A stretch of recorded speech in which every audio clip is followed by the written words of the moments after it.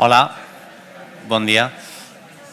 D'aquí uns minuts començarem, per tant us demanem que la gent que s'estigui a punt d'acreditar o que ja estigui acreditada comenci a seure al lloc, perquè d'aquí tot just uns minuts ja començarem. Gràcies.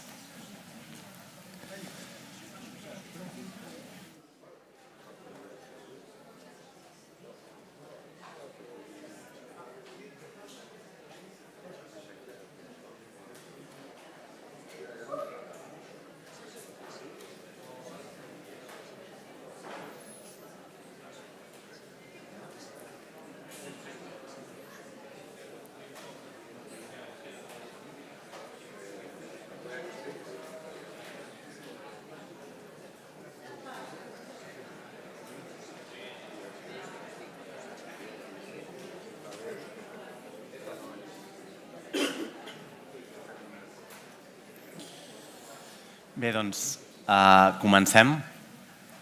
Primer de tot, bon dia. Moltes gràcies per ser aquí a la 6ª jornada del Patrimoni Cultural que se celebra aquí a la Pedrera. Al llarg de tot el dia d'aquesta jornada abordarem quina és la relació entre la gent jove, els museus i també els monuments, i ho farem des de diferents perspectives, amb expertes, i també parlarem amb representants d'institucions museístiques i patrimonials capdavanteres de ciutats com Londres, Amsterdam i Berlín, i també coneixerem projectes d'àmbit local i parlarem amb els protagonistes d'aquesta jornada, que són els joves, per saber què és el que en pensen de tot plegat. Abans de començar també a explicar-vos que hem habilitat un hashtag perquè comenteu, pengeu fotografies, vídeos a totes les xarxes socials, feu les preguntes que al final del torn de matí d'aquesta jornada preguntarem als ponents perquè ens expliquin una mica què en pensen. Aquest hashtag és JPC2022, en referència a la Jornada de Patrimoni Cultural. Per la gent que també ens està veient via streaming, al canal oficial de l'Agència Catalana del Patrimoni Cultural, en el YouTube també hi ha una caixa de comentaris per fer aquestes preguntes que al final del torn de matí respondran els ponents.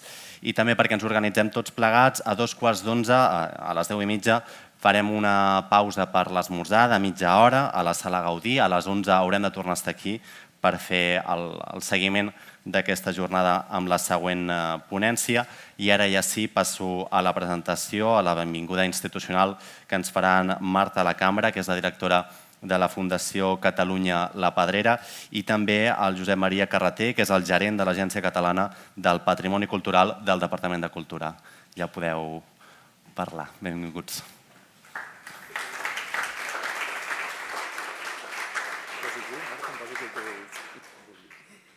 Bé, molt bon dia. Estàvem dient amb el Josep Maria que sortiríem junts perquè deu fer tants anys que som amics i que és la primera vegada que ens toca actuar junts. En primer lloc, molt benvinguts a la Pedrera, benvinguts a la seu de la Fundació Catalunya La Pedrera. Em sembla molt suggerent el tema que s'ha escollit per aquesta jornada, difícil, molt difícil, i us explicaré quin és el meu humil punt de vista al respecte. Nosaltres som la Fundació Catalunya La Pedrera i durant molt de temps, ens ha costat que la gent entengui que la Fundació Catalunya La Pedrera és una fundació que està físicament ubicada a la Pedrera, però que no és la Pedrera. És una fundació privada, independent, que treballa en projectes socials posant a les persones en el focus i es dedica a temes d'envelliment, a temes de protecció del territori i sostenibilitat, a temes d'alimentació i salut, a molts temes i entre ells a les experiències expositives i a cuidar el patrimoni que tenim i que, diguem-ne, que té dues peces emblemàtiques, una urbana, que seria la Pedrera, i una no urbana, que seria Sant Benet, essencialment el monestir de Sant Benet. Per tant, a part de les dificultats que nosaltres puguem tenir en captar públic jove per les nostres experiències expositives, que seria la part del contingut de la nostra fundació, que s'acostaria més als interessos dels que heu acudit en aquesta jornada, hi ha dos elements dels que puc parlar amb coneixement de causa, que és si els joves visiten la Pedrera i si els joves visiten Mont Sant Benet. I aquí és on crec que heu de posar el focus, si us interessa, a lo llarg de la jornada. Ahir comentava amb la Marga Visa la d'anys que fa que participo en jornades, taules, grups de treball, intentant veure per què els joves no s'acosten a determinades propostes culturals. I fèiem un resum sobre com nosaltres ho vivim de prop. Tant a la Pedrera com a Mont Sant Benet, les visites escolars, per tant, tot allò que es promou des de les escoles és hit parade total. És a dir, totes les escoles que des de fa més de 15 anys estan vinculades als nostres projectes educatius, de manera recurrent, venen any rere any i si decideixen que tal curs i tal curs, quan arriben en aquest curs, han de visitar o la Pedrera o Sant Benet o la Pedrera i Sant Benet, de manera recurrent, més de 50, 60, 65 abans de la Covid nanos, 65.000 nanos, visiten els nostres equipaments i les nostres activitats. Per tant, tallers de setmana que estan fets, pensats i en els que acudeixen nanos des de P2 fins pràcticament als 18 anys, podríem dir que els tenim absolutament seduïts. El públic familiar fa les activitats de cap de setmana, tant a la Pedrera com a Mont Sant Benet. I tot el que és la nostra portfòlio d'activitats pensats amb nens en família, que poden anar vinculats a natura, cultura i alimentació, estan plens sempre. I li passa a la Fundació Miró, i li passen al Picasso, i li passa a la majoria dels museus, inclús el de la xocolata. Tots. Però a la que aixeques el caparró i penses, i dels 25 als 45, jo no he vist mai, i li deia l'altre ahir a la Marga, li deia, jo no he vist mai un grup de joves a Sant Benet. Mai. Jo no he vist mai un grup de joves a la Pedrera. Mai. M'estic referint de 25 a 40. Mai. Quan venen aquests joves? Amb Eina, a l'Isava, l'Escola d'Arquitectura, algun grup d'Humanitats, a l'Ateneu, és a dir, quan ja són joves que han manifestat el seu interès o pels béns culturals, o pels projectes culturals, o pels projectes arquitectònics. Per tant, potser el que us estic comentant és molt obvi, però no per obvi vull deixar de dir-ho. On tenim segur un problema, tothom, de com comuniquem, com arribem, com proposem productes pensats per gent dels 25 als 45 anys, jo crec que és un problema compartit, un diagnòstic compartit i una problemàtica que m'agradaria molt. Mira, seria fantàstic que quan acabéssiu la jornada pugéssiu a la planta tercera i em diguéssiu, escolta Marta, saps què?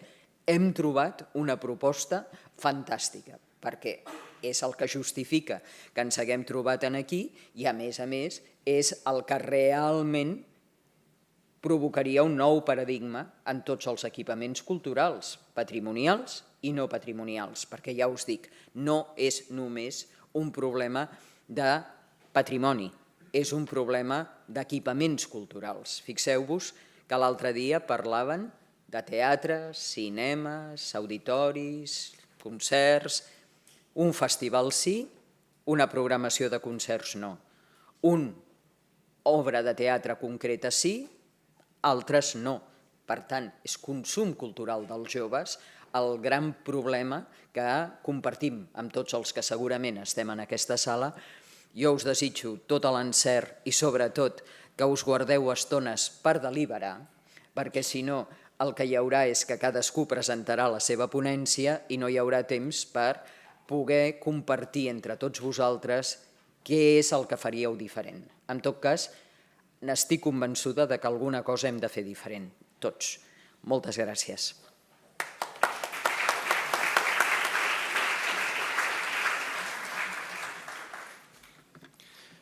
Bon dia a tothom. Moltes gràcies, Marta, per ser una vegada més aquí amb nosaltres, per cedir-nos aquest espai i per ajudar-nos a nivell organitzatiu també a poder tirar endavant aquestes jornades. Per nosaltres, aquestes jornades, per l'Agència Catalana i per la Direcció General de Patrimoni, són unes jornades molt importants, s'estan convertint en un clàssic i volem seguir, diguem, reincidents, volem ser reincidents amb l'organització d'aquestes jornades perquè realment pensem que val la pena que una vegada a l'any ens puguem trobar i puguem debatre i puguem discutir temes que ens afecten a tots amb gent tan qualificada com vosaltres. Per tant, també molt benvinguts a tots i a tothom, companyes i companys de feina. Començarem avui a parlar dels joves. Volia també excusar la presència ara a primera hora de la directora general de Patrimoni, que per qüestions d'agenda d'última hora no ha pogut estar en aquesta obertura de les jornades. S'incorporarà al llarg del matí i segurament a mig matí o al llarg del matí tindrà ocasió també d'adreçar-nos unes paraules. I per tant em toca a mi fer aquesta apertura d'aquestes jornades. Avui iniciem aquesta nova fase de les jornades. Avui parlarem dels joves, però recordar que des de fa ja molt de temps hem anat parlant de diversos temes. Hem parlat de les comunitats patrimonials, hem parlat de les relacions entre el patrimoni natural i el patrimoni cultural, hem parlat del turisme cultural i el patrimoni, de les noves tecnologies aplicades al patrimoni cultural, del món de les botigues i del retail aplicat al món dels museus i al món dels monuments. I, per tant, hi ha tot un bon gruix d'informació que esperem complementar avui amb tot allò que surti del debat al voltant de com aproximem o com ens aproximem nosaltres i com fem que els joves s'aproximin cada vegada més en el món del patrimoni. Dic que tota aquesta informació que ara dèiem la teniu tots disponible, tots i totes disponible en la web de patrimoni.gencat. Podeu baixar-vos tota la informació de les jornades anteriors, així com també a partir de demà tindreu l'enregistrament i totes les intervencions que hi ha hagut en les jornades d'avui. Però bé, centrant una mica el tema d'avui, quan parlem del món dels joves, i encara millor, quan parlem dels joves en relació al patrimoni cultural, què volem dir exactament? La pregunta és sens dubte complexa i l'organització d'aquesta jornada ens hauria de servir per copsar realment l'interès i la rellevància d'aquesta qüestió, al mateix temps que les múltiples aproximacions possibles i la necessitat d'evitar estereotips o visions excessivament simplistes. La joventut, com tota la vida, és una etapa de vida complexa i, sens dubte, també ho és la nostra aproximació i la seva definició quan entren en contacte amb nosaltres, en el món dels museus i monuments. Avui tindrem persones expertes que ens ajudaran a entendre i a enfocar aquest problema o aquesta qüestió, més que un problema, des de diversos punts de vista i amb diferents finalitats. Som plenament conscients que en una jornada amb aquest format d'avui no esgotarem en absolut el tema, però el que sobretot busquem, no podrem pujar segurament a la planta tercera a dir-li a la Marta quines han estat les conclusions, però segurament sí que amb la feina de tots podrem tenir una mica més de llum i sobretot mirar com poden sortir intercanvi d'experiències i com poden sortir nous estímuls, noves experiències, nous projectes que ens ajudin a acostar-nos en aquest món tan preuat també dels joves que estem notant amb molt la seva absència amb les activitats culturals en general, com molt bé deia la directora de la Fundació La Pedrera.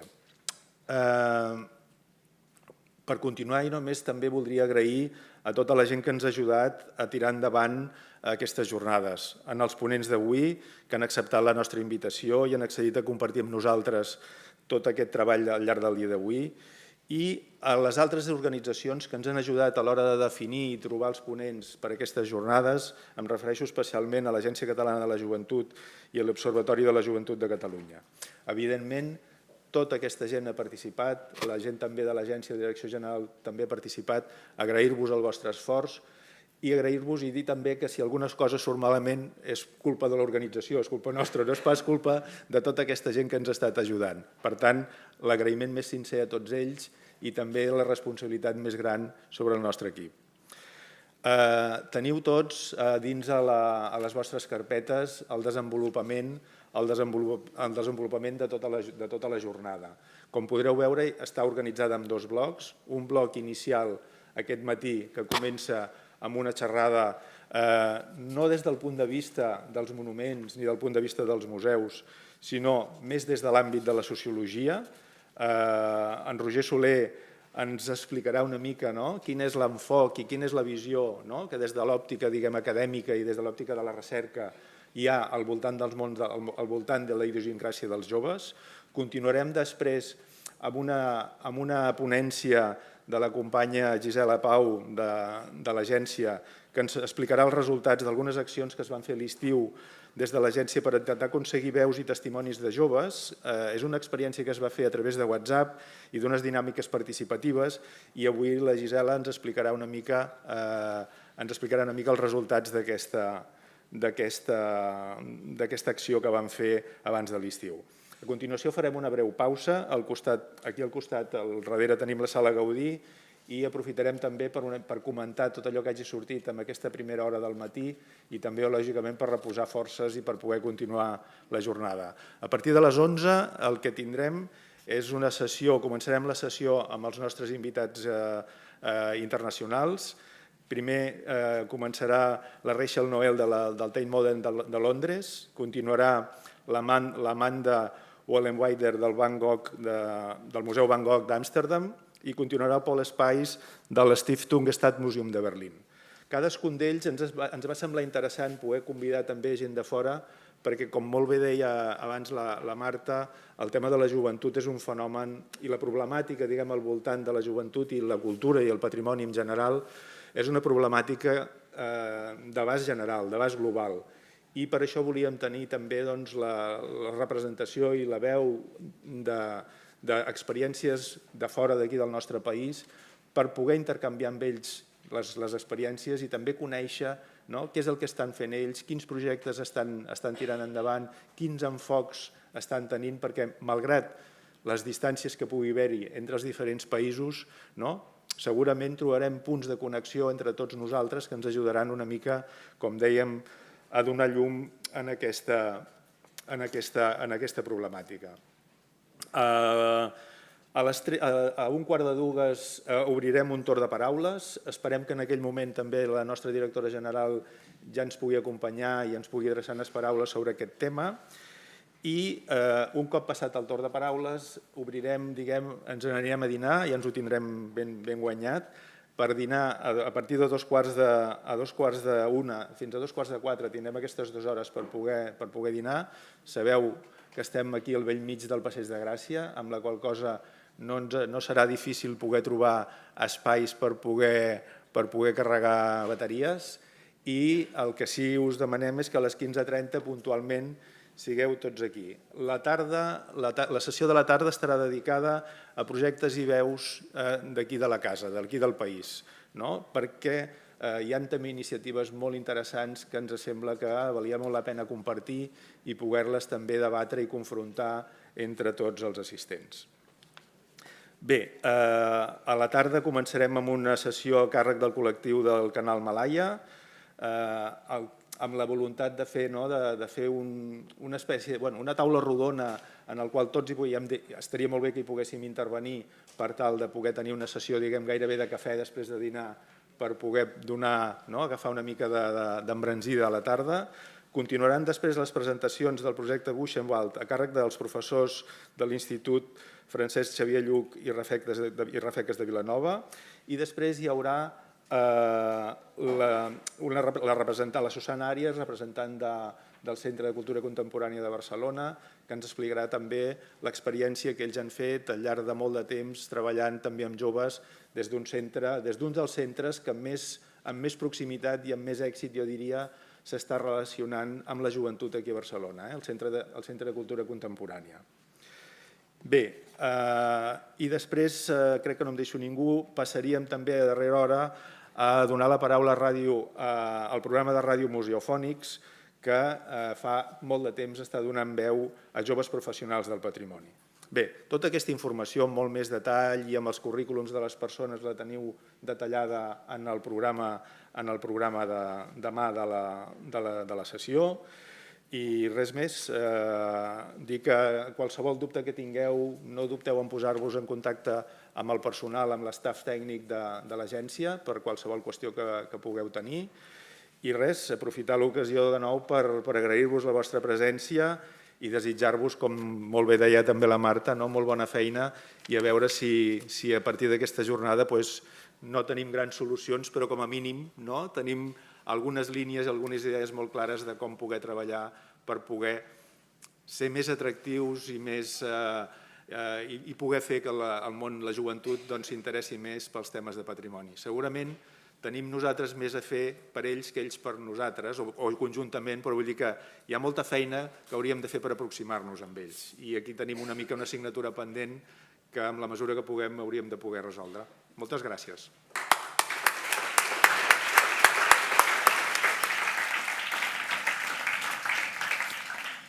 Moltes gràcies a la Marta La Cambra, la directora de la Fundació Catalunya La Pedrera, i també al Josep Maria Carreter, el gerent de l'Agència Catalana del Patrimoni Cultural del Departament de Cultura. Ara ja sí, comencem amb la primera ponència, on parlarem de joventut des de la seva diversitat, la seva complexitat i les seves dinàmiques, i ho farem amb el Roger Soler i Martí. Ell és doctor en Ciència Política per la Universitat Autònoma de Barcelona, és sociòleg, professor, també és investigador a l'Institut de Govern i Polítiques Públiques de la Universitat Autònoma de Barcelona, i el seu camp de recerca, podríem dir, se centra precisament en això, en els joves, la política i la democràcia. Endavant.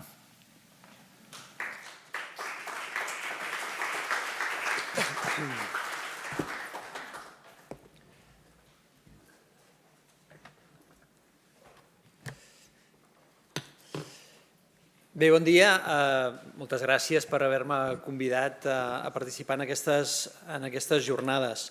Efectivament, amb un tema i una pregunta interessant, rellevant i que segur que us interpel·la a molts de vosaltres com a gestors i professionals de museus i espais de patrimoni cultural.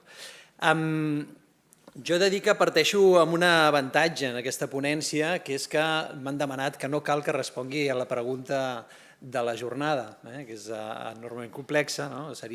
De fet, no ajudaria gaire a la jornada si a la primera ponència es respongués la pregunta. Ja podríeu marxar i, en canvi, hi ha un programa, com ens han explicat, molt interessant per experiències que segur que us donaran grans idees i grans suggestions. De totes maneres, com que aquesta pregunta és una provocació, la pregunta que porta implícita la jornada, un patrimoni cultural sense joves, no puc evitar respondre a aquesta provocació. La meva resposta a aquesta pregunta és que és impossible. Com a pregunta provocativa jo crec que busca això. El patrimoni cultural és una construcció social, és la resposta al que com a societat donem una significació i una rellevància que ens demana que el conservem com a quelcom que ens identifica, ens relaciona amb nosaltres mateixos. Per tant, és impossible pensar el patrimoni cultural sense la presència de la societat mateixa. Per tant, el patrimoni cultural és i serà allò que sigui significant i significatiu per cadascuna de les generacions. Per tant, constatant això, que jo crec que tothom, inclús els que formulen la pregunta, són conscients d'això, Jo crec que darrere aquesta pregunta hi ha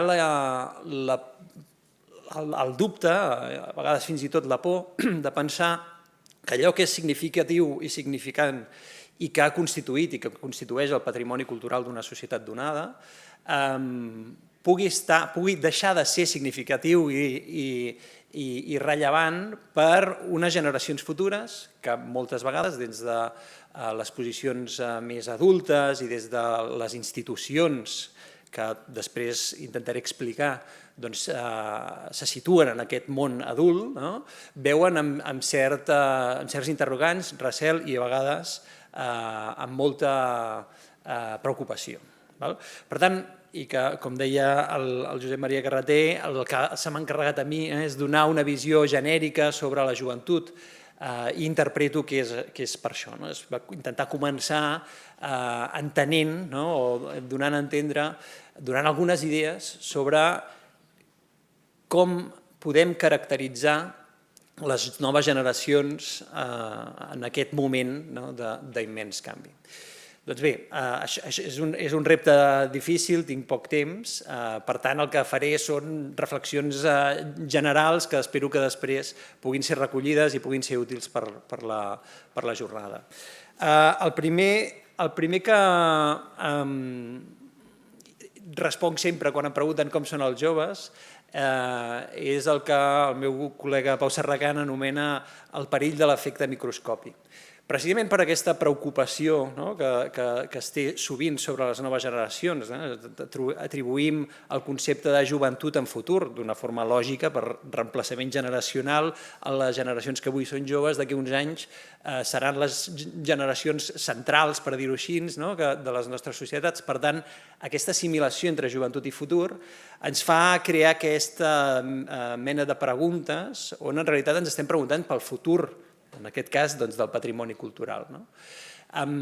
Aquesta preocupació fa que moltes vegades analitzem la joventut d'una forma amb una sobrepreocupació, que fa que posem una lupa, fins i tot un microscopi, sobre els joves. I molt sovint la conseqüència de posar aquest microscopi, aquesta lupa sobre els joves, és que ens oblidem de les interaccions dels joves amb la resta de la societat i és impossible d'entendre la joventut o qualsevol altre col·lectiu social sense atendre el context social. Per tant, el primer que cal fer per entendre els joves és revisar com són les nostres societats i què ofereixen en aquestes noves generacions. Per tant, intentant evitar l'efecte microscopi, una primera reflexió evidentment molt genèrica, sobre les societats d'avui. Estem en un moment d'un canvi cada cop més accelerat, en un entorn d'una crisi sistèmica, que es veu reflectida en una crisi ambiental, climàtica, energètica, econòmica, del model econòmic de desenvolupament des de la Segona Guerra Mundial està en crisi, la idea de creixement. Per tant, molts autors han intentat explicar, caracteritzar amb diferents nomenclatures aquest moment d'un canvi accelerat i no només d'un canvi, sinó una crisi en el seu significat, d'un qüestionament de les bases dels funcionaments socials. Per tant, estem davant de societats que també es poden caracteritzar amb aquests tres adjectius, societats cada cop més diverses, més complexes i més dinàmiques. Més diverses perquè estem davant de societats que cada cop estan menys estandarditzades, que cada cop tenen més individus de diferents procedències, amb diferents cosmovisions, amb diferents situacions, circumstàncies. Aquesta enorme diversitat s'ha d'atendre.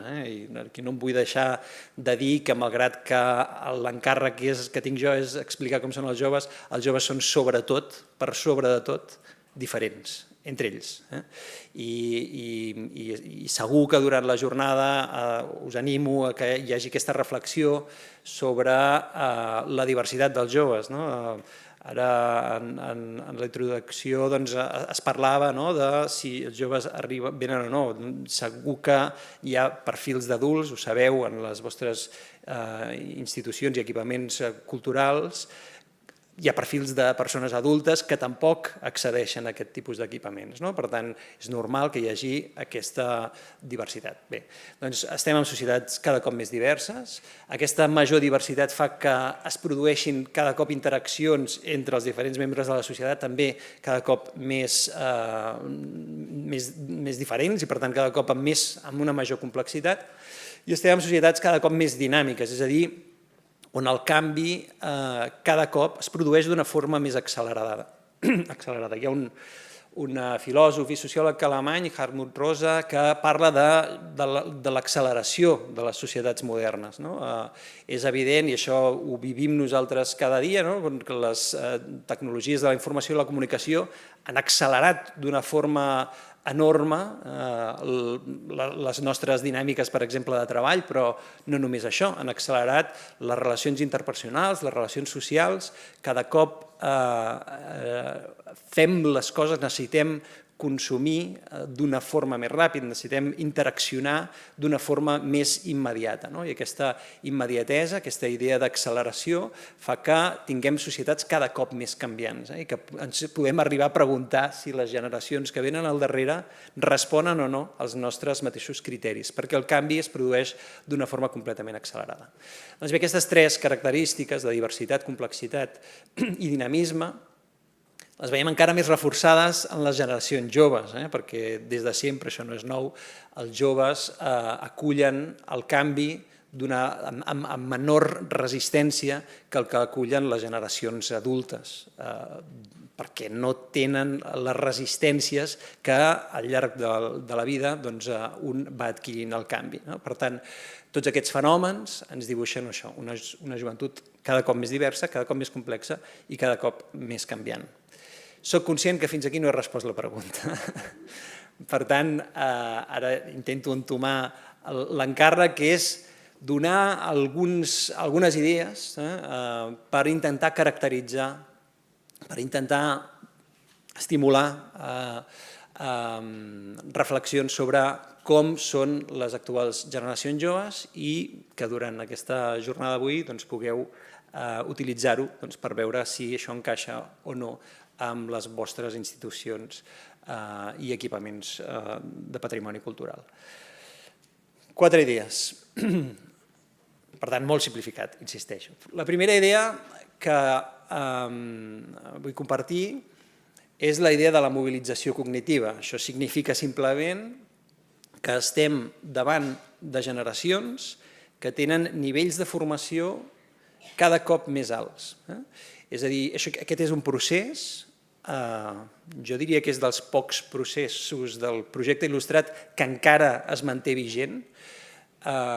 Les generacions joves, i aquest és un fenomen que a més és compartit pràcticament arreu del món, les generacions joves cada cop tenen nivells de formació més alts. I això segueix produint ara. Els joves de fa 10 o 15 anys tenien nivells de formació inferiors als que tenen ara. Si mirem el percentatge de llicenciats, etc. Tots els indicadors educatius segueixen augmentant. Això què significa? Doncs que estem davant de les generacions més competents a l'hora d'interpretar el món, a l'hora de consumir cultura, a l'hora d'interpretar la cultura, a l'hora d'entendre el món. Sabem que la formació està estretament vinculada al consum cultural. Això és el nivell educatiu, és un dels indicadors que millor expliquen el consum cultural. Per tant, és un missatge positiu, potser l'únic que dono avui, però és cert que, i això no es pot deixar de tenir en compte, que estem davant de generacions més ben formades, per tant, amb més capacitat cognitiva i amb més capacitat d'entendre el món i de relacionar-s'hi d'una forma també autònoma, sense tanta necessitat d'acudir a altres dreceres cognitives, sinó d'una forma més directa i escollint, sent més conscients de com es relacionen amb el món i amb el seu consum cultural. En aquesta idea de mobilització cognitiva també hi apareix el paper de les tecnologies de la informació i la comunicació, que no només fan que tinguem generacions més ben formades, sinó que tinguem generacions amb una major capacitat d'accés a la informació. Una informació que és cert que cada cop es diversifica, s'atomitza i per tant aquest consum d'informació també es diversifica i s'atomitza. Però també sabem que el consum d'informació afavoreix aquesta consciència cognitiva. Per tant, també té aquest paper.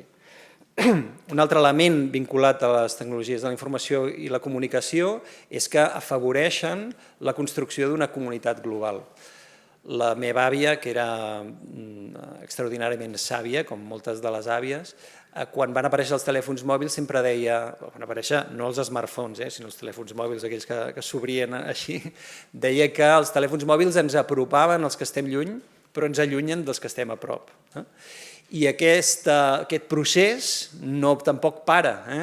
La comunitat, els vincles que ens afavoreixen les tecnologies de la informació fan que puguem establir vincles cada cop amb espais més llunyans, però també tenen la conseqüència que aquests vincles ja no es construeixen tant amb els espais més propers. Tant, no vol dir que no deixi de ser rellevant ni necessari, però és probablement així. Una segona idea és la idea de la desestandardització de les transicions juvenils. Si des d'una perspectiva sociològica clàssica, la joventut és un període del cicle de vida que es caracteritza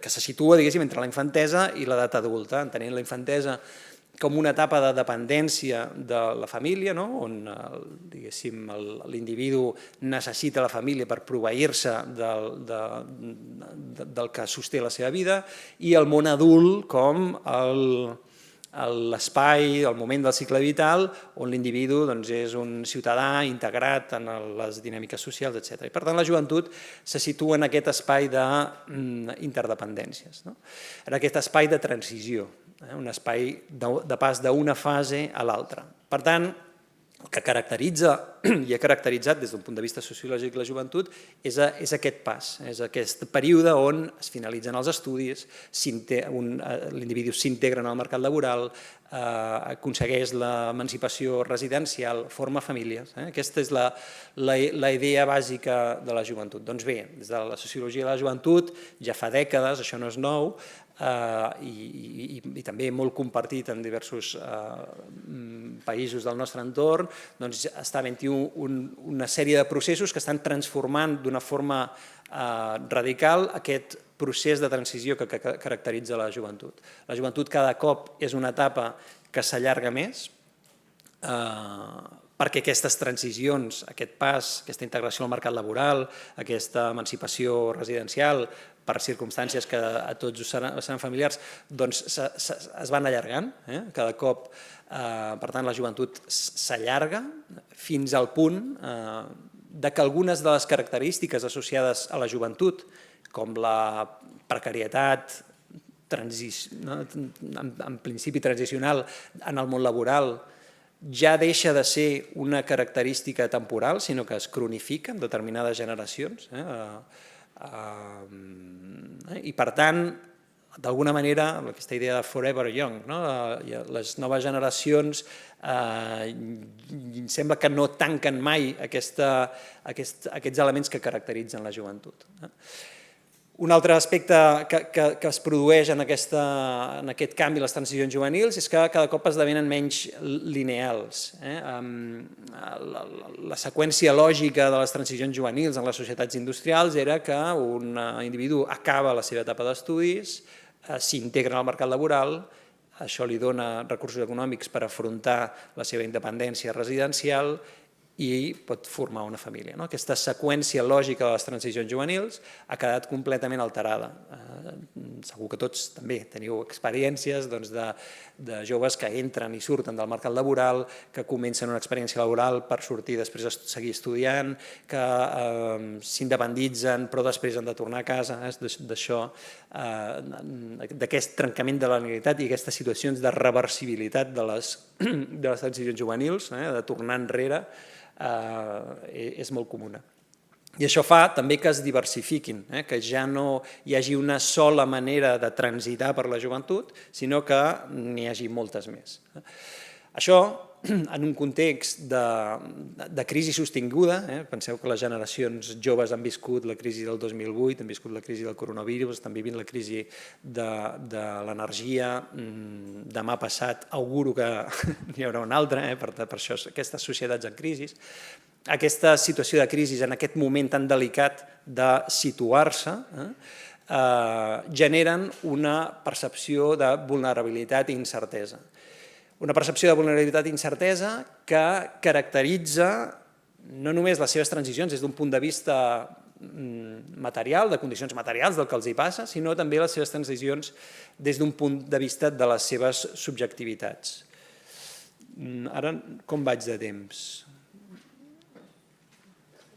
10 minuts. És a dir, tota aquesta incertesa i aquesta vulnerabilitat dificulta que les generacions joves puguin sentir-se acollides per les societats a les que viuen. Hi ha un sociòleg anglès, Andy Furlong, que per explicar aquest element de com el canvi en les transicions juvenils impacta sobre les subjectivitats, explicava que durant les societats industrials aquestes transicions es produïen amb tren, feia aquesta metàfora de que es produïen en tren, és a dir, que el jove entrava durant la infantesa a dalt d'un tren, sabia que hi havia unes estacions de l'educació, del món laboral, i més o menys compartia entre els seus iguals un trajecte que se sabia en quin moment acabava. Aquí els que utilitzem Rodalies sabem que això té una certa... pot ser més o menys cert, però vaja, més o menys, arribes a una certa hora al teu destí. I a més el tren deixa molt clar qui està en vagons de primera classe, qui està en vagons de segona classe i qui està en vagons de tercera. I aquest trajecte compartit entre els teus iguals, amb qui comparteixes circumstàncies socials, fa que adoptis una identitat compartida amb els teus iguals. En canvi, les transicions avui en dia, deia Andy Furlong, es produeixen en vehicle particular, de tal manera que tu transites per l'autopista, però pots sortir en algun moment, se't pot espatllar el cotxe, de cop i volta t'has deixat alguna cosa i decideixes tornar enrere per millorar el teu trajecte, i és més incert quant de temps i fins quan serà aquesta ruta. I sobretot és una ruta que cada cop està menys compartida amb els teus iguals. Cada cop la percepció que tenim d'aquestes trajectòries recau més sobre la pròpia avaluació de les teves capacitats de poder avançar, perquè vas amb cotxe particular, perquè no comparteixes vagó de tren amb els teus iguals. Per tant, hi ha a nivell de subjectivitats, hi ha una certa individualització, que no és el mateix que individualisme, hi ha una certa individualització, una certa percepció de ser responsable de les pròpies trajectòries. Aquesta individualització pot facilitar una fal·làcia, que és tenir la percepció que el teu èxit o fracàs o les teves dificultats en aquesta trajectòria depèn de tu, quan en realitat sabem que aquestes trajectòries, diguéssim, no tothom agafa el mateix tipus de cotxe per fer-les, sinó que els elements estructurals de classe social segueixen afectant molt a la forma en com es produiran aquestes trajectòries. Un altre element que m'agradaria destacar de l'efecte sobre les subjectivitats és que detecto una certa creixent identitat de generació.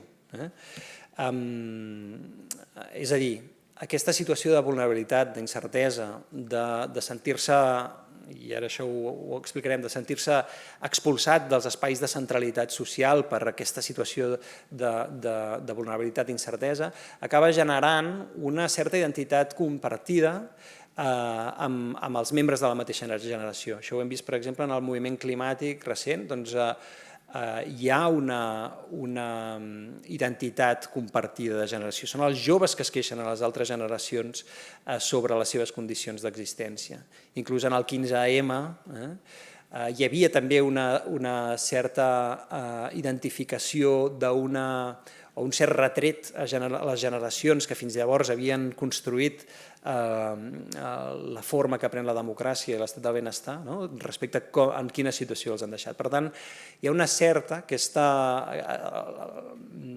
malgrat que aquesta individualització, crec que hi ha també un moviment d'una certa identificació generacional. L'última idea que vull compartir és com tot això que hem vist ara situa els joves en una posició determinada en l'espai social.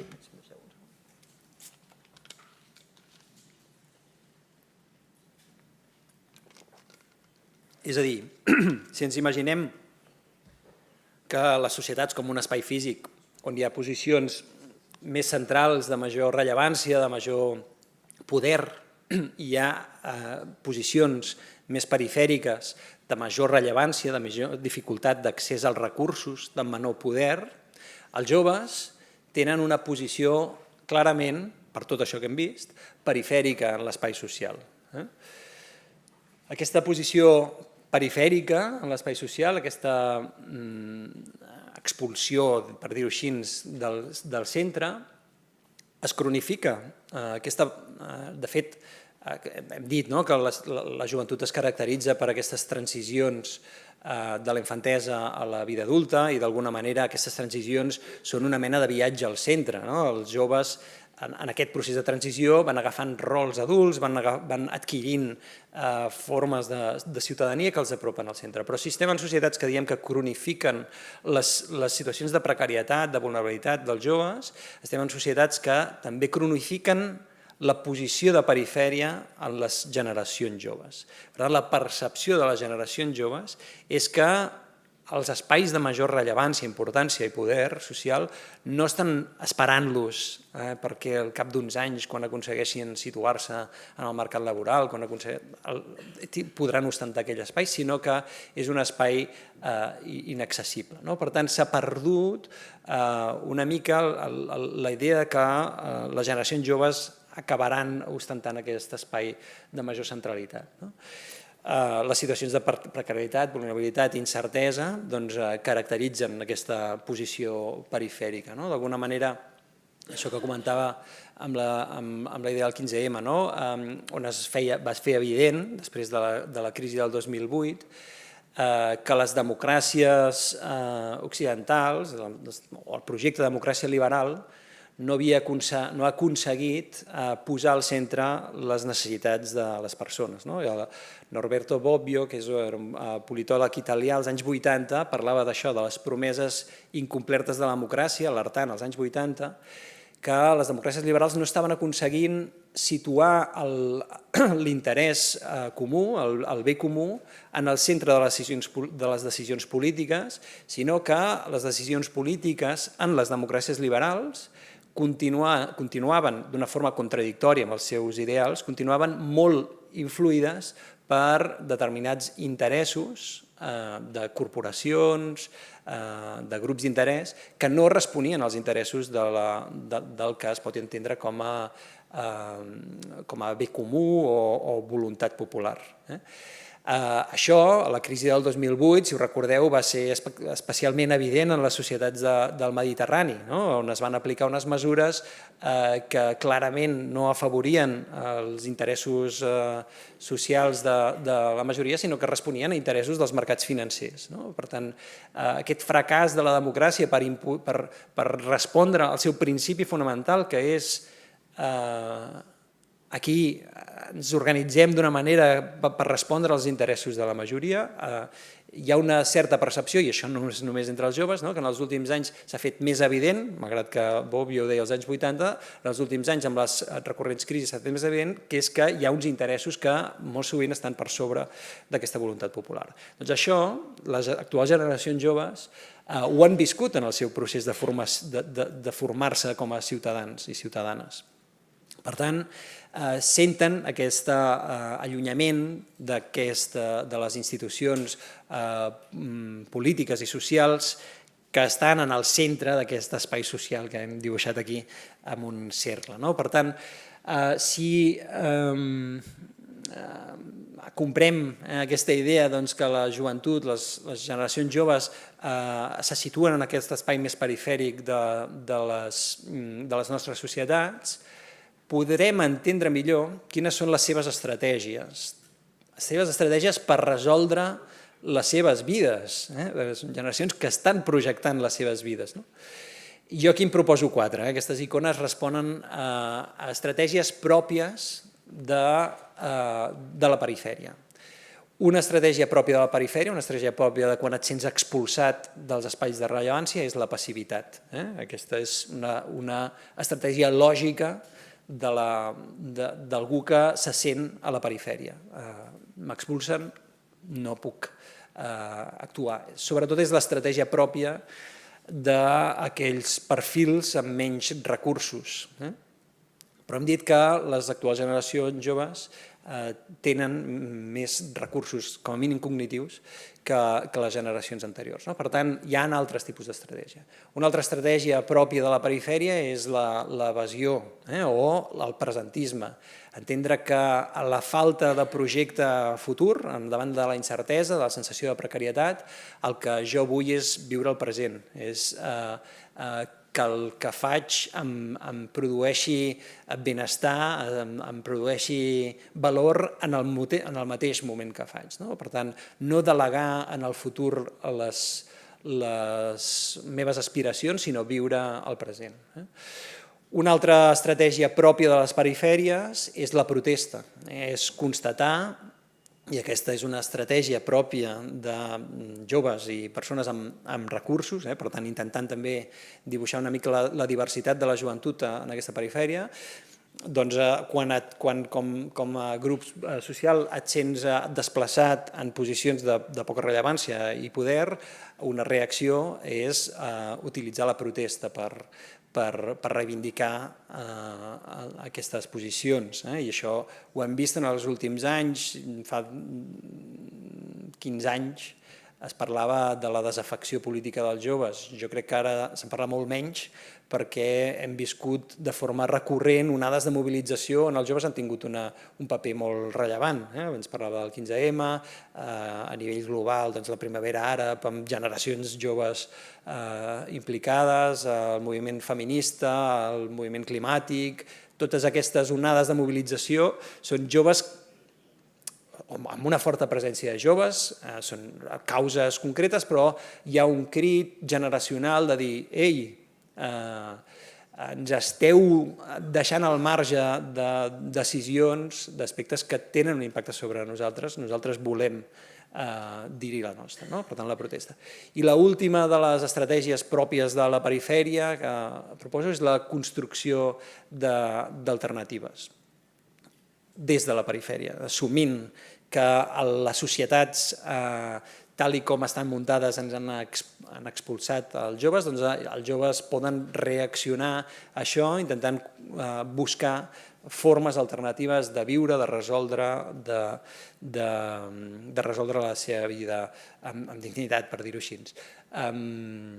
D'això també n'hem vist exemples durant aquesta crisi. Per exemple, un dels fenòmens que ha passat davant del bloqueig absolut del mercat laboral, especialment per les generacions més joves, ha estat la dinamització de l'economia social i solidària amb iniciatives, sobretot de persones joves. També en el sector cultural, segurament sou conscients de moltes d'aquestes experiències. Per tant, davant d'una situació de bloqueig, de falta de poder accedir als recursos socials perquè hi ha aquesta dinàmica d'expulsió, doncs la construcció d'alternatives. I ja per acabar, dues idees, intentant acostar-me una mica a l'objectiu final de la jornada. Jo diria que des de les institucions culturals hi ha dues coses que es poden fer per intentar integrar aquestes condicions de la joventut diguéssim, als espais culturals. I seré supergenèric i més endavant ja segur que parleu d'experiències més concretes. Però jo diria que hi ha dues, constatant això, si comprem aquesta diagnosi general dels joves, que hi ha dues coses que es poden fer. Una és, i aquesta és la més difícil, combatre aquestes condicions materials, aquestes condicions socials que afecten la forma en què els joves interaccionen en societat. Aquesta és una cosa que les institucions culturals poden fer. I em direu, això és molt difícil, això depèn d'interessos econòmics. Sí, d'acord, però hi ha també sempre una batalla per l'hegemonia, una batalla cultural, una batalla de cosmovisions que es pot lliurar. Últimament, en estudis de joventut, s'utilitza la idea de l'adultcentrisme. Tot això que us he explicat és una visió que ens ajuda a entendre que hi ha una cosmovisió en les nostres societats que situa els adults en la mirada central de les nostres societats. I en societats on els joves cada cop, diguéssim, ho són durant més temps, doncs cal revertir una mica aquesta mirada. Per tant, la lluita cultural per revertir la mirada adultocèntrica és alguna que les institucions culturals poden participar. I finalment, des de les institucions culturals, des dels equipaments culturals, des dels equipaments de patrimoni cultural, des dels monuments, des dels museus, es pot intentar acollir aquestes estratègies des de la perifèria. Pensar de quina manera la història que s'explica en aquests espais de patrimoni pot connectar amb històries de la perifèria.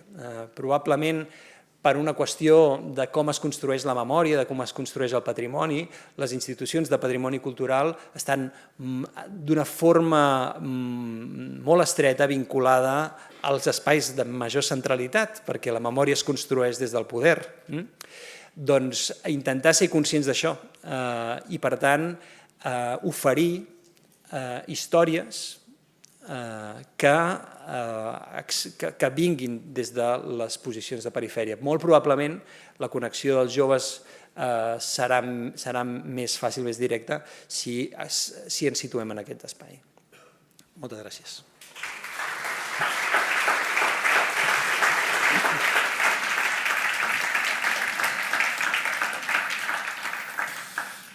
Moltes gràcies. Ara parlarem de joves i patrimoni cultural aquí a Catalunya. De fet, qui ho farà és la Gisela Pau, que és tècnica de l'àrea de programes públics de l'Agència Catalana del Patrimoni Cultural, on coordina diversos projectes, un d'ells aquest mateix, el de la Jornada de Patrimoni Cultural, però també l'abonament anual de Batabat o el concurs fotogràfic AFIM destinat a joves. Endavant.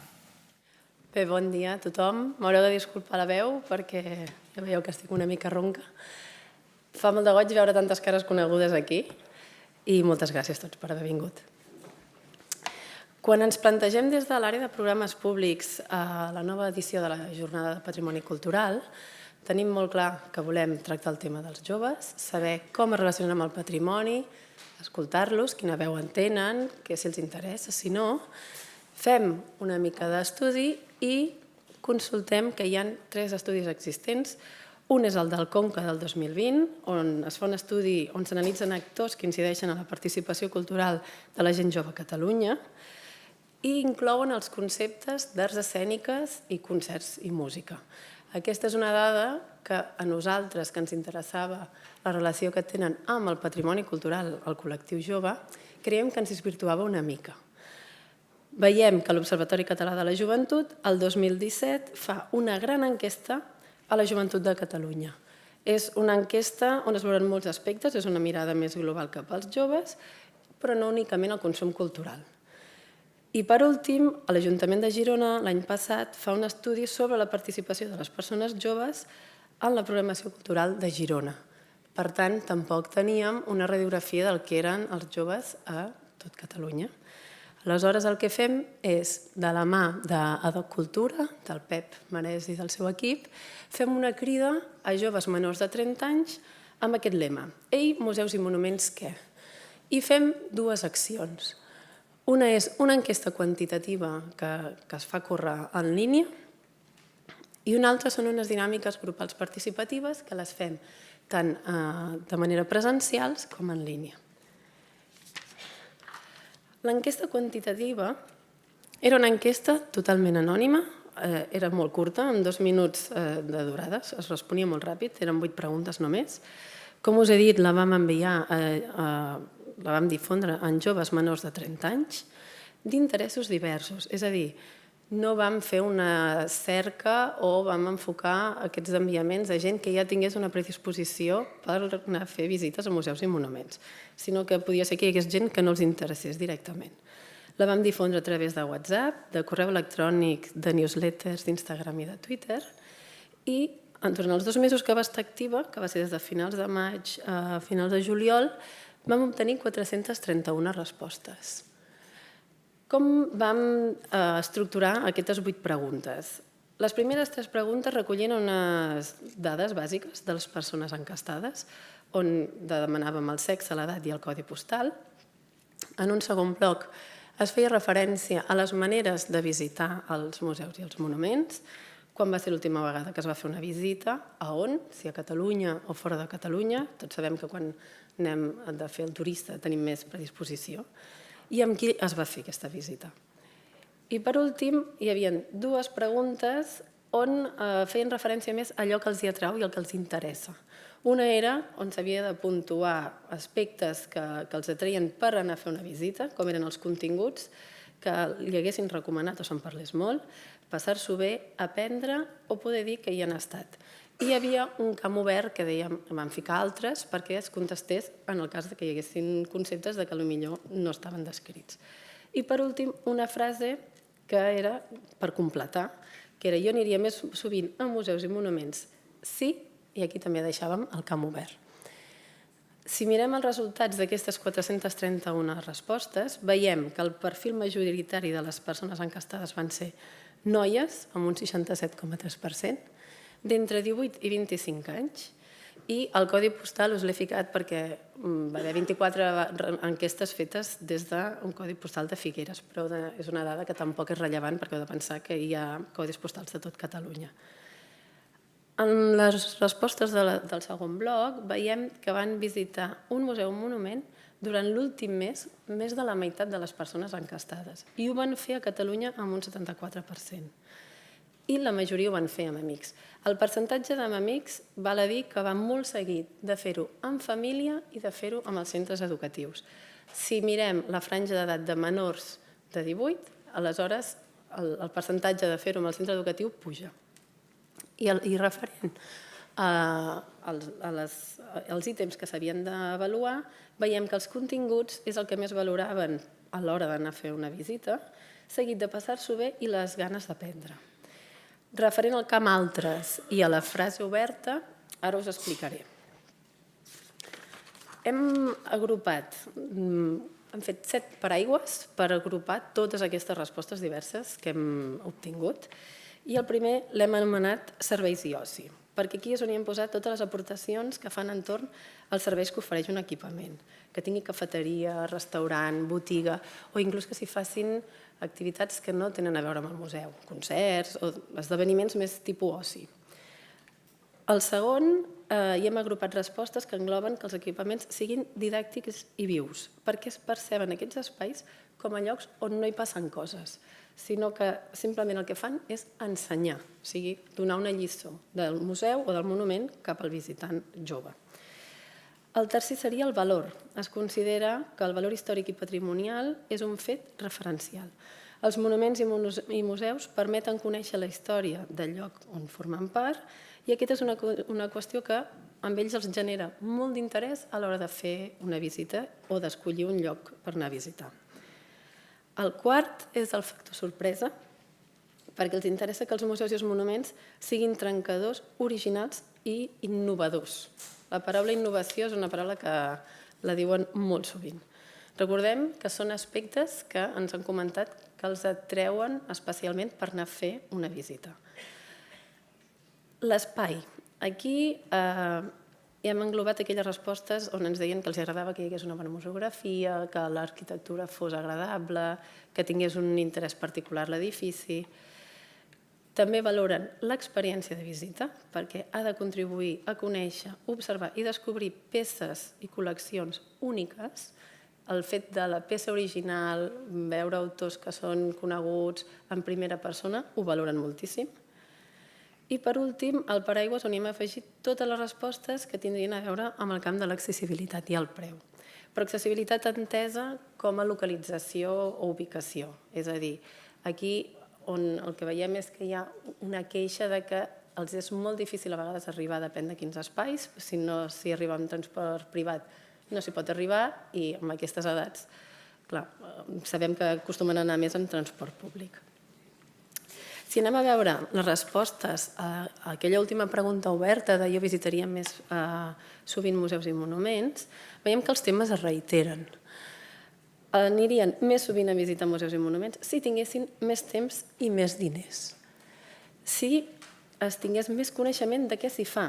Per tant, la comunicació no els arriba i no només no saben què s'hi fa, sinó que tampoc no saben que tenen ofertes, activitats dirigides per ells, reduccions, gratuïtats. Per tant, aquí és una cosa on fallem.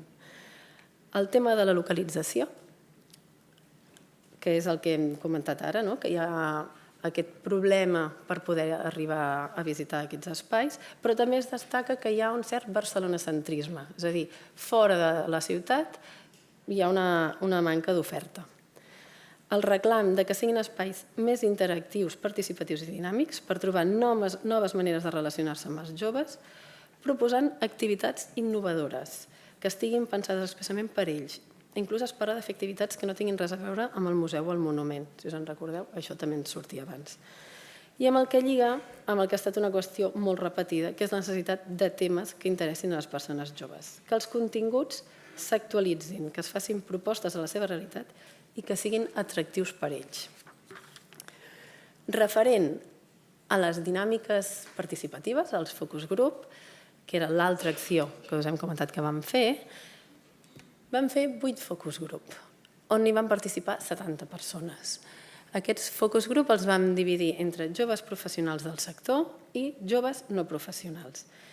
I, com veieu, els vam fer per tot Catalunya. Vam intentar que hi haguessin focus group a totes les províncies i també en vam fer en línia perquè poguéssim arribar a més gent. Els vam fer entre els mesos de juny i d'agost. Com funcionaven aquestes dinàmiques? Aquí teniu unes imatges, les dues primeres de l'esquerra són d'un focus group online i les de la dreta són un presencial. Totes les dinàmiques consistien en una primera part individual, on hi havia una pluja d'idees a partir de preguntes que feia una de les persones facilitadores de Doc Cultura, preguntes com quines oportunitats i quines fortaleses ofereix el sector o quins perfils i quines professions són necessaris per treballar als museus i als monuments. Una segona part es posaven en comú amb la resta del grup. A continuació s'organitzaven en equip les idees que havien sorgit amb el grup i s'agrupaven en camps més genèrics. I per últim, individualment, es votaven els elements clau. I es feia amb aquestes dues tècniques. Online ho feien amb una eina que es diu Jamboard i, en canvi, les presencials ho feien amb el Manual Thinking, que és una eina d'etiquetes i de colors que va molt bé per crear aquests mapes. Quins són els resultats que traiem d'aquests focus groups? Primer de tot, hem de ser honestos i hem de reconèixer que no hem sabut arribar a tothom a qui ens hagués agradat. Ens ha sigut molt difícil poder arribar a joves, sobretot joves que no tenen una implicació especial perquè no hi treballen o perquè no hi tenen un interès especial en el patrimoni cultural. Per tant, ens hagués agradat que la mostra fos molt més significativa, però, tot i així, els resultats que n'hem obtingut creiem que són significatius i per això us els volem posar en comú. Torna a sortir el tema de la comunicació amb aquests focus group, on coneixen l'oferta, on no coneixen l'oferta, perdoneu, perquè no els hi arriba la informació o que la informació que reben no els interpel·la directament, ja sigui pel llenguatge, pels canals que s'utilitzen o pels continguts que comuniquem. També es constata que hi ha un tap generacional, en el qual el col·lectiu jove no s'hi sent integrat i no reclama formar part dels equips, volen intervenir en la creació de propostes, ja que d'aquesta manera es contribuirà a fer accions que s'alineïn amb els seus interessos i les necessitats del col·lectiu jove.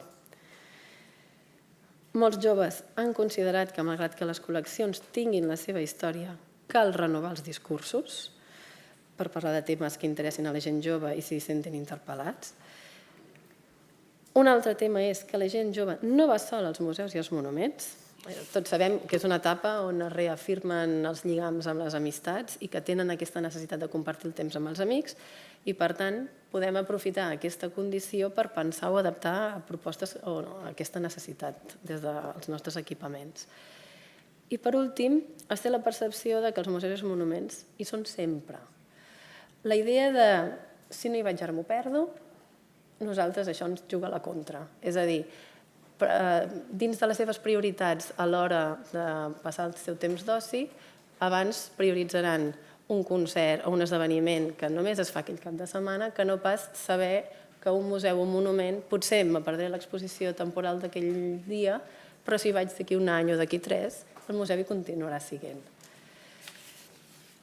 Per tant, tot i que la mostra, com us he dit, de les dues accions ha estat minsa i no ha sigut la que nosaltres haguéssim volgut, sinó que haguéssim volgut tindre una mostra més àmplia, detectem que hi ha aquests punts en comú tant amb l'enquesta com en els focus groups, que són temes que els interessen, que els hi preocupen i que es posen sobre la taula. Esperem que aquests resultats us puguin ser útils per conèixer una mica més el col·lectiu jove i que la relació que tenen ells amb els museus i els monuments. Moltes gràcies.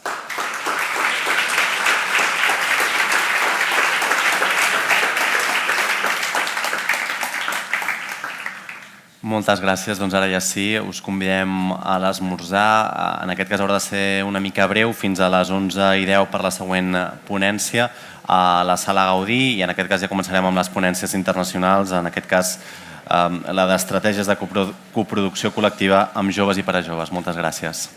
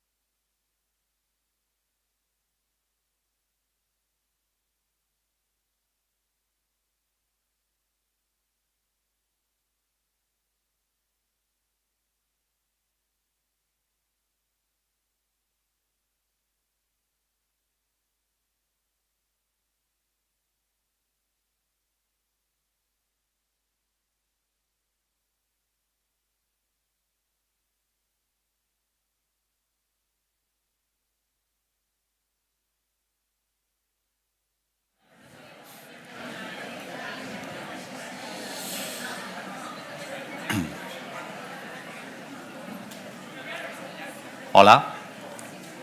D'aquí, un minut, 2 minuts, tornarem a arrencar, així que us demanem que us asseieu i ja començarem amb la segona part d'aquesta jornada al matí.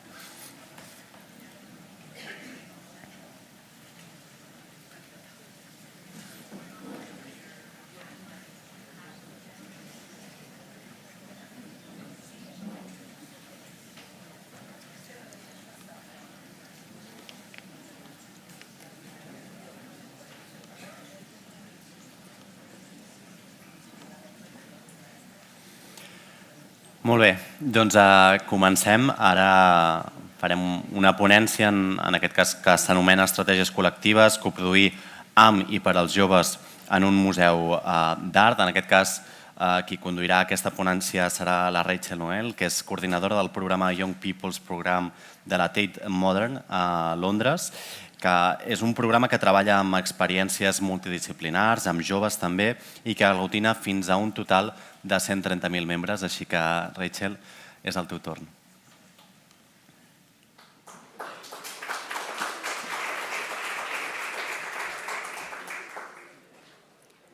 Hello. Okay, I'm going to time myself. Hi, hello everyone. It's really nice to be here. Thank you so much to Damia and Gisela for inviting me here today. It's wonderful to be here and to be a part of so many other inspiring speakers and to be exploring this question, a cultural heritage without young people. I think it's been really interesting hearing the conversations this morning and some of the presentations, because I think this question, a cultural heritage without young people, and I think Roger alluded to this idea of kind of connecting youth and future. And I think that is something that is really kind of underpinning all of the work that we are doing. So briefly, I am Rachel Noel. I am Head of Learning Programs and Partnerships, but for the majority of my time at Tate, so since 2014, I have been working with young people and leading the Young People's Programs team. So I'm going to be speaking with my youth hat on today. And we are part of, within Tate, so we work across Tate Britain and Tate Modern. Not many people know, but there's a family of 4 Tate galleries. So we have Tate Britain, Tate Modern in London. We have St Ives and Liverpool as well. But I work across the 2 in London as part of the learning department. And so there are kind of separate programs and teams for early years and families, for schools and teachers, and for public programs. And so the work that I'm going to share with you today is the work that we are doing as part of the Young People's Program, specifically young people 15 to 25, coming to us outside of mainstream education. So not coming with their school necessarily. The work that we do is about working with and for young people to co-devise programs at Tate. So this is an overview of some of the work that we do. I'm going to speak a little bit to a little bit of the evolution of the work with young people at Tate, as well as some of the programs, some case studies of some of the work that we do, and then kind of end up with some of our learnings. So just to give you a very quick snapshot of the work what our work entails, I suppose, which is a youth collective. We have a group of young people, 150 young people, called Tate Collective Producers, who are all 15 to 25. So I'll speak a little bit about them later. We have a young membership scheme, so Tate Collective, which is a free membership scheme, free to join. There's 130,000 young people signed up to that globally. And again, I'll give you a brief snapshot of that. We run large-scale lates in the gallery at Tate Britain. We run artist-led programs, community art commissions, so working outside of the museum in the community and with young artists. We have run a co-working space, so thinking about kind of hangout space and social space within our buildings. We run a careers and mentoring program, which again has come out of a lot of the research that we have done with young people telling us we love being a part of the program here, but there's a big gap to getting to working in the sector, so we have a special creative careers program.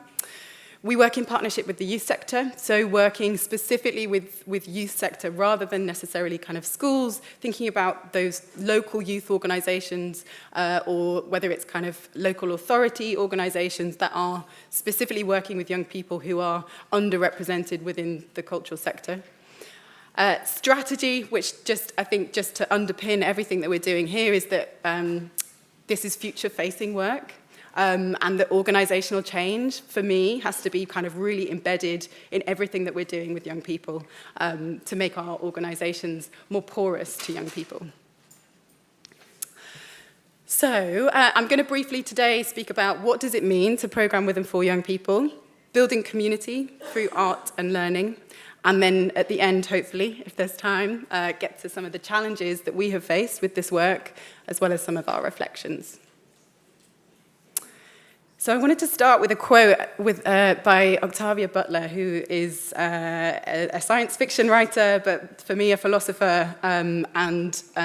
This quote, "The only lasting truth is change," for me is really important because I think the openness to change, I think, is a key principle and foundation for working with young people. So being open to listening to young people, being open to changing the way that we think and the way that we work, being open to the way that we kind of change how we perceive art and artists, who gets to make art, who gets to define it.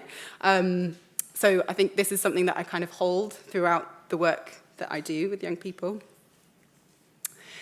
And before I get started just on those three sections, I wanted to just share two projects that I think have kind of been the underpinning, I guess, of a lot of the work that we've done at Tate with young people. So Circuit was a 4-year national programme that connected young people to galleries to spark change. It involved Tate working in partnership with 8 other galleries across the UK. It was created in the wake of the 2011 London riots in response to a young teenager being killed by the police. And so it was a real moment of reckoning for the UK, for our society, for thinking about, well, these are publicly funded organisations. Tate holds the collection, the nation's art collection. So what are we doing to really support young people to engage with it and to ask questions, to express themselves? And what can we do for young people in our local communities? So it was a landmark programme. I think I could speak to you for 45 minutes about Circuit, so I definitely recommend to have a look on our website. We did so much research, writing, there were publications, there were reports with a kind of a real range of people from right across the UK in very different environments, whether that's kind of local, rural museums and much smaller organisations without a youth programme who were just getting started, to people like Tate who we'd been kind of going with our young people's programme for about 10 years at this point. So for me, the really unique element of Circuit was that it was, I suppose, a kind of an action research programme. And it wasn't just about doing the work with young people, it was about learning from what we do and embedding that into kind of future programmes. So I think the learning from Circuit has had a significant impact on what we still do today. So I think I just wanted to underpin this work that finished in 2017.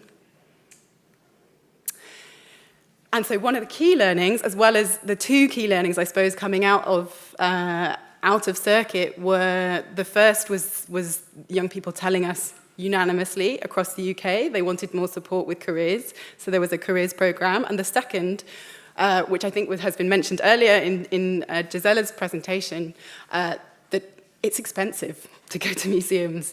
And so even for those of us that work in the cultural sector, a ticket at Tate at the time would have been £20, £22 sometimes, which even for those of us with jobs is a lot. We have to take a gamble, right? And so we created a youth membership scheme called Tate Collective. So Tate Collective is a free-to-join membership for those under 26, from 16 to 25. Young people can sign up for free online anywhere in the world. They get £5 tickets to exhibitions for themselves and 3 friends. They get discounts in shops, in the cafe. They get creative opportunities. So we do things like open calls where we invite young people to share with us their artwork, and digital content and events, which I'll speak a little bit more about. Currently, we have around 130,000 members, so it's the largest youth arts membership in the world. And for me, I think the really exciting element of Take Collective is that it's a vehicle for change. We now have a very large group of young people who are connected to us, who are talking to us, who are asking us for things. They're, of equal number to our regular paying members, and so in terms of power within the organisation, they are becoming a kind of embedded stakeholder within our decision making. So those were some kind of foundational programs, and I'm going to speak a little bit more now about some of the work that we do and how we do it. So I think the first thing I wanted to touch on was a values-led approach. So with our work with young people, it's really important to think about how we really kind of guide our decision-making, guide our approach, guide our practice, our processes. And so for me, these are values that we speak regularly about with young people. We come back to them when we're making decisions with them and about the program. So equity, which for me is a kind of more active word than diversity. Equity kind of represents the acknowledgement that we don't all start from the same starting place. So an equitable program is about ensuring that we are paying for young people's travel, ensuring that we've got food for them on the table when they come with us, because they might be coming from school, from work, from different economic situations. So ensuring that we are running an equitable program that ensures that young people can participate equally. Authenticity is incredibly important. We might think we know what young people want, but actually ensuring that we have the conditions in place for young people to lead authentically with their own voice, and it feels real. It's what they want to do, and it's authentic to them and their peers and what's happening in their lives.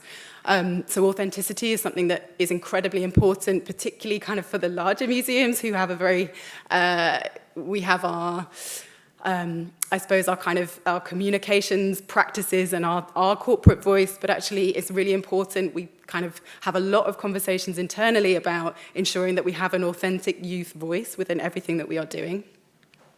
Relevance, ensuring that our collection, our artworks, whether you're working within cultural heritage, within art museums, that we are relevant to young people's lives, and ensuring that, I think some of the most exciting works or programs that we've worked on are sometimes, we have a collection of art that dates back 500 years, and often people think the contemporary work is where the most exciting youth work will happen and where young people are most interested. But actually, having a conversation about portraiture in the 1700s can be incredibly illuminating about what is happening in young people's lives today. Collaboration, I think, goes without saying. Lots of us will say this word a lot today, but really ensuring that there is a collaborative approach, that we are doing programs with and for, and we are not speaking about young people when they're not in the room.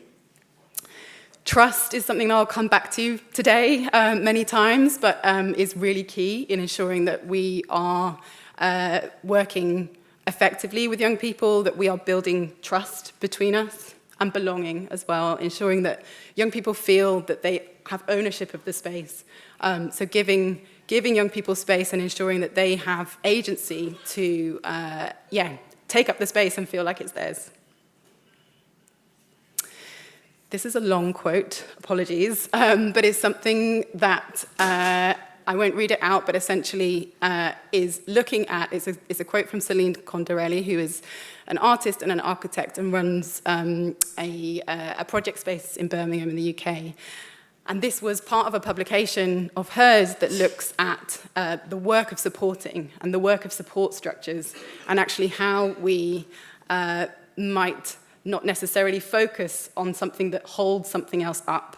And I think that, for me, is kind of central to the practice of working with young people. It's about seeing your role as a facilitator for their ideas and a kind of a space maker, if you like. So thinking about how we hold and provide support for them within, to have their own voice, rather than creating a structure for them to do that within.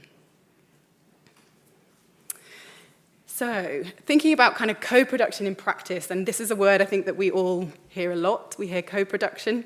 I'm thinking, that would be something that I define as working with a group of young people to produce an event.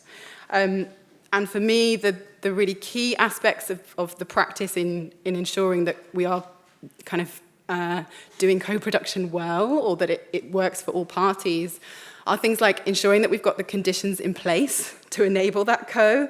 So what was the invite? Like, do the young people know why they are in the room?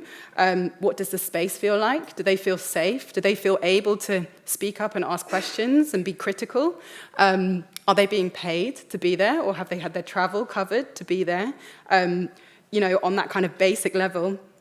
And for me, there's, it sounds quite deep, but I think there's, for us as museum and cultural heritage professionals, there's always an assessment of power that we need to be making when working with young people. So ensuring that we have a space where young people can feel that ownership. So one of the things that we always do, for example, is ensure a ratio of staff members in the room and ensure that we've only got one or two or three staff members in the room so that young people are the majority voice in that room. Mutual benefit is something I'll say a lot again today. So what are they gaining from the experience? Is there, are they learning skills? Are they gaining knowledge? Are they expanding their networks? Again, are they being paid? So we pay young people for their time. And I think it's about ensuring that there is a kind of, it's something that we have often at Tate, as the youth collective have become more popular, we often get calls from people in marketing or in membership or in design saying, we'd love to speak to young people. And young people are savvy, right? They know, they know what's happening here. And so a couple of years ago, they said to us, that's consultancy. So we need to be paid for consultancy. And so they are always paid for consultancy. We don't take over their space, inviting staff members to come and ask them for their ideas. Again, it's about that mutual benefit. Ownership of the space, which I've spoken a little bit about already, and trust and transparency. So that's something that, of course, needs to be built over time. For me, it's the key to true collaboration and ensures that again, that young people can sense tokenism. They can sense when we know we have some funding to do a project with young people and it's going to benefit our organisation because we haven't got many young people coming through the doors. But I think it's about being really transparent about where's the funding coming from, what is the aim for this particular project, and this is what we see you gaining from this experience, and kind of setting that out in the very early beginning, as well as being very clear. As much as we want to bring young people into a space and with agency and ownership, at times as an organisation there are times where we just can't accommodate some of their wishes, and so it's about being really transparent about why this decision has been made, which is equally as useful for their professional development to understand how decisions are made, how budgets are decided. So it's really important that they can see that kind of transparency and understand why certain decisions might be made and others not. So this is an iceberg, and it's just something that I often use. It's a way that I think about our programme, and particularly co-producing with young people. So at the top is very visible, and that is everything that the public sees, that the rest of the organisation sees, and that might be things like our public programme, our membership scheme, our digital content, our social media channels. That's what everybody sees as the work with young people. But underneath that, and I think crucially holding it up and ensuring that it can stay afloat, is that really important deep root of practice, of co-production, of pastoral care, of and so for us, that's kind of running a youth collective, that's recruiting into the youth collective, it's mentoring, it's career support, it's payment. So it's all of the work setting the conditions and ensuring that young people can participate in order to create a more public offer for young people. So this is just the way I see the programme. Hopefully it makes some sense to people here too. Oh, this is the same slide. Okay. So a little bit about our Tate Collective producers. Here they are. This is This is our crew. So they are an in-house youth collective. There's 150 of them, which is a very big group. There's 90 on payroll, so 90 of them are Tate staff members with passes, and they are regularly paid for their work. And we have about 40 to 50 who are active at any one time. And it's really important to us. A lot of youth programs might be active for kind of 10 months or certain months of the year. But it's really important to us that young people can join anytime between 15 to 21, and they might stay with us until they are 25. So I have seen young people come in as a kind of nervous young person after school and leave, having graduated from uni, and, one of them worked with Kanye West recently, which has just blown my mind. So I'm hoping that they'll all be my boss one day. But yeah, I think it started in 1999 at Tate Modern, so to say that also this is a very kind of long practice, and they really are the core of our program. So they're recruited annually. It's closed to the public, and that's a decision that we have made in London. So there are Tate Collective producers at Liverpool and St Ives as well. They have a slightly different recruitment process. But in London, it's closed to the public so that we can make sure the group is representative of the demographic of London. And that's something that we monitor very carefully. It's very important that the young people, all young people, and a representative sample of young people have voice and agency to be programming within the museum for their peers. So, what is Tate Collective Producers? What do they do?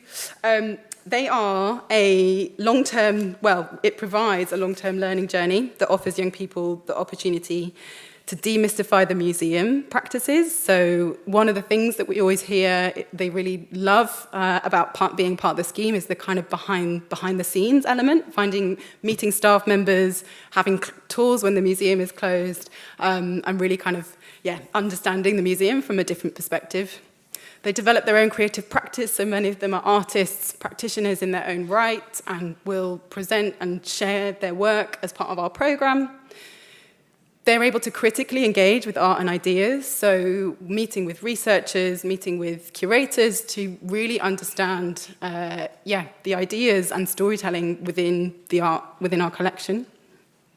They lead the content of our public-facing program, so they are responsible for developing the creative ideas that engage a much wider audience, from putting together an artist long list, coming up with the idea of the event, which works they want to respond to, right down to kind of, working on marketing and design. They build their experience, skills, networks, and they're involved with decision-making. So I've just been interviewing last week for a replacement role. We have a young person on the panel, and they get paid. So they're all casual staff members, and we ask that they volunteer their time when there is a learning experience. So if they are learning about putting on a program, they volunteer their time. If they are delivering an event or consulting, then they're paid. So they meet monthly, and they're joined by artists, curators, practitioners. Sometimes they meet in project groups, and we also have some lead in office roles. So at any one time, we might have 2 or 3 young people in our team meetings working in the office on, say, one day a week on a particularly large program. We have a mentoring program that we run in partnership with a mentoring charity who train members of Tate staff to deliver mentoring for Tate Collective producers, which for us is beyond mutual benefit. It does so many things, as well as kind of benefiting the young person. It also means that workers in the museum get to really build a real relationship and understand what is going on in the life of a young person. They consult. And also peer-to-peer learning. We often get a lot of questions around the age group. So we have young people 15 to 25. It's obviously a huge element or a huge kind of part of your life. So I think what happens really naturally and really beautifully is that there is a kind of a peer-to-peer learning where you can join the collective maybe when you're at school or much younger and see young people that are just that bit further ahead than you. So that, I think, particularly for young people who may not have access to anyone working in the arts or have an idea, of where to go, how to forge a kind of a route for themselves, is a really powerful community. I've got 15 minutes left, so I'm going to whiz through some of these case studies. So to give you a kind of outline of probably the largest scale program that we run with Tate Collective Producers is Late at Tate Britain. So Late at Tate is a large scale event. We have around 3,000 to 4,000 young people. The audience is around 18 to 25 years, and that's the first Friday of every month. It's multi-art form, and we understand that many of the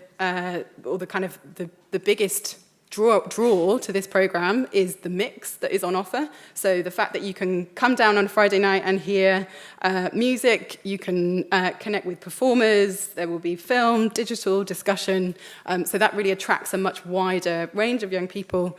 And it's about 20% of the audience is new to Tate and hasn't been to a museum in the past year. So it's a really big draw in terms of welcoming in a new young audience. I'm just going to show some images of this one. So it's curated by Tate Collective Producers. We see the space, or we see the program as a kind of experiential, social learning experience. Again, it's about giving young people ownership of the space. So when they walk in on a Friday night, they can immediately tell that it's a very different environment. They're surrounded by their peers. There are artists, poets, speakers that they have invited from their networks that draw in an audience who would not otherwise be thinking of going to Tate on a Friday night. And the location of Tate Britain, other than this is Tate Britain, so the location of Tate Britain compared to Tate Modern is much further out. It's not somewhere that young people, so it's in near Chelsea. It's in an area where a lot of young people, are not necessarily hanging out. So we don't get that kind of footfall. So really, this program has to work quite hard in terms of being a kind of destination for young people on a Friday night.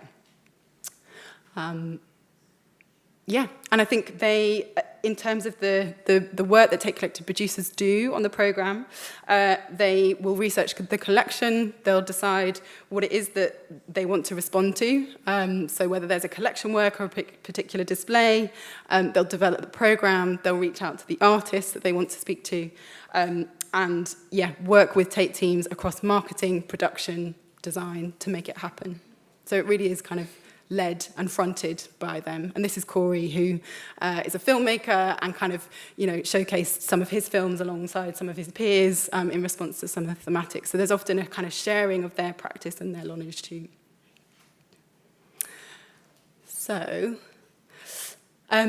I'll briefly whiz through, just so we can get to the challenges and the tips at the end. But something that I briefly wanted to speak to was this idea of building community through art and learning, which I think is something that I have noticed over the past kind of few years, I think probably the last 3 or 4 years, that really what the program is doing and is affording is building this community of young people, and we see it within Tate Collective Producers. I remember one of our Tate Collective Producers telling us that he felt like he was on an island because he was interested in photography and he didn't know anybody else interested in art or what to do with this.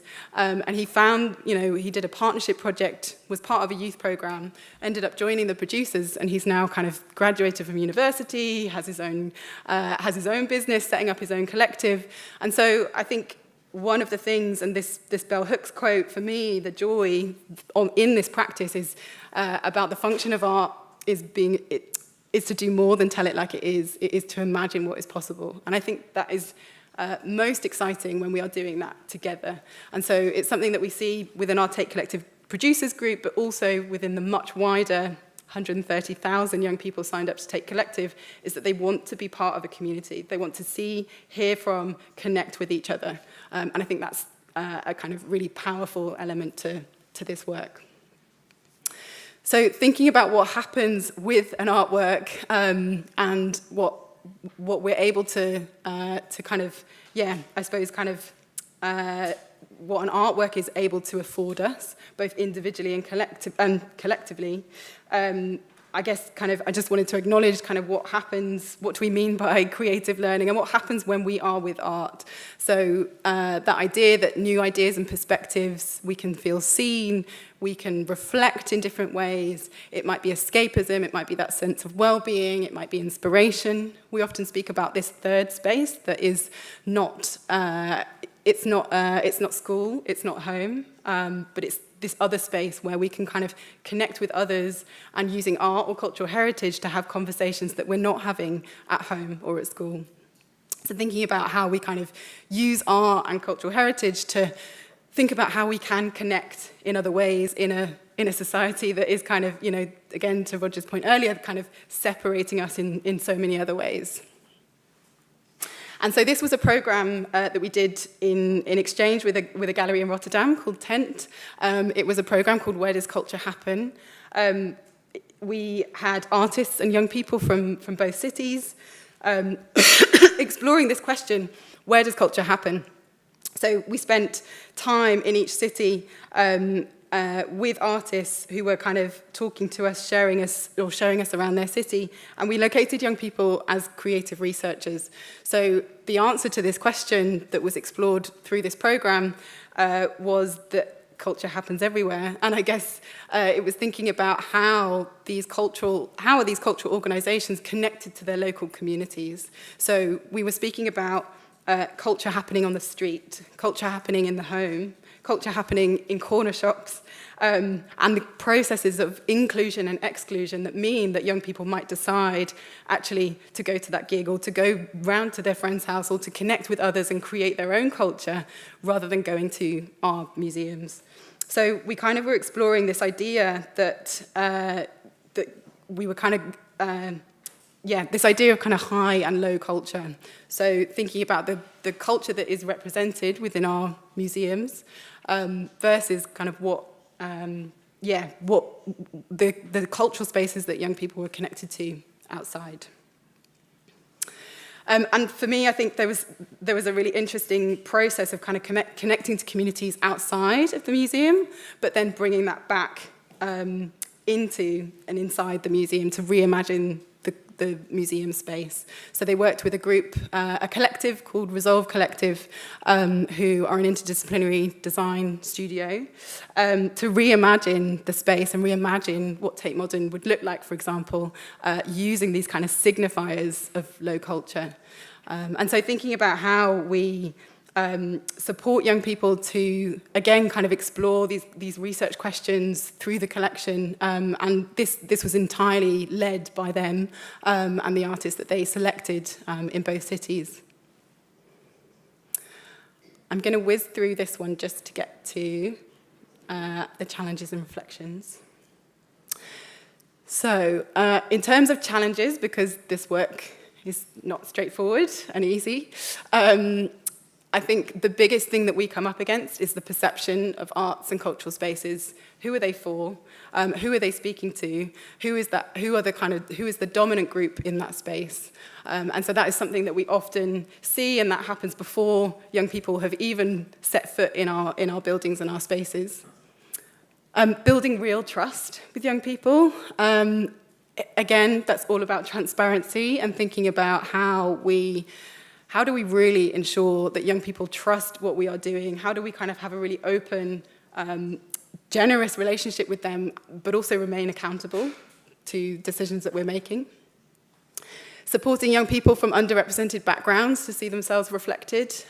So for us, our workforce, our collection, our spaces are predominantly white, middle class, able-bodied, cisgender, for example. And so ensuring that we are kind of welcoming in a group, how do we support them to see themselves within the work that we are doing?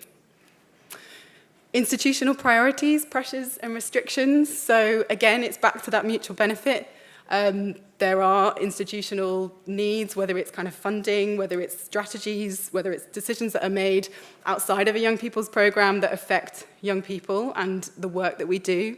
So I was just talking this morning about some, again, that the kind of decisions that might be made that make young people question, why would we be here? This does not represent me or my politics or my culture, for example. And so again, it's back to kind of being really open and transparent about what we have within our power to shift. Ensuring an ongoing, visible offer for young people outside of programming. That's something that is really driving our work at the moment, and we fought for a long time to have something like Take Collective, which is, it's a global scheme. It's offering discounted tickets, which is fantastic, but I think we're still pushing that again to think, what is happening? It's great to have 3,000-4,000 young people within the gallery on a Friday night, but what's happening on a Tuesday morning? What is here and there for them to engage with when it's not a large-scale event? And the impact of the pandemic, we've really seen a drop-off in young audiences. So we have around 67% of audiences who are returning back to tape, but represent in proportionately less young people. And so we are seeing a kind of drop-off in young people within our wider audiences. So that's a kind of urgent challenge that we're currently looking at.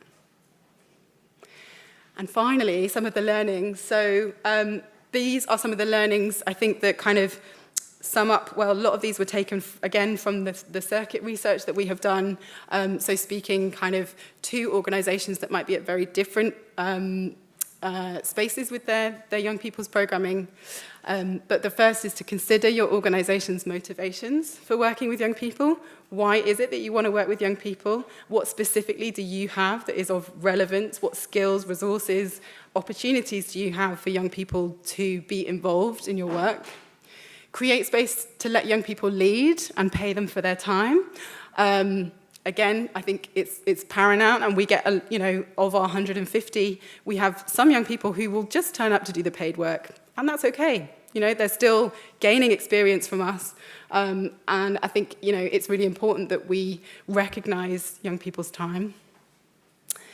Listen and be transparent, and be prepared to adapt and change. I think listening is kind of the key, is the key word there. So again, just ensuring that we are really listening and ensuring that we are hearing young people and able to act on what they are telling us. They are, after all, the future. Connecting the programme to a wider cultural ecology, and for us in visual arts, that means thinking about kind of more broadly than visual arts. It means about connecting to music, performing arts, poetry, a much wider sense of the creative ecology that young people are already connected to. And then to think carefully about the conditions that enable agency and ownership. What has the invite to young people been? Who are you working in partnership with? What do they understand their role to be? How comfortable do they feel working with your organisation or on your programme, and what are you able to do to ensure that they can lead those spaces? And work in partnership to reach new audiences, so whether that's working with local youth organisations, local authority, but ensuring that we are working in partnership with those who we would not otherwise be connected to reach new young audiences. And I think that's everything. Thank you.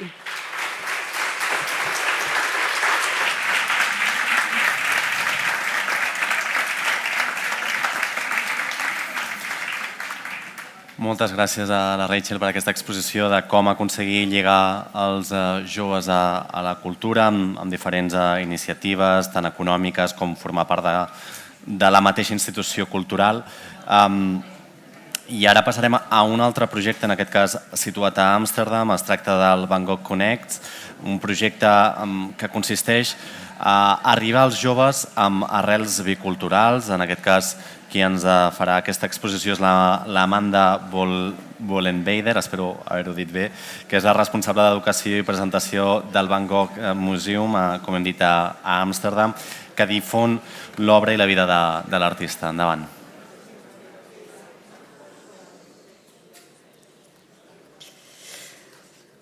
First of all, thank you for having me here, and it's a great honor to share this stage with other keynote speakers. So thank you, Damia, for inviting me. My name is Amanda Vollenweider. I'm head of the education and presentations of the Van Gogh Museum in Amsterdam. I'm responsible for all the educational programs, exhibitions, publications, and all the public programs that we develop in the Van Gogh Museum. But it should be about, not about me, but about Van Gogh. Oh, can you hear me loud and clearly? I hope. Because maybe it's not very in our mind, but Van Gogh, when he started to paint, he was a young guy. He was this young generation where we are talking about today. He was 25 when he started painting, and he died at 37 years old. And he was very open about his mental issues and about struggling how he can be this best artist that he wishes. So I think there's a really nice connection about what we talk about today and this person, Vincent van Gogh. So we attempt to see him as an old artist, an old white guy, but actually he was a young generation of his society. So I have to. Yeah. So I just want to start with a new museum definition that was approved on the end of August this year at the International Conference of ICOM. And it's nice because it's also in Spanish. I will come back to this new museum definition later on, but I hope you have already seen it and that you will embrace it, because I think it's connecting us as museum professionals. And it has really some nice words in it that are useful to make a connection to this new generation, to these young adults. So take a deep look at the words, and I will explain about it later on, why I think it's so important.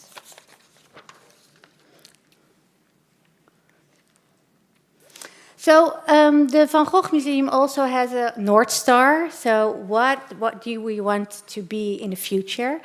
And it's nice to see that there are some similarities on the new museum definition. And I just highlighted a few words. So we want to be there for the future generation. And we want them to be able to enjoy and learn from our story in a way that fits their own time. And I think it's really good to notice it, because there we have a task. We have to change our method. And the last thing I highlighted was we want to be a place that encourages dialogue and embrace various points of view. So we also want their points of view to be in our museum. And these are only words, but it really has a lot to do about how do we have to work and what is the change we have to do to be able to get to our North Star.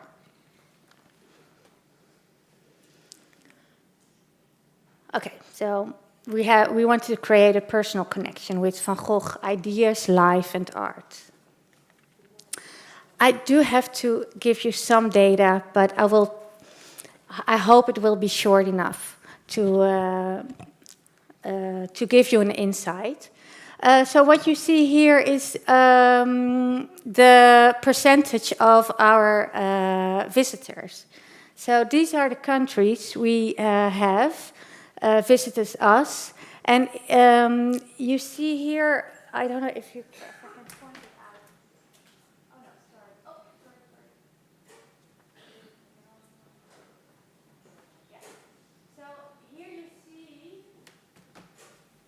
that we only have 13% of Dutch visitors.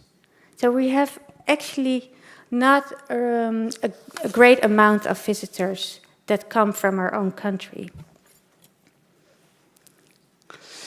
And if you, I'm just going to do this one first. And if you see the age group we have, divided in Dutch visitors and international visitors, it is really, I think, mind-blowing that the visitors we're talking about today, so the visitors aged between 25 and 34, we have 5% of our Dutch visitors that are that age, and 18% of that age from our international visitors. So I think it's quite unusual and that we have work to do. And especially if you think of the figures of the population of Amsterdam, our greatest group is between 25 45. So the population of Amsterdam, we have this huge group of the target group we are talking today. So what does this data tell us? There's a huge gap. There's a gap between the North Star and our visitors. There's a gap between the population of Amsterdam and our Dutch visitors of the museum. And there's a great gap between the international visitor and the Dutch visitors in this age group.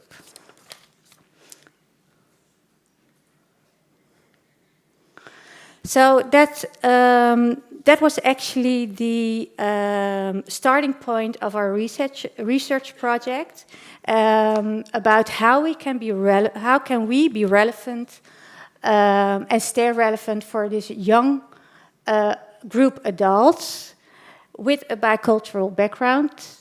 Because I forgot to say that, but Amsterdam has in Amsterdam, 180 nationalities are living in Amsterdam. So if you look at the data, the young group of 24-35, they are mostly bicultural, and we just saw a gap. We didn't reach this group of young adults with bicultural background. So we wanted to research what does it mean for the organization? What do we have to change to connect with this target group?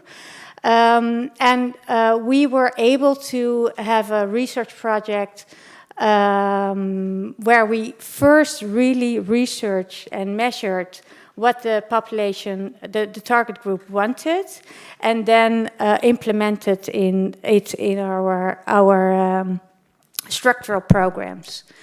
We did that with the target group, as Rachel already mentioned. So it was really a cooperation with the target group.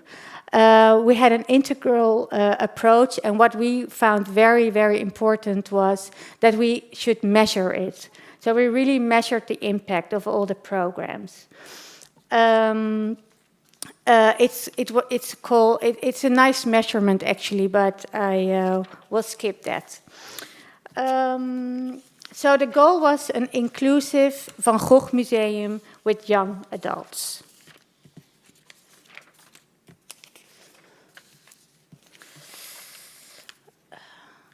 So the questions to measure the impact of Van Gogh Connects, that's the name of the project, was what source do we need to make programs successfully?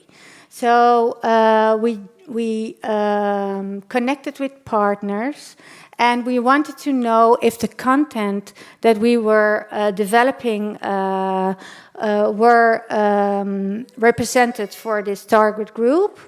And we wanted to know what form would be successful for this target group. So we did some co-creation projects, we did some participative projects, and we did different art forms in our programs, as spoken word, painting, writing, dance, fashion. So we also want to know which kind of art forms are successful to combine with the story of Vincent van Gogh. So where do we have more impact? Inside of or outside of the museum, or within the educational structure? That was also a question we really thought we needed answer. We needed to have answer on that. What we did is we made a matrix, and we did a lot of programs, just pilot programs, to know what works, what doesn't work, and it was really iterative. So we really could, like an agile way, we could just do one pilot project, then improve it, and etc., etc. So it was really iterative way of researching it. And this is an example of how to categorize our programs.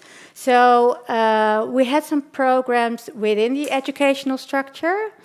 We had some programs outside of the educational structure. And we had programs in the museum, and we had programs out of the museum. And for example, the in-house program within the educational structure. We had a program, and I think you know the CFGM educational level. It is used in Spain. It's like the practical high school structure. It gave us a structure for us to use in our pilots. One of the programs we did was we collaborated with student groups that were connected outside of the educational structure, and that wanted to have like a nice program to connect with each other. So we joined the Islamic Student Association, and they do all kinds of things outside of the college school. So, and we made a special program for them. And it was actually more about their selves and their identity, and less about the art work of Van Gogh. And what was really nice is that they felt a connection with Van Gogh. And not especially about the art of Van Gogh, but about his story. Because his story, and he was really open on that, is about struggling with life, how to cope with mental issues, how to cope with failure. How can you stand in a society where you're not recognized as an artist or as a person? So it was really nice to see that there was such a good connection about the story of Vincent van Gogh and their life. So this program still is on, and is very successful. So that's really nice. And we have a bit of the same group that Tate has, and we call them the reframers. So we have a group that represented, of course, the target group, and they give us all kinds of advice. And they are really and we co-create actually all the programs we develop for this target group. And you see, it's like a really nice, diverse group of people, and we couldn't actually do without them. We really need them. They also get paid. We see them as equal colleagues, and they give us advice, sometimes if we ask them, but also on their own. So they also are very critical about the way we do things. And I think that's really good. And we trained actually our colleagues also to listen to them. So it wasn't. It's an advice if they have an advice of for us. It's something we really want to keep in mind and want to do to improve, to do something about it. And these reframers, they also co-create programs. They do guide tours. So they're also into our guide tour employees group. And they give a new perspective on the highlights of Van Gogh. They use the story of Van Gogh and his mental health struggle more than our traditional guides. And that is what the target group really loves. And there's more space for knowledge sharing as well in these tour guides. So this group encourage the attendees to share their experience about their life. So it's actually more a dialogue instead of only tell the art history point of view of Van Gogh. And it really works very well. They have their own exhibition in our house, in our museum. This one was called Erratic Growth. So it was about the struggle in life. And they had really a nice, dialogue, communication between what did Vincent was thinking when he painted this painting, and what does it reflect their feelings or their life. So it was a really personal exhibition. This was our first exhibition, and for us it was really successful to have this personal touch. And we are continuing giving them exhibition space every year. We had last year we had the second exhibition, and it was called Why So Serious? It was more of a lighter subject, and they highlighted actually the bright the bright side of the life of Vincent van Gogh. So it was really nice. This is a movie, I hope it will start. And this is an outreach program. So this was outside of the museum. And there we created a workshop within the universities, and it was during their break time. So they didn't know we were there. We just set up a whole workshop environment, and the students just could come in and paint, and there was explanation about Van Gogh and his life, and it was just really a nice break for them between their lectures in college. And they experienced it as not only a nice surprise, but also a way to reflect also on their daily life. And so they really they felt a connection with Van Gogh again.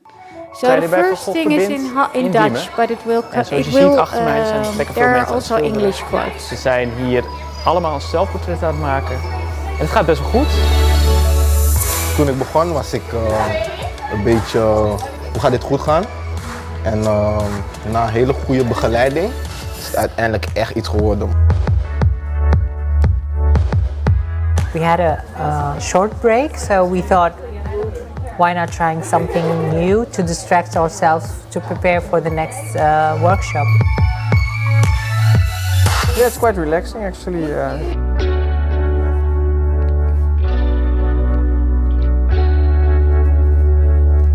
I think it's an incredible initiative, and usually I don't paint any paintings every day, but today, like, this opportunity made me kind of relax.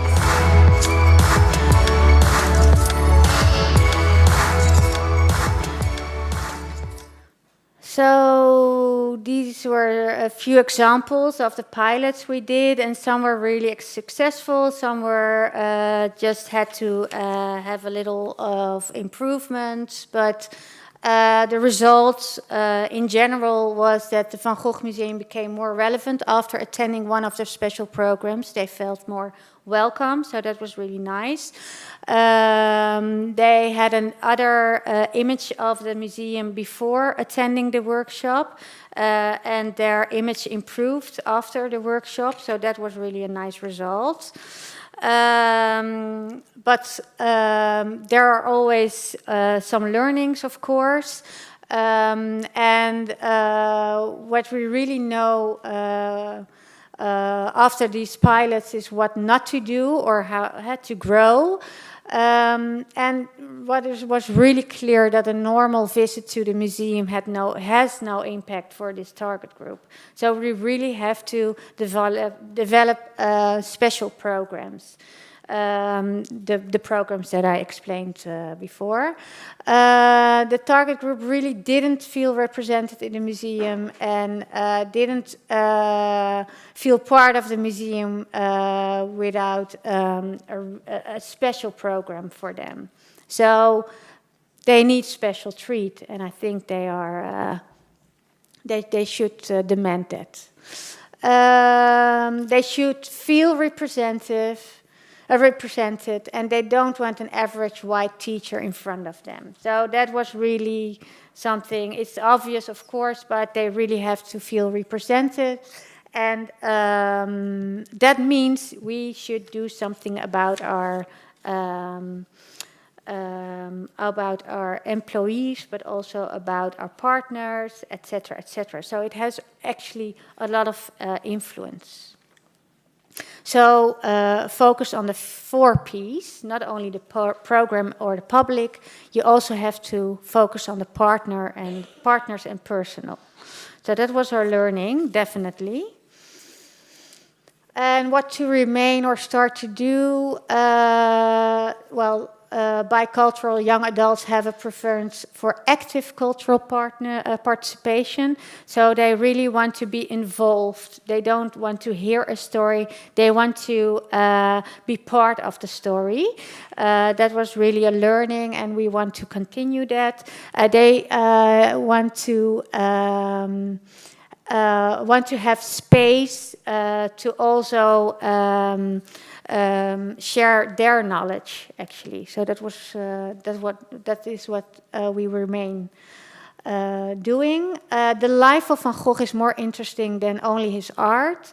The life of Van Gogh, they really felt a connection with his struggle, his mental issues, and that he's really open about it. So the focus on our programs will be more on the life of Van Gogh instead of the art of Van Gogh. Active working methods are appreciated and contemporary art forms as well. So we did a lot of pilots with spoken word, contemporary artists who are a translator for the art of Van Gogh. And that was very appreciated. Well, they want space for their own feelings and story. So we embedded that in the programs, and participate on programs is highly appreciated, and projects are more successful when there's this participation part in your program. So what we do now is we had 4 years to do research with 2 years of pandemic, so actually we had 2 years. We want to go from project to structural integrational way of programming. So it should be actually a main program and not only a pilot project. And we want sustainable programs and partnerships. We really need these partnerships. So we have had some partners working with us together, but it was incidentally, and we really need now to get it sustainable. More focus on integral approach, and that what I mean for that is that we need all P's to make it successful. So public, partners, personal, and program should be in your mission and in your approach when you want to connect with young adults. And I want to end again with the ICOM museum definition because I think it's such a nice definition where all these aspects that I was talking about are actually in this definition. So you can use it and try to use it in your daily work. So accessible and inclusive is of course now in the definition. Foster diversity with the participation of communities. You can't do without participation nowadays. And I think it's really nice that it's now knowledge sharing and not only knowledge, it's really sharing knowledge. So sharing your experience with each other. So the target group or the visitors, they need some space to also give their voice a stage. Thank you very much.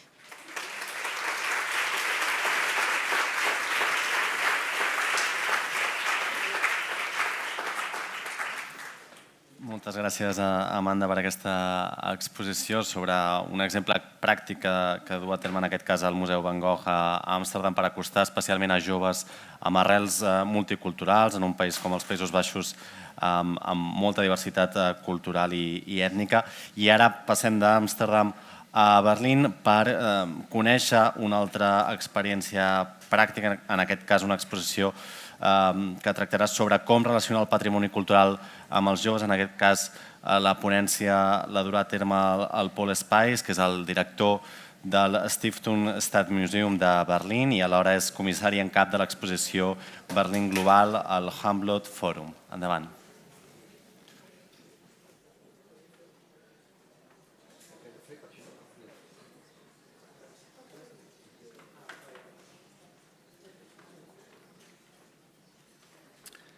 Hello, thank you for having me here, Damia and Gisela.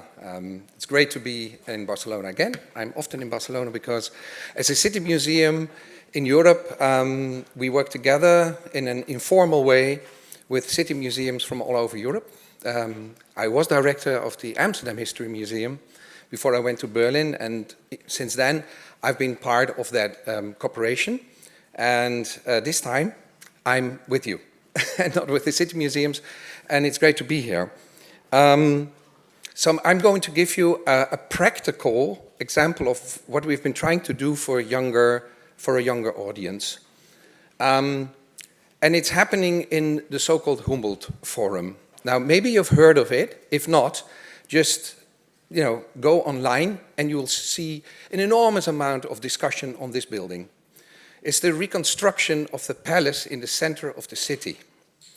And for that, it's seen by many people as not the right building for the purpose. Why not a modern building? Why the reconstruction of a historical situation, which was a centralized Baroque period, instead of a diverse and a decentralized period in history, and why the reconstruction of a building where the emperor, who was a colonial power, where the emperor was having his seat. Especially since two layers of this new building are now the Museum of Ethnology and Asian Art. On the building, you can see a cupola with a cross.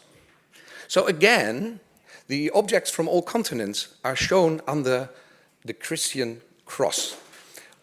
This is, in fact, of course, true. It is a difficult building. But in a way, it has erased the discussion on colonial objects, on colonial, so to say, theft, very much in Germany. And for that reason, Germany is now running like mad to make good for lost time in the discussion on looted art. So, there's a negative aspect and a positive aspect. And in this building, the City Museum of Berlin is having its own story. The city, Berlin, is a land, and the Federal Republic exists of 16 lands, and Berlin is one of them.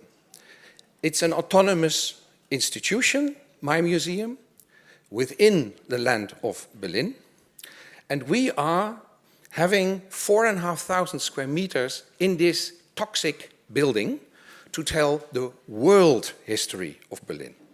Now, when I was working in Amsterdam, I always wanted to tell about Amsterdam as the hub in the world, one of the hubs, just like London is, and Paris and Berlin, of course, also Barcelona. But we didn't have space and we didn't have money for it. And then I was invited to come to Berlin to see if I wanted to become director there. I didn't want to, but then I saw this project and this possibility. That was 5 years ago. And since then, I've been working on a space in which we are trying to tell the connections of a city like Berlin, on the example of Berlin, how the world is in Berlin, in a city like ours, just like in Barcelona, and how the city of Berlin has taken influence on the world. We're all connected. That's the story. And we are all responsible as world citizens for everything that happens in the world. This is actually the idea of Alexander von Humboldt, the name giver, one of the two name givers of this building. Alexander von Humboldt, in the 19th century already, said everything is connected. If you do something, it has a lot of results for others. He was the first environmental scientist ever, because he saw that if farmers in South America from Europe were doing their thing in the jungle, the climate there would change. He was the first to notice that.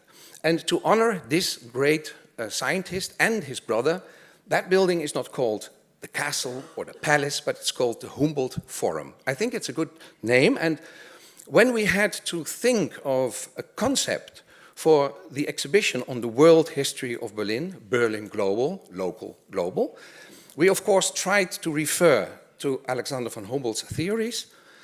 He's not very clean himself. Everybody is toxic. I mean, the one who wants to state that he is clean of all kinds of, personal faults, stand up and say it now.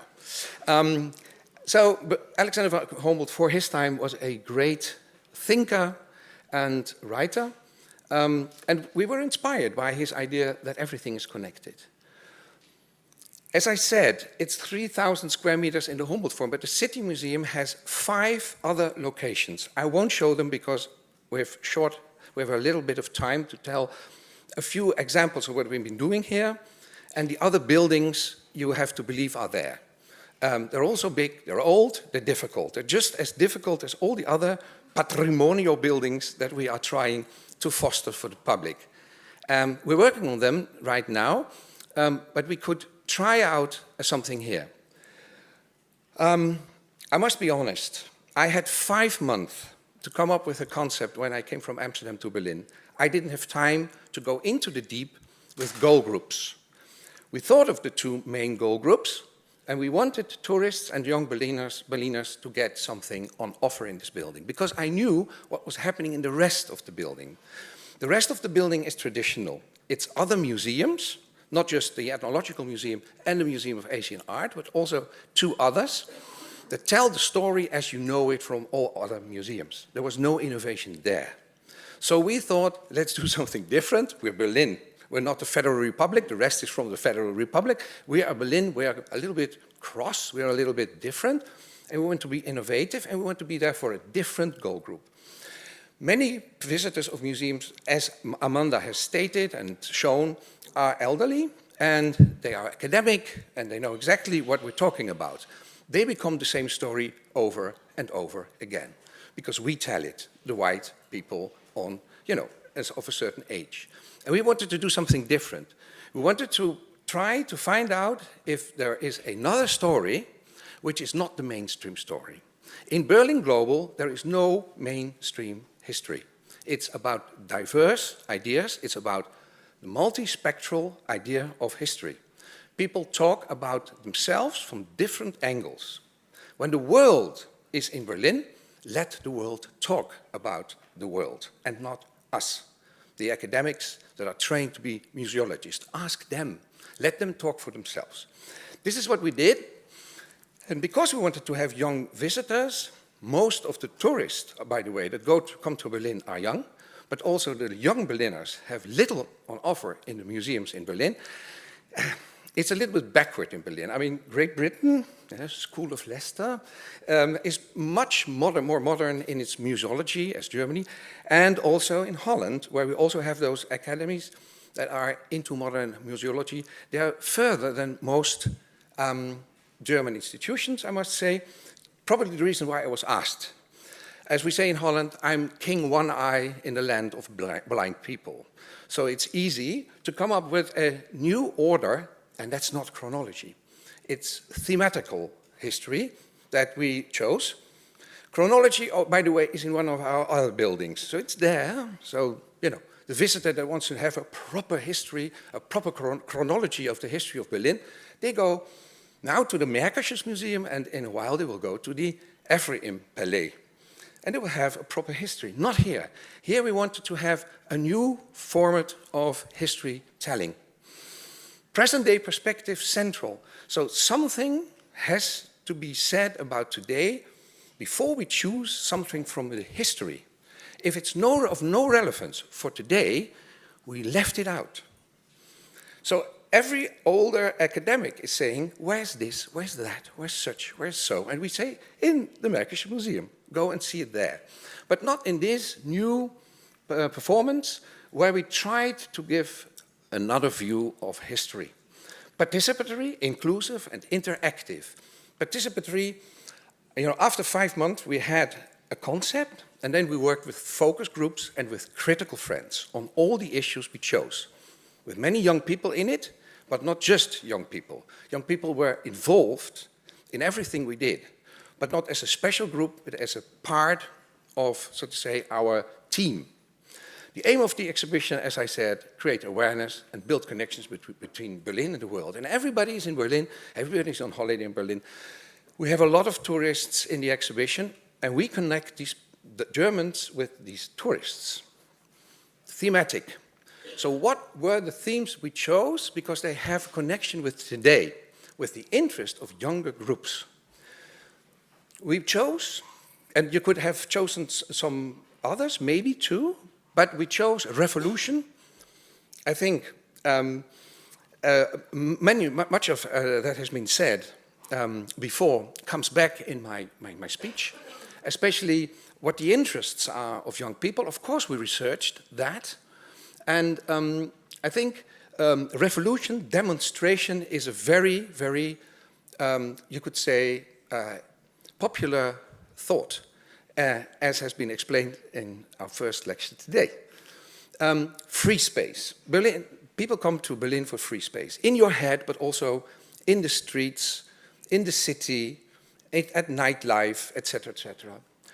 Borders or boundaries. There's no wall anymore in Berlin, but what are the new boundaries in our community? Entertainment. Of course, it's the city of, dance and clubs and of the 60s and the 70s, but foremost the 90s. People come to Berlin for club life since the 20s. War. It's the city of war, because decisions were made in Berlin on where wars were going to be done, and not just in Europe. And people forget about that. Fashion, one of the issues that is of great importance to the history of Berlin, fashion making. And today, there's a different approach to it. We're very critical about it. By the way, I'm wearing second-hand, both of my pieces. Interconnection, the international connections I've been telling you about. There's a lounge, and that is very important. Now, the atmosphere of the exhibition should be for young people, of course. So you won't find a traditional room. Glass cases with objects are diminished to the minimum. You can see there is a large amount of urban art in it. This is the first room where you enter, and that is about your connection with the world. A question asked to you, like many other questions, when you are going through the exhibition, we are asking people to participate. They get for that an armband with a chip in it. You can enter yourself in the exhibition. If you don't want to leave your name, it's okay. You can say Donald Duck, no problem. And then you go as Donald Duck through the exhibition. More important, you're participating. You're participating on questions that are of great importance to the world. So that first room is really about connecting to the exhibition. First connect, then go on in your language. Then there were many, many inclusive languages, as you can see. This is our marketing campaign with English, of course, but also for the main languages in Berlin, which is Turkish, Polish, Arabic, etc., etc. And then comes French and Italian, etc. We have got 11 languages on a device. And of course also the language for the people that don't hear. So this is a core thing. Every room ends with 2 doors. By the way, it's a long story why it has 2 doors. It's not my choice to have 2 doors from room to room. It was first thought to be not a circuit, but an in and an out for a library. By the way, we don't have a climate. I can do without climate. I'm sorry. I think it's very important also for the energy question we have at the moment. I think we are over-exaggerating the way we are trying to keep our objects. The Berlin museums I manage do not have climates at all. I've never had climate, and now we're talking about, oh, we can't do without climate? Okay, think about this. This exhibition is in a non-climatized surrounding, and we did different things. We took objects, but only objects with great impact, a few, because young people don't want to see masses. They want to, see few and concentrate on a few and then become part of that. As you can see, not so many objects, but a lot of technical things and a lot of interaction. These 2 doors are used to go from room to room, from theme to theme, every theme ending in a question. This is the room in which you are connected to the world, but you're also a community. If the shit hits the fan, what will you decide? Will you go for the world or will you go for your own community? Elderly people stand there and think about it for half an hour. because they doubt. Amanda's son, how old was he last year? 11. 11 years old, run through the doors. I said, hey, come back. You have to answer your question. And he said, I did. I said, what did you answer? He said, I answered that. I said, why? He said, because of this and that and such and so. You don't notice it with young people. That's because of this. Young people game. Next level. You have to be quick. If you're slow, you've lost already. But they are quick. Just believe it. They're quick. I had to believe him because he was having a good argument. By the way, he chose I want to help the world, which is, I think, for young people also very important, that they connect to the world. They know what is happening because they know of everything a little bit. I recommend you a book in Italian, but you read Italian, I'm sure. And it's by Alessandro Barrico, and it's called The Barbarians. And he's talking about the millennials as consumers of culture. He's calling them I mutanti, the mutilated people. They serve over the surface. They take of everything a little bit. But that amount of knowledge is as good and as much as ours because we go into the deep. It's not less. But by going into the deep, we have ruined the world because we don't have an overview. They have an overview. Take young people serious, please. They know more than we. And therefore, you let them participate in an exhibition. You ask them, what is your answer to the question? And then they're taken serious. And then they feel at home, they feel welcome, they feel part of what you're doing. So every room ends with a dilemma they have to solve, and there is an ending, of course. So let's go through a few things I said. First real room is an introduction. Take it step by step, please. Don't go into the deep right away, just give an introduction. This is the introduction of our themes. We introduce them with cliché. Everybody knows Berlin because of the fall of the wall. Everybody knows Berlin because of free space, etc., etc. Cliché, cliché, cliché. We were not going to tell mainstream, were we? We're going to ask what is true about the mainstream. Are there other ideas? What is else to be said? And that's at the backside of every cliché. And this is important. Questioning the cliché. Okay, together they are Berlin. Free space, war, etc., etc. Can't be Petersburg or it can't be Paris. Together it's Berlin. But is it true altogether? Who is left out when we're talking about clichés? It's much more interesting. Young people want to know not about the central thing, the middle thing. They want to know about the diversity because they are connected to diversity. So, before you say you know it, question it. Always. I can give you examples, but I think you know what I mean. There are no borders anymore in Berlin. What about, is everything available for everybody? How is it about the former East and West? Is there no difference anymore? What about people that don't get an official entry to the country and stay illegal? There are so many borders still. By the way, there are more or thrice as many walls in the world than there were in the time that the Berlin Wall was standing. Revolution, I just wanted to show this because many things in the exhibition are interactive. You have to turn the table of history and choose together. The table doesn't work for one person. You have to choose out of a sort of compass of years, the year you want to be told about together. So you have to turn the table and decide, is it going to be 1848? Is it going to be 1918, 1919? Is it going to be 1963, etc.? Or is it going to be 1989, the most popular revolution of Berlin? And then you stop and then a film starts. But we're not stopping at the history. Around this table of history, this wheel of history, there are also connections to the rest of the world. What are the revolutions today with which we have to do because the people that have to, flee from what is happening in their country, they come to us, to the citadel of Europe where it's safe. And we have to do with them, and they work on their own, say, history in Berlin, in Barcelona, in Amsterdam. Immersive spaces. Every room has a sort of immersive effect. This is on free space. These walls you see, they move whilst you're there. They go out and they go in.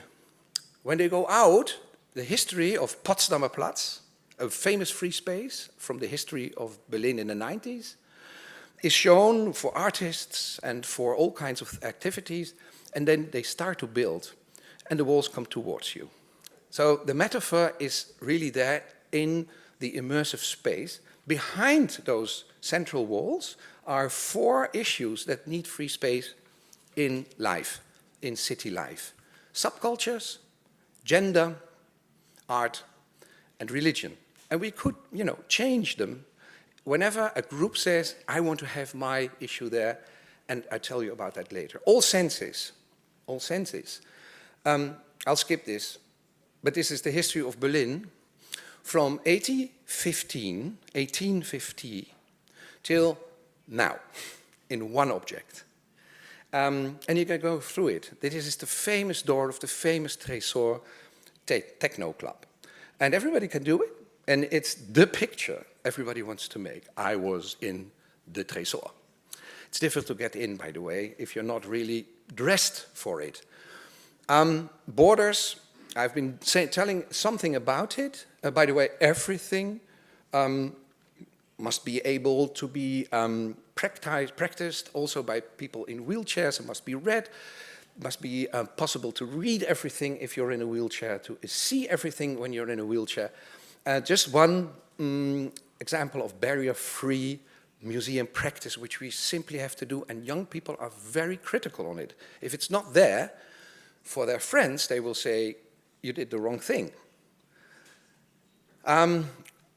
Modern issues that are of today, issues they have to do with in their schools, in their universities, when they are starting their professional career. Racism. We have a huge department on entertainment. Entertainment is good, but not all is good in entertainment. There's a lot of racism in it. And we just don't know. We don't hear about it. We don't listen to it. And when I've seen this film, everybody sits there and has 4 people from 4 periods of history telling about how they were excluded from things in their entertainment professional career. Everybody sits there and listens and wants not to step out, because it's like a magnet. Suddenly you realize something. And then there are other things that appeal to young people. If you talk about international connection, hip-hop is the utmost international thing that is happening in the world. It already was there when there was a wall between East and West Berlin. Really. And then it came together and became Turkish. And then it went to Istanbul, and then the Istanbul hip-hop came back to Berlin. Now, a better connected issue, which appeals to young people, you cannot give as an example. And actually for young people, you need only few examples to get the message over. The message, is seen by young people instantly if you put it 2 or 3 times in an exhibition. Our message is, you're a world citizen, you are part of the decision making. Don't wait for politics, just do it. And that message you can get if you go like a fish through the exhibition. Most young people go like fishes through an exhibition. I do myself, by the way, but I'm a professional. Most visitors of my age, they go like ants through an exhibition. So the fish needs a half an hour, 3/4 of an hour. Don't blame them for doing that. It's not important how long they are there. But the ants, they will take everything. And these people stay for 4 hours. And then they say, value for money. Okay, fine. So we give them not just the main road, we give them in-depth information. And they're surprised because most of what they read and see, they don't know because it's told by somebody different than the mainstream historian. Entertainment, you should also live. If you work with young people, it must also be fun. Please make some fun. Even if it's about serious things like racism and the nature that is going bust and everything that is so heavy in life, dance it away. Halfway, there is a disco ball in which you can, it's a totally mirrored room, you get music. By the way, dancing is a language that everybody speaks without using a language. You can connect dancing, and you do that in this room. So halfway, to move your feet and get a bit, all those racism you have been talking about, you have to get rid of it, and you can. Everybody dances here. If the thing is on your head, you can't move, you can't keep still your feet. Okay, I'll jump through everything. I just skipped war, although I'll come back to it a little bit. Fashion, the glamour of the outside. By the way, all sets from used clothing asked by young students from a fashion academy to get lifestyles, so city styles together. And you learn a lot about who you are, to which group you are, to which group you belong. And it looks like, it's fashion. Fashion is glamour, isn't it? No, the manufacturing of fashion is horrible. It used to be horrible in Berlin around 1900, 1920, 1930s.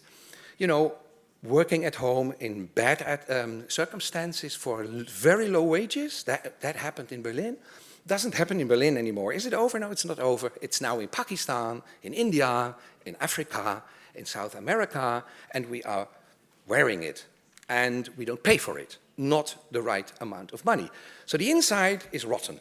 So the flashy outside and the rotten inside in one room, trying to explain people, please be aware.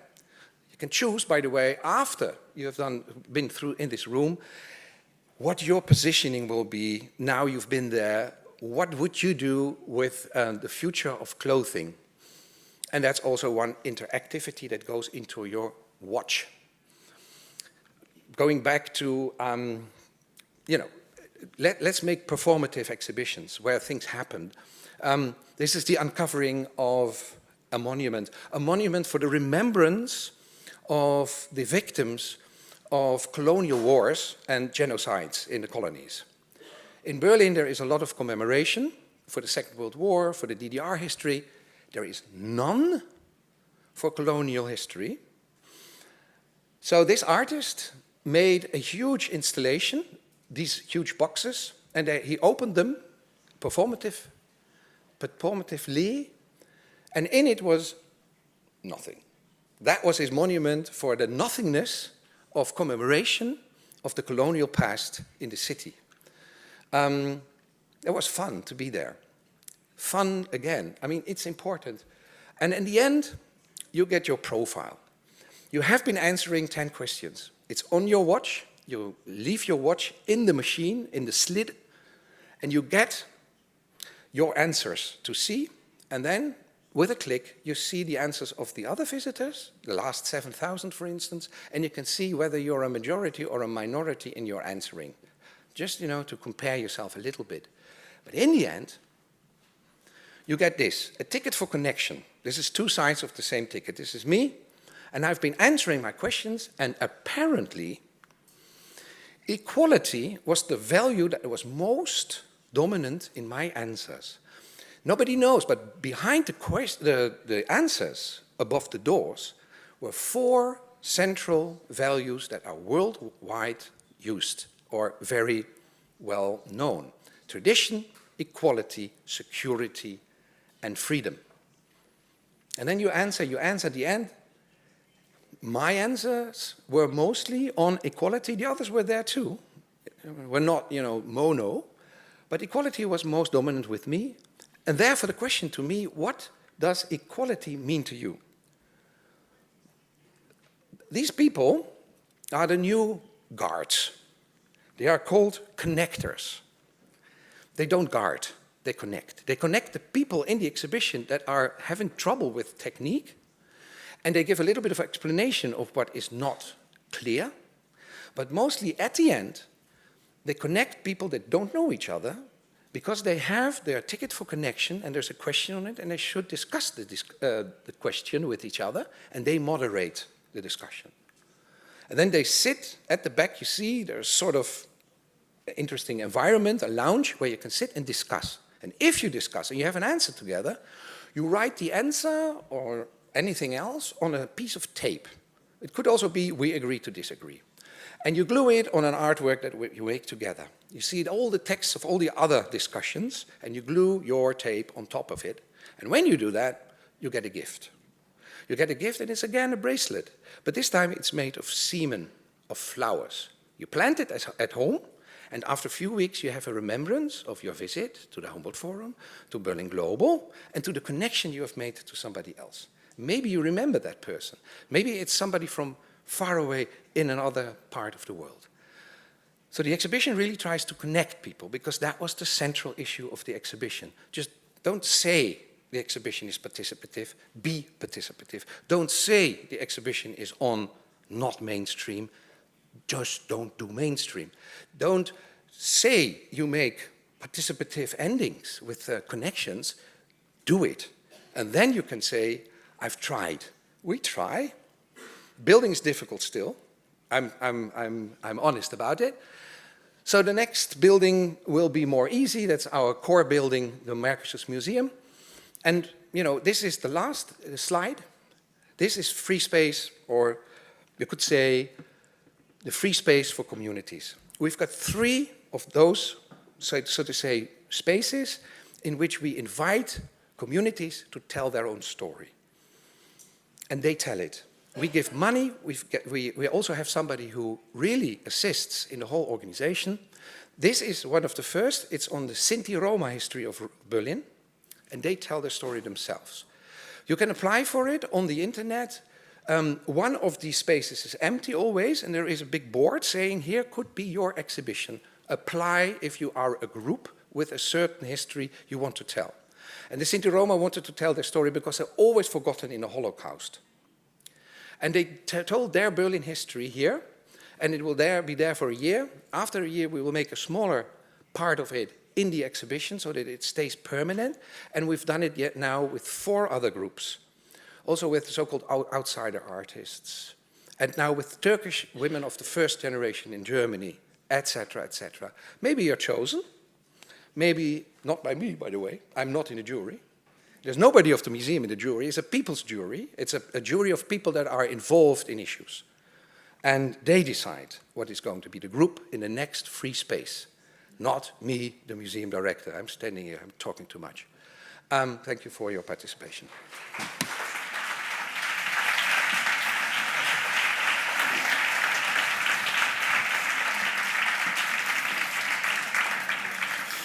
Moltes gràcies, Pol, per aquesta explicació. Sobretot m'ha fet la sensació molt centrada en aquesta idea de que siguin divertides per les persones, especialment pels joves, que siguin espais interactius, que siguin espais que es puguin adaptar, que es puguin moure, fer grans i petits, i també que facin participar a la gent. I també un petit incís, quan ens ha recomanat aquest llibre, l'he estat buscant i hi ha versió en castellà, per tant, si el volguéssiu llegir en castellà, està en castellà, es diu Los Bárbaros, d'Alessandro Barico, i l'editorial que l'ha publicat és Anagrama. I abans de començar amb el torn de preguntes, la directora general de Patrimoni Cultural del Departament de Cultura, Sònia Hernández, ens vol dedicar unes paraules perquè a primera hora del matí no hi ha pogut ser per qüestions d'agenda, ara sí, i llavors ara ens farà una breu explicació.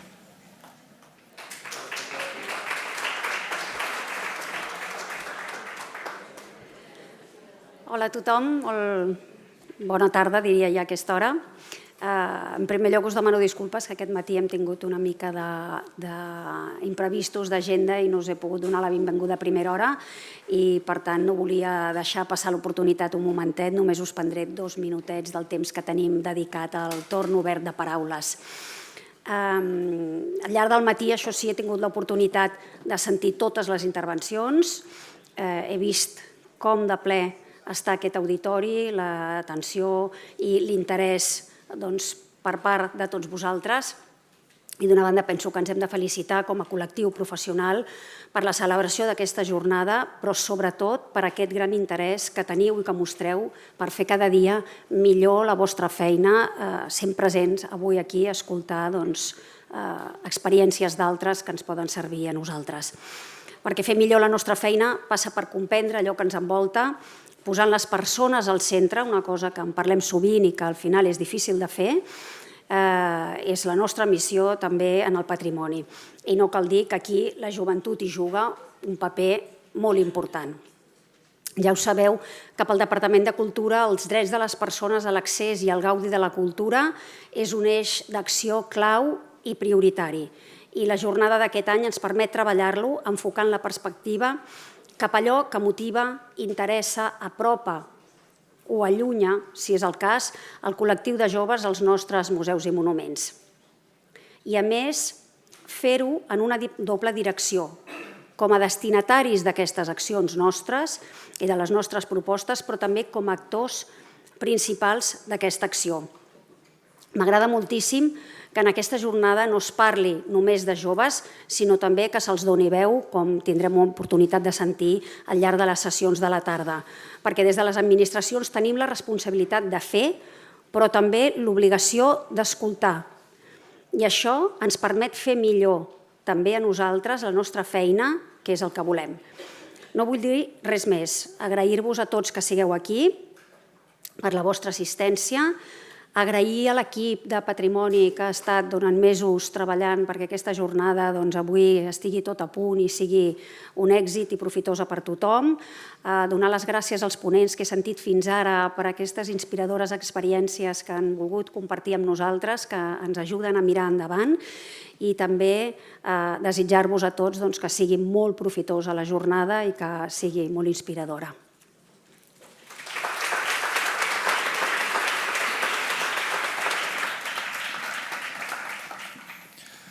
Molt bé, doncs ara ja sí, voldria convidar tots els ponents de totes aquestes xerrades del matí que vagin pujant en filera. Ara posarem unes cadires perquè estiguin més còmodes. Començarem aquest torn de paraula per respondre a les qüestions que tingueu, tant les persones que esteu presents com les persones que ens han estat seguint a través de les xarxes socials, a través de l'streaming de YouTube del canal oficial. Per fer una mica de temps també explicar-vos que en principi està prevista que l'hora de finalització sigui d'aquí uns minuts. Haurem d'allargar perquè la previsió era a 2:45, allargarem uns minutets però tampoc no massa més perquè a 3:45 hem de tornar a ser aquí i us demanem puntualitat perquè si no al final anirem allargant tota la jornada i acabarem per l'hora de sopar i no és la intenció. Llavors farem un torn de preguntes a partir de les qüestions que vosaltres tingueu, que vulgueu formular, i quan marxem per dinar, sobretot les persones que tingueu aquests aparells de traducció simultània, deixeu-los a l'entrada per després, si ens calen, poder disposar d'ells. Així que si ja ho tenim tot a punt i si algú vol formular alguna pregunta anirem per ordre en funció d'aquella gent que primer faci aquesta pregunta. Allà hi ha una, no sé com els companys em sembla que portaran els micròfons. Sí, si la persona pot tornar a aixecar la mà, aquesta, sí.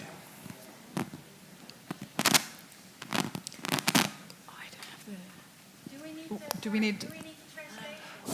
Sí, yeah. Here you are.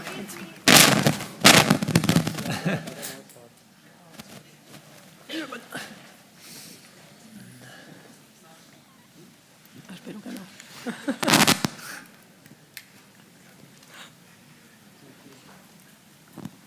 Sí?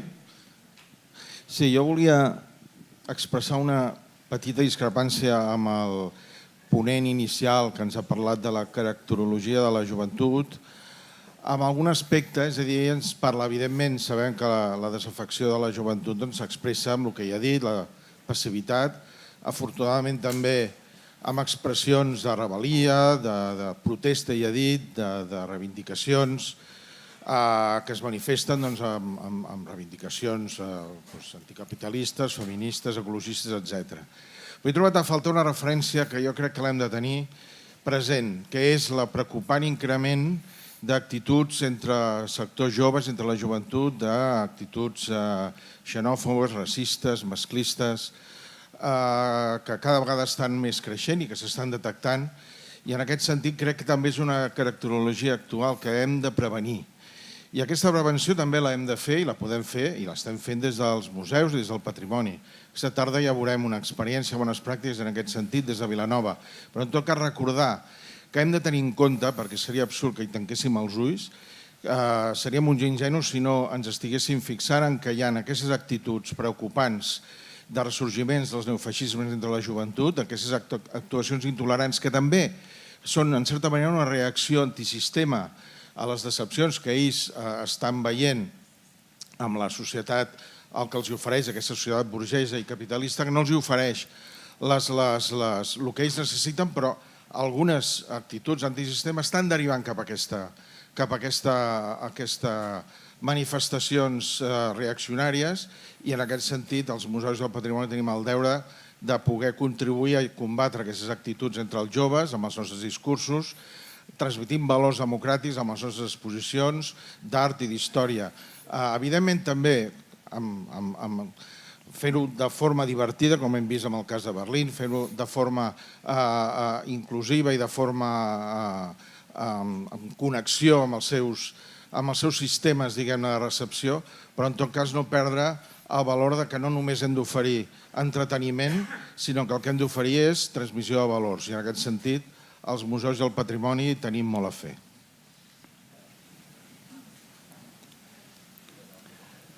Qui vulgui respondre...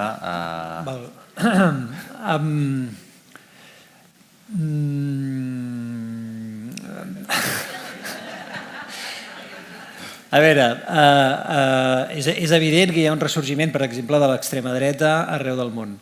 El que passa que jo discrepo amb que això sigui un tret de la joventut. Si analitzem comportament electoral, moltes vegades aquesta atribució, diguéssim, del vot a l'extrema dreta, a la joventut, no és cert. Dic moltes vegades perquè, per exemple, en el cas de Vox a l'estat espanyol, això ha fluctuat molt entre les diferents eleccions. Jo crec, permetem, que aquest és un cas de microscopi. Allò que deia al principi,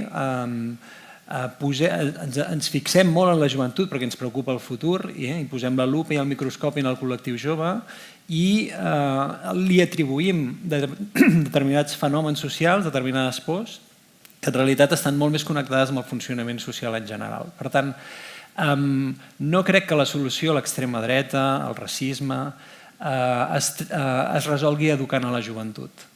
Crec que el problema de l'extrema dreta, el racisme, es resol transformant aspectes que transcendeixen la joventut com a col·lectiu. Sí que crec que en la joventut rau, en canvi, bona part de l'esperança, diguéssim, a la crítica a determinades derives dels projectes de les nostres societats. No vull donar la sensació, ni tinc cap intenció, diguéssim, de defensar la joventut per se, però sí que crec que en els moviments que hem vist en els últims anys, el lideratge de la joventut ha tingut un paper molt rellevant i jo podríem fer una jornada exclusivament d'això, però respondria això, que em fa l'efecte que aquesta és una mirada de microscopi, que hem de, sobretot, posar en relació aquest fenomen amb la societat.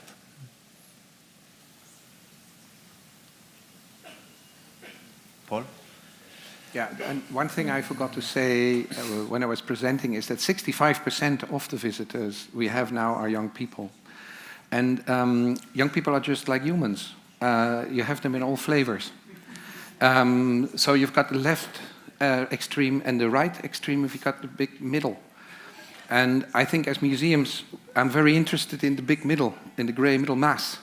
I want to, make them a part of the right way. And I think that extreme right, at least, is not the right way. And what the exhibition is trying to say, listen, the world is complicated, but it's fun to meet. So if I use fun, I don't do it for the fun of it.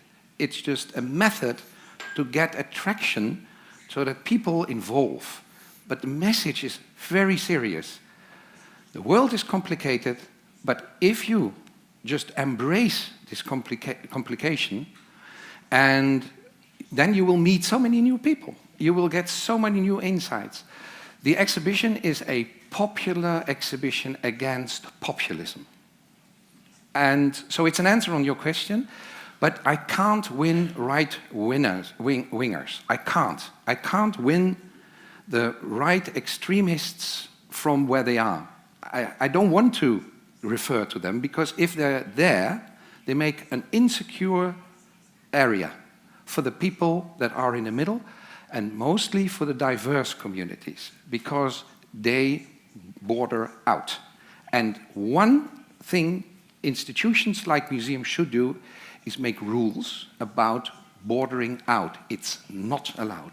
So every community that applies for a free space exhibition has one rule. You can tell whatever you want about your own group, but you are not allowed to border out anybody else. Tell about yourself and don't say anything about something. Maybe you have been prosecuted by Nazis, fine. Tell about the political system of the Nazis that killed your people. But don't talk about others, talk about your own history, and don't sort of exclude others. And this is a rule. And right-wingers always exclude. They're not welcome if they're doing that. And I'm not going to work with them. I'm not going to work with them. Because if I do, and I get them in my museum, and that is great, I've got right-wingers. No, it's not. Because the people that are discriminated don't feel safe. And they are the non-mainstream that are really now, so to say, need the attention to make our view of the world broader so that we can save this world. Because what is happening everywhere? What is our responsibility of that? What did Spain do in the history, and what is happening today, which still has to do with that? What did the Dutch do in history, which is still going on and going on? What did the British do, etc., etc.? So, I mean, let's talk about that. And so if the right-winger comes and says, oh, nonsense, no, it's not nonsense. Shut up. I'm sorry, I'm very clear about that. We're not there for people that border others out. If the left-wingers do it, okay, then also I've got a problem. And I have to be clear to them, please don't do the same as what the others do. Just try to be open to the world and to the gray mass in the middle, which we have to involve into the right direction. This is the movement we have to make. And we have to make young people very, very aware. And they are, I think, for their political position. And maybe the party politics don't fit to them, but they will be active. And you just explained that with your non-microscope vision on how they are. And my kids are 16 and 18 now. They are like that, and many of their friends are. And of course, they meet people in the street, and they are right-wingers, and they have problems with them, and they fight with words. But you know, that is just normal life. We cannot have an ideal community, a sort of paradise in this world where everything is all right. As long as the democratic, so to say, group which is in power has a democratic way of thinking, acting, and also governing the countries and the world.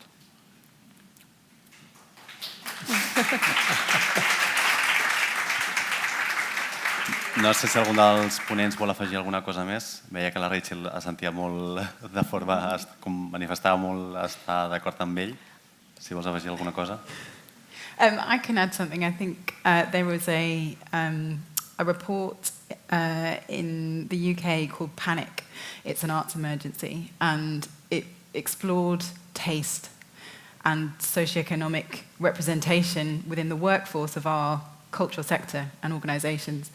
And I think what was really interesting there, and something that I think a lot about, is that we in the arts and cultural sector, we see ourselves as this liberal, open space. We invite everybody in. We are here for everyone. But actually, if you looked at the representation in the workforce across banking, transport, many other sectors, we were doing a terrible job. We're doing a terrible job at representing those from a wide socioeconomic background. And so I think in terms of how I completely agree with what you've just been saying, Paul, because I think it can be very easy to exist, particularly in kind of arts, cultural museum spaces in this kind of liberal space where actually everybody's welcome. But we have to really, we are public organizations, and young people are a mini public. We need to ensure that we are representing the views of all young people that want to come into these spaces. And we create a space. That's exactly what our collections can do. They open questions. They enable young people to, ask questions, to express themselves. And so difference and complexity of the world around them and what is existing in their lives is incredibly important to that. There are boundaries, of course, safety being absolutely paramount, but I think it can be very easy for organizations to lean in certain spaces, and it's very important, I think, to hold that kind of middle ground, particularly when working with young people. I remember being, I'm sure everybody is aware of what is happening in British politics at the moment. But flashback to a simpler time when Brexit had just happened, and we had a conversation with our Take Collective producers, expecting many of them to feel this deep despair that was happening in London. And actually, they were completely 50-50.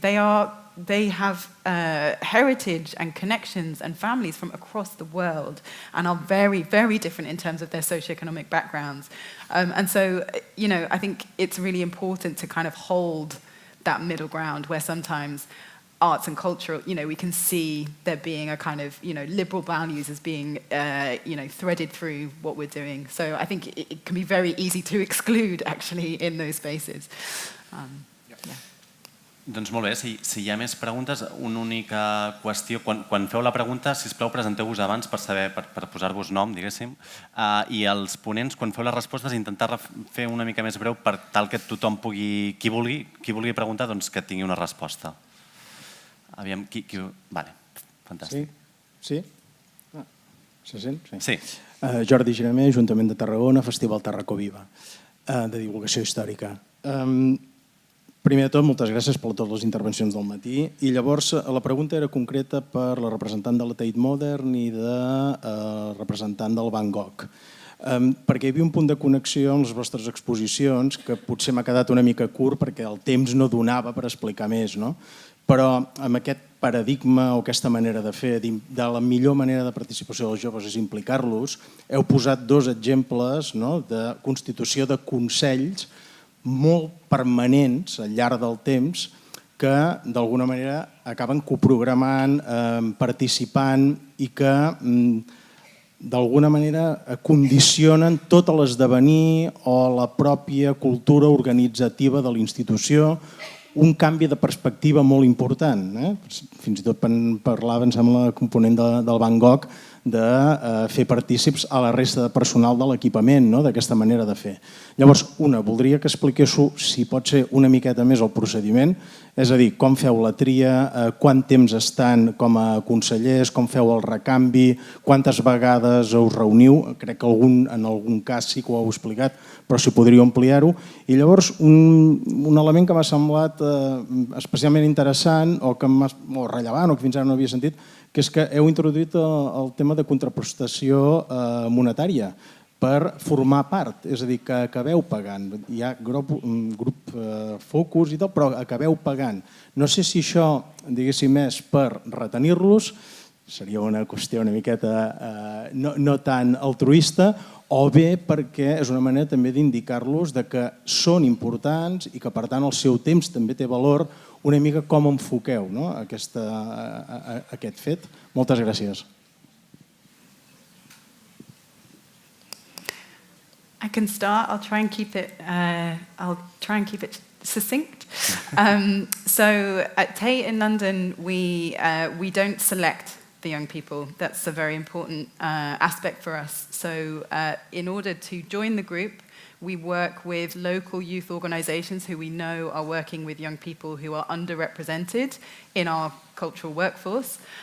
We invite them to a taster day. If they enjoy it, it's run by our existing group. So they might be a tour of the museum, a workshop, sometimes they've done a late night.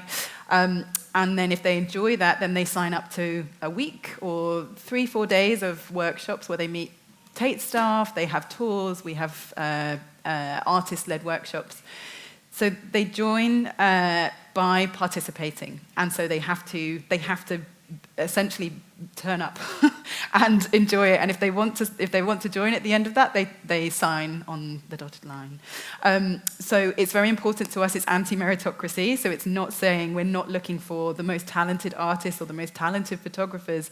We're looking for young people. And when we ask for referrals from the local organisations, it's about young people who really are in need of this community and are in need of, could really maybe falling through the cracks in other areas of their life. So we have a very open, it's a closed recruitment process, but it's also very open in terms of who can take part.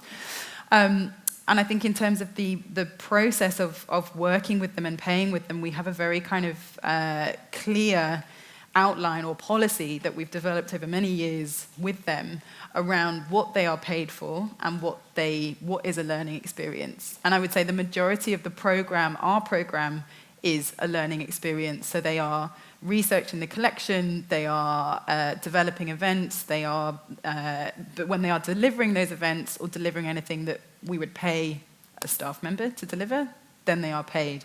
And the payment is about acknowledging their time. So from our perspective, we shouldn't be inviting young people to come and co-curate programs and then deliver, which is, they're gaining so much from that. They're learning skills, networks.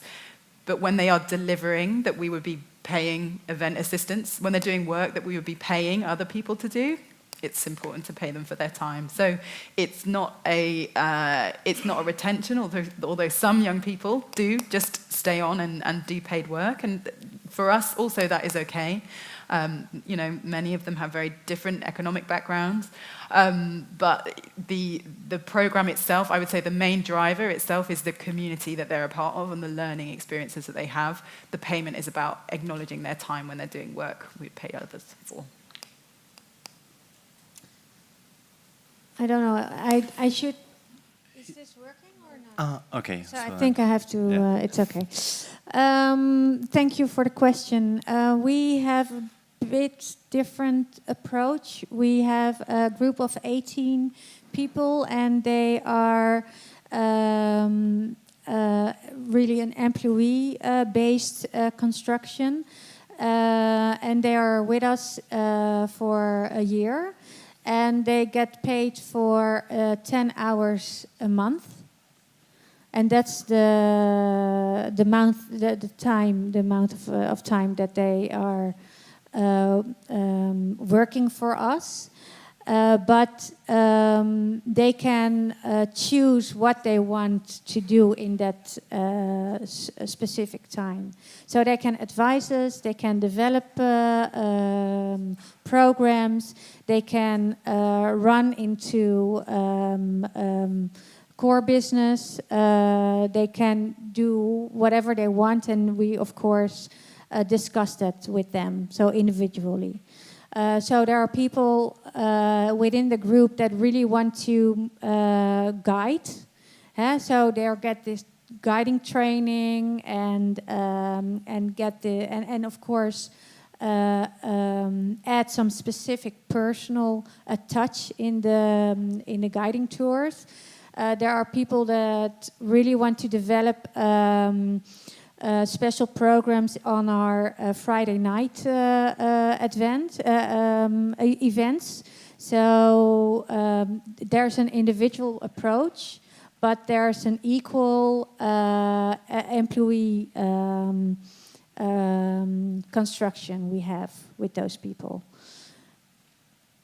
And because of the pandemic, we the group we have now is in the second period actually, because they couldn't do enough for us, and we couldn't give back enough for them. So we decided that we wanted to have this group for the second period. And they, of course, were they decided themselves if they wanted to continue or not. But most of the group continued the second period. Allà hi ha una mà alçada. Hi, just a short question. I was wondering, how do you mediate or how do you handle proposals that might come out of these groups but are not aligned with the values of the institution, especially when it comes to terms of gender, gender or racial diversity? How do you mix and match those two diverse visions? I com et dius, perdona, qui ets perquè sapiguem qui ets? Sí, perdoneu. My name is Ana Guarro. I'm from the Museum of Design here in Barcelona. Yeah, we do have discussion, of course, about that. But I think the space to have this discussion is even more important. And I have an example. We have a group of young people with a bicultural background. So actually, that's not really inclusive because we exclude the Dutch who only have a Dutch background. And we did have a great and emotional discussion about it within this group of 18 people with a bicultural background. And it was about the diversity. And if it was, and we wanted to bring in also people, young people with only a monocultural background. And we had a huge discussion about it. But the discussion itself was, I think, very vulnerable, and it was such a good open discussion where everybody could speak out their opinion and emotion. So it was personal, and that I think is even more important. And of course, when we do have interviews, so we do have we do need a personal motivation if they want to join the group, and there we really explain clearly what our values are. So, for us, I think it's a good question, and it's something that I think we are kind of constantly working on. You know, it's an imperfect practice. I think with our Take Collective producers, I think the in a word, I would say it's transparency ultimately, and it's constantly reviewing and working on that because there is work. So if we think about the iceberg, also there is work that we're doing with young people. And then there is also work that we're doing with the organisation. And so personally, I'm involved in a lot of organisational change strategies. I'm part of our race equality task force. I've been very kind of vocal, meeting directors, doing a lot of work with leading some work in our department. And for me, I mean, it's not only for me personally as a person of colour, but it's also, it's for members of my team and for Take Collective producers.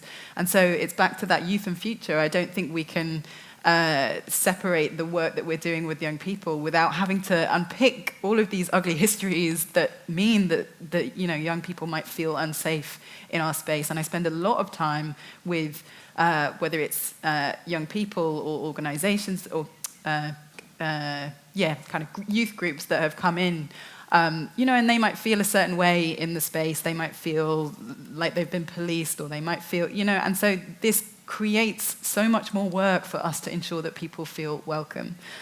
So I think it's about exposing the work that is happening, the conversations that are happening behind the closed doors, because there is work happening. We may not be perfect, there's a long way to go, but one thing, some of the practical actions, I suppose, that we have done is invite our Tate Collective producers to join our race equality network, for example. And so they are able to join and hear updates. There's a director sponsor at the moment, that's Maria Balshaw, director of all Tate. So she attends those meetings and we have conversations about what is happening internally. So for young people to be a part of those conversations makes it a lot more easier when those proposals or that, the ideas that may not be possible to execute as an organization feels really important. And I think the other thing is about connecting young people to leadership. So we've had sessions, for example, with our head of director's office, who has our kind of key link into DCMS, which is our representing Tate within government, with trustees. So we have a youth engagement trustee. So ensuring that young people have the opportunity to be in front of people in, strategic leadership decision-making roles within the organization and understand how, because there are many things that we, Tate has this kind of unusual, we're a non-governmental departmental body, which means we're government funded, but we are not part of the government. We are arm's length, we call it. And so that, that has all sorts of impact around what we can do and how we can, what we can say and how we program. So it's important, I think transparency is my short answer. En aquests moments estem ja passats de temps. De totes maneres, si voleu, si a tothom li sembla bé, allarguem menys de 10 minuts fins a les 2, però allà ens plantem perquè tothom tingui temps per dinar i a 3:45 estem aquí. Llavors, això, si algú vol fer una pregunta més, que em feia l'efecte que algú volia preguntar, pregunta ràpida, resposta ràpida si pot ser, i així a les 2 tanquem ja aquest torn de preguntes. No hi ha preguntes? Pensava que sí. Si no n'hi ha... Doncs bé, moltíssimes gràcies. Ens veiem, com deia, a 3:45 per seguir aquesta jornada. En aquest cas, xerrarem amb els integrants del canal Malaya perquè ens expliquin una mica com fan aquesta aproximació també amb els joves, amb aquesta aposta per trobar referents culturals en català. Llavors ens veiem d'aquí una estona. Moltíssimes gràcies i sobretot deixeu els aparells de traducció simultània, sisplau, a l'entrada. Gràcies.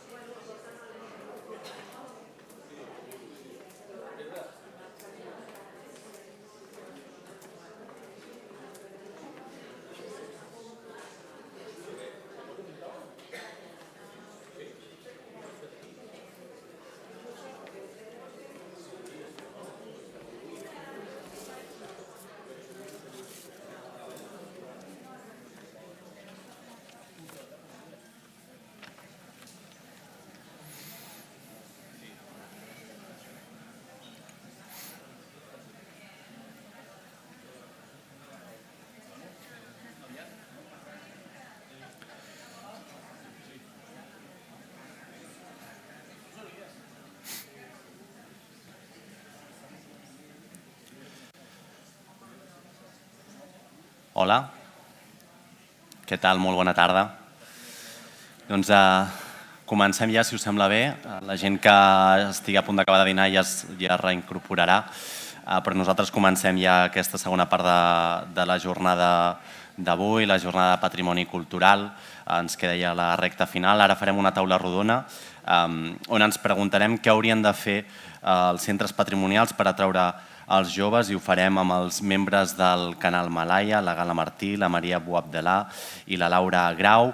Moderarà aquesta taula rodona el Guillem Estadella. Els demanem ja que vagin pujant a l'escenari per començar aquesta taula rodona. I perquè tothom es pugui situar, qui no conegui què és el canal Malaya, es tracta d'una associació sense ànim de lucre, gestionada per joves i que té com a objectiu, entre altres, generar continguts audiovisuals per al final aconseguir que hi hagi nous referents culturals, nous referents audiovisuals i també, molt important, en llengua catalana. Així que, quan vulgueu, comencem aquesta taula rodona. Moltes gràcies, Edgar. Fort aplaudiment per aquest nano. Per favor, un tio amb un look trencador. Així, rotllo l'último mohicano. Està molt bé, està molt bé. Bueno, què tal, com esteu? Estàs bé, Edgar, sí? Sí, molt entretingut aquest matí. No sé si ho has pogut seguir via streaming. Sí, ha estat molt interessant. Ha estat... Bueno, no m'ho he perdut res. Fantàstic, doncs me n'alegro. Doncs molt bé, escolta, molt bé, Edgar, bons pantalons. Veig que t'apreten bé, Bueno. Potser hauríem de comprar una talla més gran, però bé. Jo crec que no, jo crec que estan bé així. Va, t'agrada marcar, bribón? No. Apa, que vagi molt bé. Gràcies, Edgar, fins ara. Bueno, què tal, com esteu? Som la gent del canal Malaya, Laura Grau, Gala Martí, Maria Boabdelà. Fort aplaudiment per aquesta gent, si us plau. Jo m'encarregaré una mica de gestionar això perquè sigui divertit, sigui una mica dinàmic i que jo sé que veniu de dinar tots i totes i que ningú acabi dormint-se. Aquesta és la nostra intenció, que no us adormiu. Bàsicament avui parlarem de patrimoni, parlarem dels joves i els museus, que de primera sembla una mica dos pols una mica oposats. Veig poca gent jove. Hi ha una dona amb taca-taca que aixeca el braç, calmis. La idea és trobar una mica la incògnita de per què els joves no anem als museus, i aquesta és la primera pregunta que plantejo. No sé si, Laura, vols començar tu, que ets una tia... Tu vas de museus, Laura? No gaire, la veritat. No? I per què? No et mentiré. No? Quin és l'últim cop que has anat a un museu? És que clar, quina pregunta. Potser l'últim cop va ser anar al Cosmocaixa a tercer d'ESO, no va en broma, Em fa molta vergonya d'admetre. Jo crec que vaig anar al Museu Egipci a primer d'ESO, aquí al costat. I ja està. El Cosmocaixa també, no? Gala? Jo fa un mes vaig anar a un museu. Perquè tu ja sabies que havies de venir aquí i volies quedar bé. No, perquè a València tenim un museu arqueològic molt xulo i vaig dir, tinc una visita, venia una amiga i vaig... És de València, no de Lleida. Que li molesta. Gràcies. Bueno, Laura, per què creus que no anem els joves als museus? Primer de tot, jo crec que perquè no està... O sigui, no és una cosa que tenim al cap. Jo crec que és el primer que se m'acudeix, perquè si penso si jo tinc interès real en anar a visitar un museu de qualsevol tema cultural, a mi m'interessa. Vull dir, jo quan m'hi trobo circumstancialment allà, l'últim cop que vaig anar a un museu no va ser el Cosmocaixa, ho he dit una mica en broma, però quan a la uni m'han fet anar a veure alguna exposició o m'han fet anar a veure algun museu d'art o de ciències o del tema que sigui, o de literatura fins i tot, sí que m'ha interessat un cop he estat allà, però si algú no m'obliga físicament a anar a aquell museu perquè és necessari per aprovar una assignatura o perquè hi vaig a treballar, perquè també he anat a dinamitzar algun acte com aquest que estem fent avui, no és una cosa que forma part del meu pensament al dia a dia. Llavors, no està present. D'alguna manera no tinc prou inputs que a mi em diguin vés al museu o vés a aquesta exposició o a aquest acte en concret perquè t'agradarà, o si ho veig tan de passada que no hi penso més, vull dir, no ho retinc al pensament. Jo crec que aquest és un dels principals motius pels quals no hi vaig, perquè no és que no m'interessi, és com que no hi penso. Igual que sí que penses, ara seran les Fires de Sant Narcís de Girona. Vaig a mirar expressament quins concerts hi ha perquè m'agradaria anar-hi, perquè és una cosa que ja hi penses habitualment, no? D'anar a un concert, però anar a un museu no és una cosa que estigui en el meu pensament ara mateix.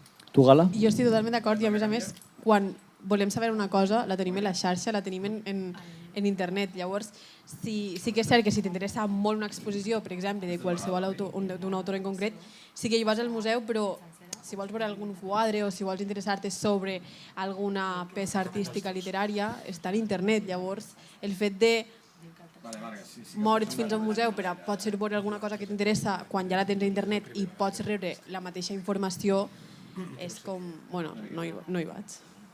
Jo crec que, a part de que no ho tens al cap, diguéssim, no és una cosa que tinguis al cap, és que, a més, tinc la percepció que és una cosa que està concebuda com avorrida. O sigui, anar al museu és com, buf, vaya tostón. Perquè jo tinc una germana que és molt més jove que nosaltres, té 13 anys, i quan jo li dic, va, anem a aquest museu que no sé què, diu, no, o sigui, en plan, jo ho veig, o sigui, jo li puc plantejar com un planazo, però per ella és com, no, és molt avorrit, i a part d'avorrit, crec que també es veu com una cosa elitista i una mica com intel·lectual, llavors sí...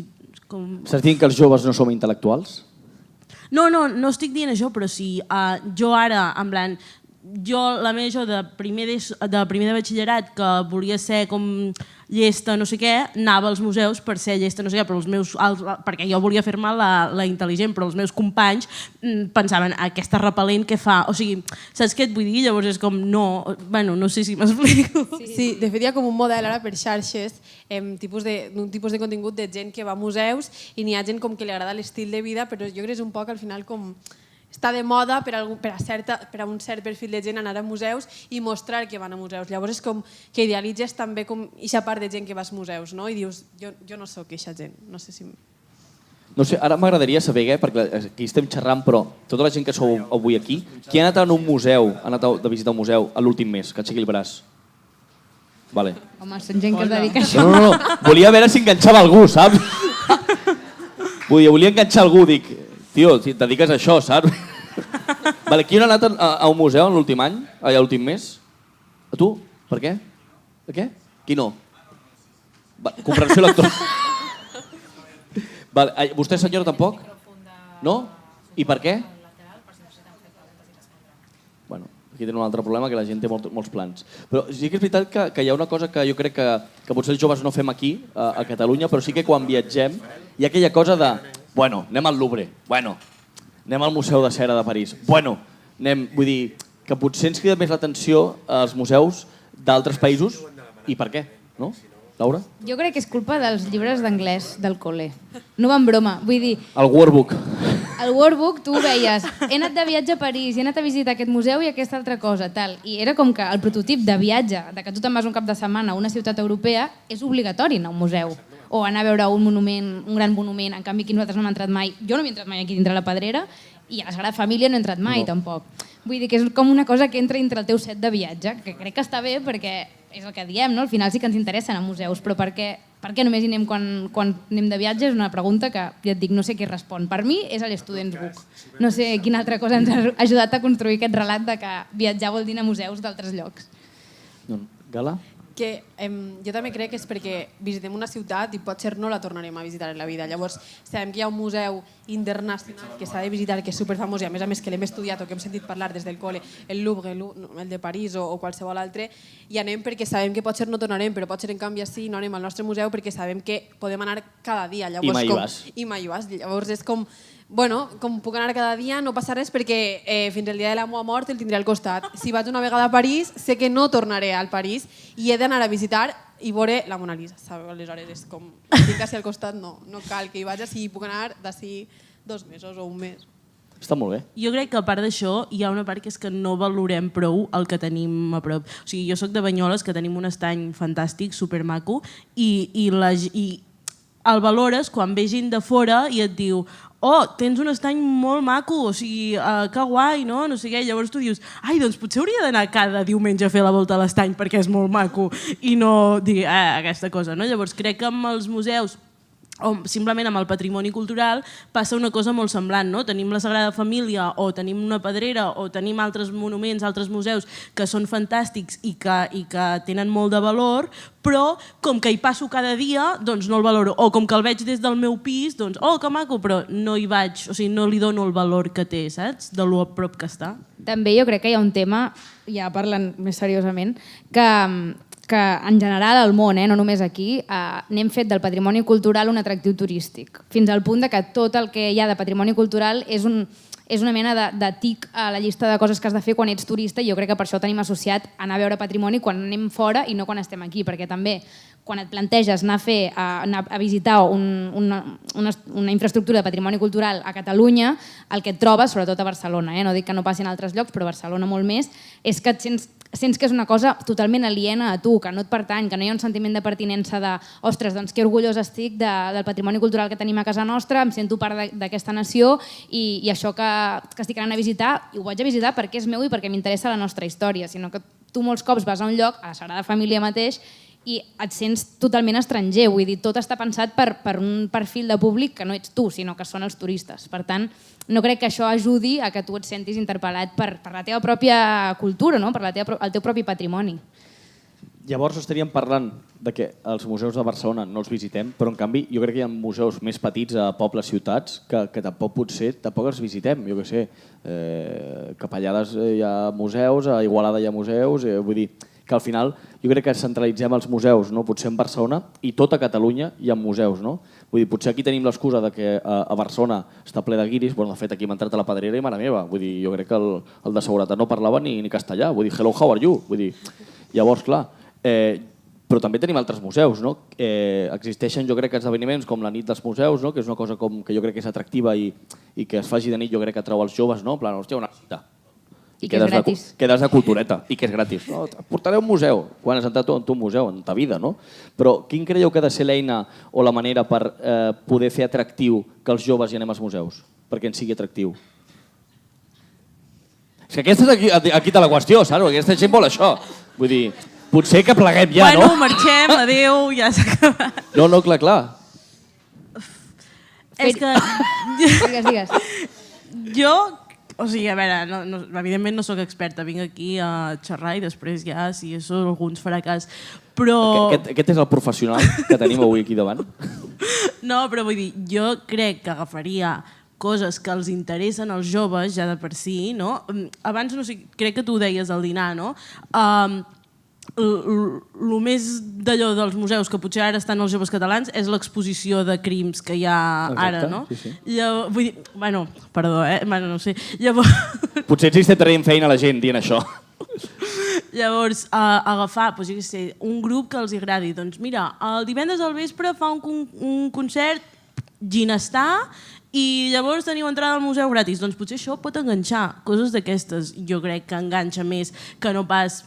jo què sé, fer un post a l'Insta, promocionar-lo a tope de els dissabtes gratis i ja està. Saps? Perquè, bueno, el que dèiem abans, si tu ja no ho tens en el cap de coses que vols fer, doncs tampoc hi aniràs encara que sigui gratis, o sigui, saps?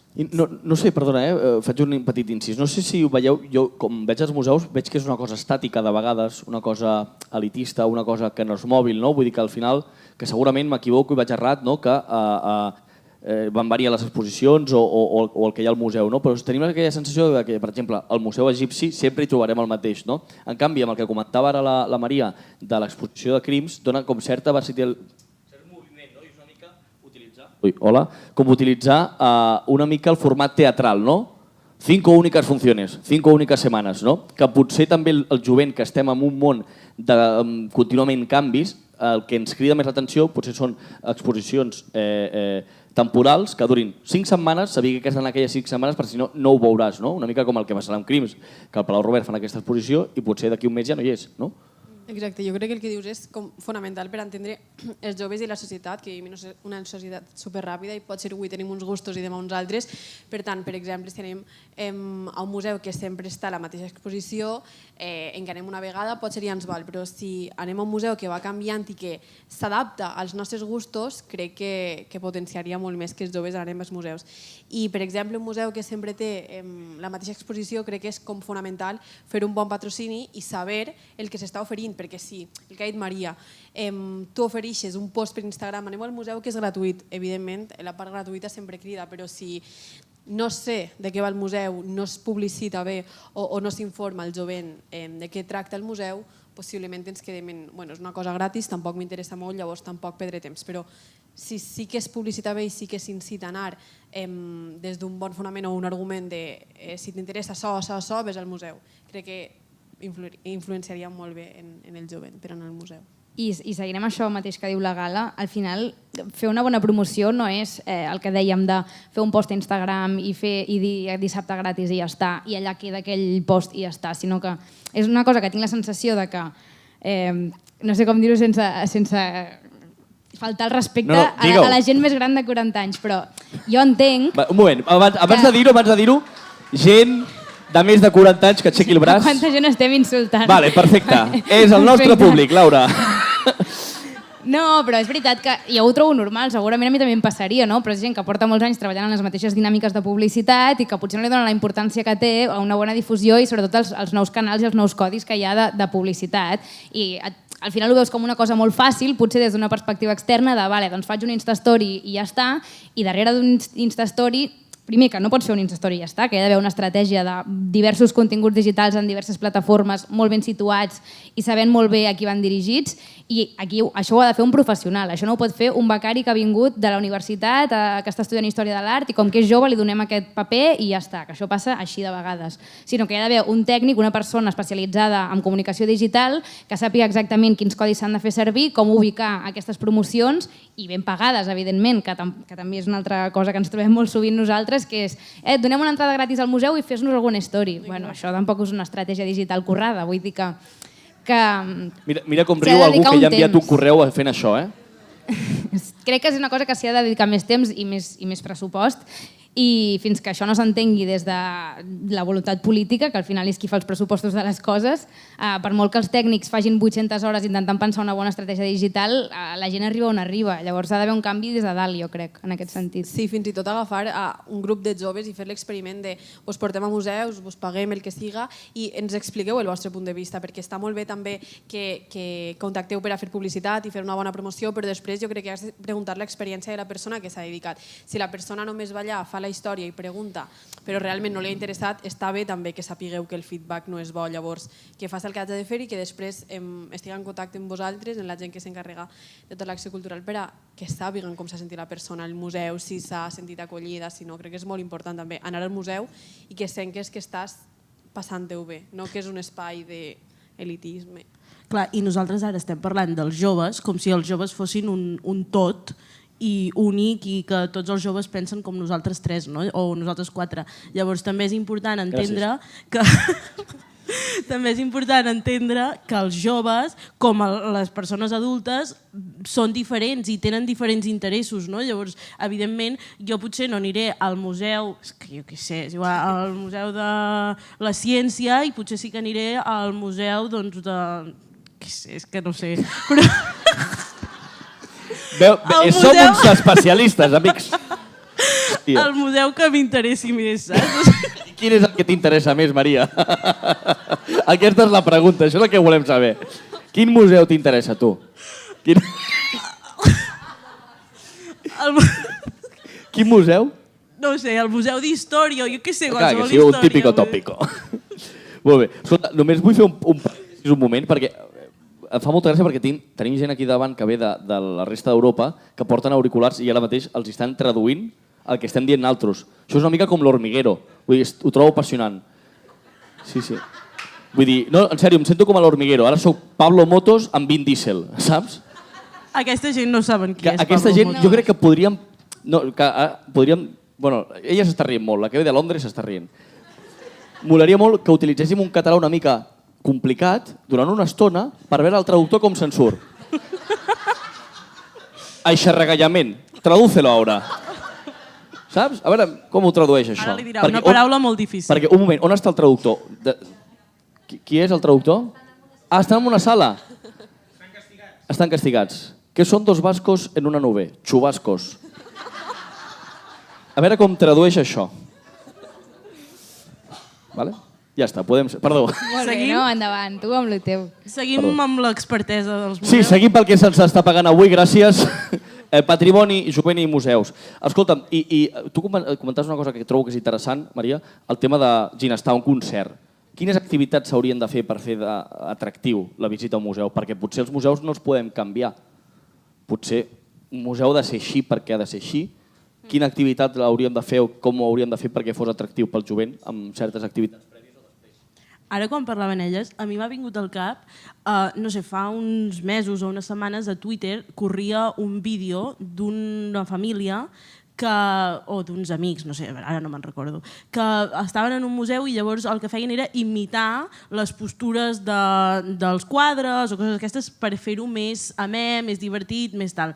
Llavors, anant amb la línia del que comentava la Laura de l'estratègia digital, això és un bon exemple de dir, doncs mira, podeu fer això, o sigui, hi ha una altra manera també de veure els museus que no és la d'anar amb el fulletó així mirant i el guia i ja està, sinó que pot ser molt més divertit, molt més vivencial i molt més des de l'experiència i no tant des del coneixement pur i dur, saps? De dir, jo vull saber que la Mona Lisa la van pintar el 1000 no sé què, saps? I, bueno, com a activitat, això. Sí, no sé quina... O sigui, Laura, digues. No, jo d'això que diu la Maria també trobo interessant el fet de relacionar l'activitat amb realment la temàtica del museu, perquè també alguna vegada s'han vist estratègies en plan, bueno, això, no? Pues que toqui Ginestar al Museu d'Egipte. Dius, què té a veure Ginestar amb el Museu d'Egipte? O convidem a birres després d'una visita guiada. Les birres, ok, però no tenen relació com amb res del que tu vols transmetre del teu museu. Llavors, a vegades jo crec que hi ha la sensació aquesta elitista que dèiem al principi de que als museus hi ha coses que no tenen a veure amb la nostra vida personal, que no ens interpel·len a nivell humà, que és una cosa a la que no hi connectem de cap manera i que, en canvi, segurament, darrere de les coses que hi ha exposades en aquell museu, hi ha coses que poden connectar amb el nostre dia a dia d'avui. Llavors, crec que una de les feines interessants que pot fer la gent dels museus per apropar-nos al seu contingut és trobar aquestes connexions, de dir, doncs, jo què sé, agafar un pintor que estigui exposat en aquest moment al museu i pensar quin element de la seva vida o quin element de la seva obra pot arribar a connectar en aquest moment amb coses que vivim avui en dia. Doncs, jo què sé, salut mental, que potser és aquí trobar temes que atraiguin el jovent. Exacte. Jo entenc que el jovent no som el tant per cent majoritari de la població i que han d'existir els museus tal com són ara, però potser s'han de crear nous museus, perquè la meva percepció de cara, no sé com ho veieu vosaltres, amb els museus és que és una cosa com molt estàtica, que hi ha un quadre aquí, hi ha un quadre aquí, tal, la meva percepció. En canvi, no sé quina ha de ser l'eina per crear nous museus, saps? Com han de ser els museus del futur, no? Com el podem fer atractiu? Ha de ser tot digital? Hem d'anar amb un mòbil i anar jugant? Vull dir, quin hauria de ser el museu per fer-lo atractiu a través també d'aquestes activitats que comentàvem? No ho sé. Gala? T'has quedat en blanc, No, és que estava pensant això que has dit del mòbil i, per exemple, a mi quan entro a un museu m'agradaria com desconnectar del mòbil. Vull dir, ara hi ha com tots QRs, bueno, ara els museus s'han digitalitzat un poc, llavors està com la descripció i després el QR. I a mi em fa com molta mandra agafar el mòbil per a informar-me, perquè és el que dèiem abans, si tu vols realment informar-te sobre un quadre no cal que vagis a un museu. Llavors, no sé quina és l'eina perquè els museus diguen, perquè tampoc anem a canviar els quadres de lloc o no sé, crec que això és com va molt més enllà o a construir un altre museu, pot ser, però sí que incitar a relacionar el context dels joves el museu. O, per exemple, sales, del que dèiem abans, on es facin exposicions que vagin movent-se i després, si a tu t'interessa l'art de sempre i el museu de sempre, sí que vas, però no sé respondre quina hauria de ser l'eina perquè els museus canviaren totalment. Crec que tampoc poden canviar els museus totalment. S'haurien com d'adaptar, no canviar. Maria? No sé, però també penso que, a part dels mòbils, bla, bla, bla, també ens agrada tocar les coses, o sigui, tenir una part de dir, doncs mira, que guai. És que quan posa no tocar, a mi em fa com ganes de tocar el quadre. I són també les coses que més recordes, perquè jo ara pensant en museus que realment em van cridar l'atenció, al Museu Dalí hi ha com tota la part sobretot la sala aquella del quadre, que tu pots posar en un lloc i veus les coses diferents i tal, vull dir, són com coses molt vivencials. Al Cosmo Caixa tot es pot tocar i tot es pot com que hi pots jugar d'alguna manera. Sí. Molt d'acord. Molt d'acord. Tornant amb el tema dels museus de cara a un futur, no? Quines creieu que haurien de ser els temes dels que hauríem de parlar? Parlem de Crins, per exemple, un fenomen que funciona molt bé entre el jovent i que ara té la seva exposició. No sé quins temes us agradaria veure en museus. No sé si salut mental comentaves abans, sexualitat, humor, què us agradaria veure en un museu? Jo crec que la Laura l'ha clavat abans en salut mental, ara tu en sexualitat. tampoc cal que fem un museu de xafardejos, no? Estaria realment... Museu Sálvame. Home, a mi una exposició que m'encantaria és, jo què sé, doncs això, de quina manera s'ha plasmat, per exemple, en la mitologia grega, tots els merders que hi havia entre les persones que apareixien a les històries de la mitologia grega i que t'ho expliquessin d'alguna manera, doncs això, rotllo premsa rosa. Jo hi aniria, t'ho prometo. Vull dir, prefereixo això que una interpretació Las amantes de Hércules. O un museu de moda, per exemple. Bueno, suposa que ja hi haurà, però com la moda torna i temes actuals, crec que no és molt difícil anar a un perfil d'un jove i saber que no consumeix diàriament la Venus o la Mona Lisa, vull dir. Sí, vostè creu que sí, senyora? Sí, perquè hi ha museus de moda. Sí? Bueno, doncs això ens ho apuntem per la propera i ja hi anirem allà, no? Com es diu? Disseny de què? Museu del disseny. On està? A les Glòries, doncs ja ho tenim. Ah, el disseny Hub, sí. Ah, conya. Aquell edifici lleig, sí. La grapadora, sí. Veus? Potser hauríem de començar per aquí, no? No sé, de cara a treballar amb els museus, com comentaves tu, Gal, abans, d'incorporar el jovent, vosaltres us veuríeu capacitades a treballar per fer els museus més atractius amb el jovent? Vull dir, si fos vosaltres, Laura, et fan presidenta directora del Disseny Hub. Déu me'n guard. O sigui... Sí, a mi no m'importaria com... O sigui, evidentment no tinc formació d'això, no em dedico a això i Déu me'n guard d'haver de decidir jo l'estratègia que han de fer els museus per apropar-se als joves, però sí que és veritat que crec, com hem dit al principi, que potser una bona estratègia per apropar-se als joves és escoltar els joves. Vull dir, primer estem nosaltres aquí, però igual estaria bé que cada museu que vol millorar aquest àmbit convidi a unes quantes persones del seu sector, doncs jo què sé, si és un museu d'art del sector artístic jove i que diguin què podem fer perquè gent de la vostra edat vingui aquí o els vostres amics que potser no els interessa l'art o el que sigui. Vull dir, crec que seria un experiment interessant de fer per part de tots els museus, d'agafar gent que no en tinguin idea i que entri allà i que li digui què farien ells, no? No ho sé. Igual que crec que... O sigui, jo no em veuria capacitada perquè això no tinc ni la formació ni res, però a vegades sovint... o sigui, crec que no passa amb els museus, però amb altres tipus d'institucions és com, bueno, mira, això els hi direm a aquests influencers que ho diguin i ja està, com que els hi pagarem una mica, ho diran i tothom vindrà. I és com, no, o sigui, no es tracta d'això, sinó que es tracta del que deies abans i seguint amb la mateixa línia, que hi hagi una estratègia, o sigui, l'estratègia no pot ser que un dia li diguis a un influencer que té molts seguidors que faci una story, que faci un no sé què i que digui, o que hi sigui, que vagi al museu i llavors la gent hi anirà, perquè és mentida, o sigui, la gent no va per l'influencer o per no sé què, sinó que és tot, saps? Semblant tot les petites feines que vas fent fan que al final acabin vinguent, però si no, no et vindrà ni Déu. Exacte, jo crec que has de buscar un perfil superconcret, hi ha molts perfils de divulgació de ciència, de literatura, de qualsevol àmbit, en seguidors, i crec que aquests perfils que la gent veuria que són perfils informats, publiciten alguna cosa i sí que funcionaria, però sense formació no crec que ningú estigui capacitat. Teniu amics que vagin als museus? Coneixeu, sí? Sí. Jo no. Sí? Sí, però... No, Maria, de tu ja no m'ho esperava res. Els meus amics no són. Però perquè tenen uns estudis com molt concrets, en plan gent que ha estudiat humanitats, gent que ha estudiat història de l'art, gent que ha fet estudis literaris, vull dir, gent molt formada, que ja li interessa això de per si, però en canvi persones, ja et dic com jo, que no tinc cap formació d'aquest tipus, o el meu amic el del futbol, o gent que té aquest tipus d'estil de vida... Però potser hem d'anar aquí, hòstia, un museu del futbol, un museu de Messi, no? Sí. Bueno, el museu del Barça... Segur que és dels que té més èxit. Sí, segurament és el més visitat a Barcelona, no? Sí? I el més car? Bueno, per algú serà. Tu, Gala, tens amics? Jo és que... Laura, o sigui, tens amics que vagin als museus. No, Laura ha esmentat el món de les humanitats, llavors jo soc filòloga i aquest món em toca un poc, aleshores sí que el meu cercle sí que sol anar als museus, però és totalment pel que ha dit ella, perquè tu estàs en un àmbit de les humanitats que t'interessen, en la carrera durant 4-5 anys de la teva vida estan potenciant-te molt de material i aquest material tu després el focalitzes on vols i els museus és una molt bona manera d'aprendre sense anar a classe i sense fer avorrit. Llavors jo sí que toco els museus un poc més de prop, però tampoc. jo els meus amics de tota la vida, o sigui, del col·le, diguéssim, no, perquè a més estudia en ADE, vull dir que no és que... Bueno, potser hi ha gent que estudia ADE que té molt d'interès per la cultura i no sé què, però els meus amics no. I llavors, els amics que he fet a la uni... Algú d'aquí ha estudiat ADE?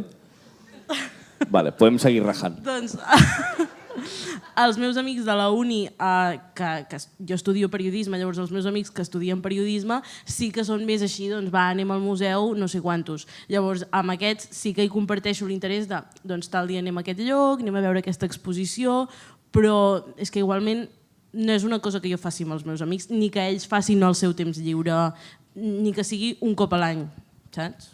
Jo ara potser us espantareu amb el que plantejaré ara, però, hòstia, i si, desgraciadament, és el final dels museus? Vull dir, els museus no poden evolucionar, no poden ser atractius, no tindrà públic, no? No pensis que no m'ho he pensat, abans de venir aquí. Sí? Sí, perquè ho pensava i dic, realment, doncs, el que dèiem al principi, potser un dels motius pels quals ara mateix anem als museus és perquè s'hi fa alguna cosa, perquè hi ha un acte especial, perquè hi ha un concert, perquè hi ha una experiència interactiva exclusiva, el que dèiem abans, però és com per un moment concret. Llavors, quina diferència hi ha entre un museu que fa un acte i tu hi vas per aquest acte o l'acte en si fora del museu? Vull dir que si al final el que estem dient és que per anar a un museu hi ha d'haver una excusa especial, una festa o algun acte d'algun tipus, potser és que no té sentit el museu com a tal, que és una cosa que està allà 24/7, 365 dies a l'any. Ha de ser una cosa potser més efímera, més volàtil, que no necessiti un edifici, que no necessiti una infraestructura fixa, sinó que és una cosa com més això, efímera, que una setmana fas una cosa en un lloc i una altra setmana fas una cosa en una altra i la gent va com en aquests actes més vivencials que li criden l'atenció, però a veure una cosa fixa que està allà sempre, a la societat d'avui en dia, amb quina altra cosa ho fem a la vida? No ho fem en cap altre tema, vull dir... És que jo crec que no està lluny de la realitat del que has dit de la mort dels museus, tant de bo que no, però si la mitjana dels museus és de 40 anys ara mateix i al col·le se'ns obliga a anar als museus 2 vegades a l'any, però realment, o sigui, jo recordo les visites al col·le, sí, anem al museu, anem a veure l'obra teatral, però realment ja està, perquè toca, perquè ho posa la programació i perquè ho diu l'educació, el que siga, però crec que no es dona més rerefons, llavors crec que potser és un problema de base. Si tu des de menut en casa pot ser, si tens uns pares superculturetes, el que siga, sí que se t'ha educat així, però a classe vas les 2 vegades perquè t'han obligat i no se li dona més rerefons, llavors tu aniràs creixent i no estaràs interessat mai de la vida. Llavors crec que, a part d'un problema de tot el que hem parlat, també és un problema de base i d'educació. Jo sóc una mica conservadora, llavors espero que no sigui la mort dels museus, però jo crec que, ara quan tu parlaves, Gala, m'ha vingut al cap, jo crec que un dels problemes... un dels problemes és que, clar, tu ets petit, estàs al col·le i vas a un museu i et fan un tostón d'exposició. O sigui, jo me'n recordo que vaig anar al Museu Marítim, crec que es diu, aquí a Barcelona. Maria, no sap res. On està l'encarregat del Museu Marítim? Hi ha algú encarregat del Museu Marítim. Sí? Ei, postela marinera, I llavors... No, però jo tenia 6 o 7 anys i llavors la persona que ens feia la visita... Reconeixes alguna cara? Que no fes la visita a aquell tio? No ho sé, però és igual, però això passa en molts museus. Llavors, la xerrada que et fan és com... És que no està adaptada. No sé què, no sé què... I tu t'estàs... O sigui, tu no en tens ni idea, t'estàs adormint i no saps ni què estàs mirant, no saps res. Llavors, clar, si ja de petit amb el col·le vas a això i penses que és avorrit, quan ets gran et queda el record de quan ets petit. Llavors, si tu no actualitzes això, et quedes allà, saps? Però jo crec que és avorrit perquè no s'adapten... Bueno, tu ho sabràs més que nosaltres, però jo crec que és avorrit perquè no s'adapten i pot ser el que... El què?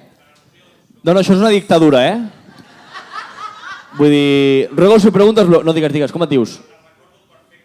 Sí? Sí? Vols dir-li alguna cosa ara a la cara?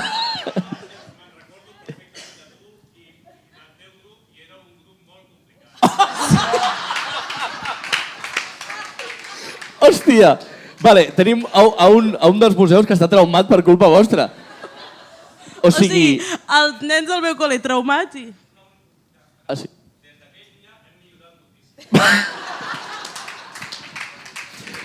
ara en sèrio, no era una cosa... No, Maria, has de tornar.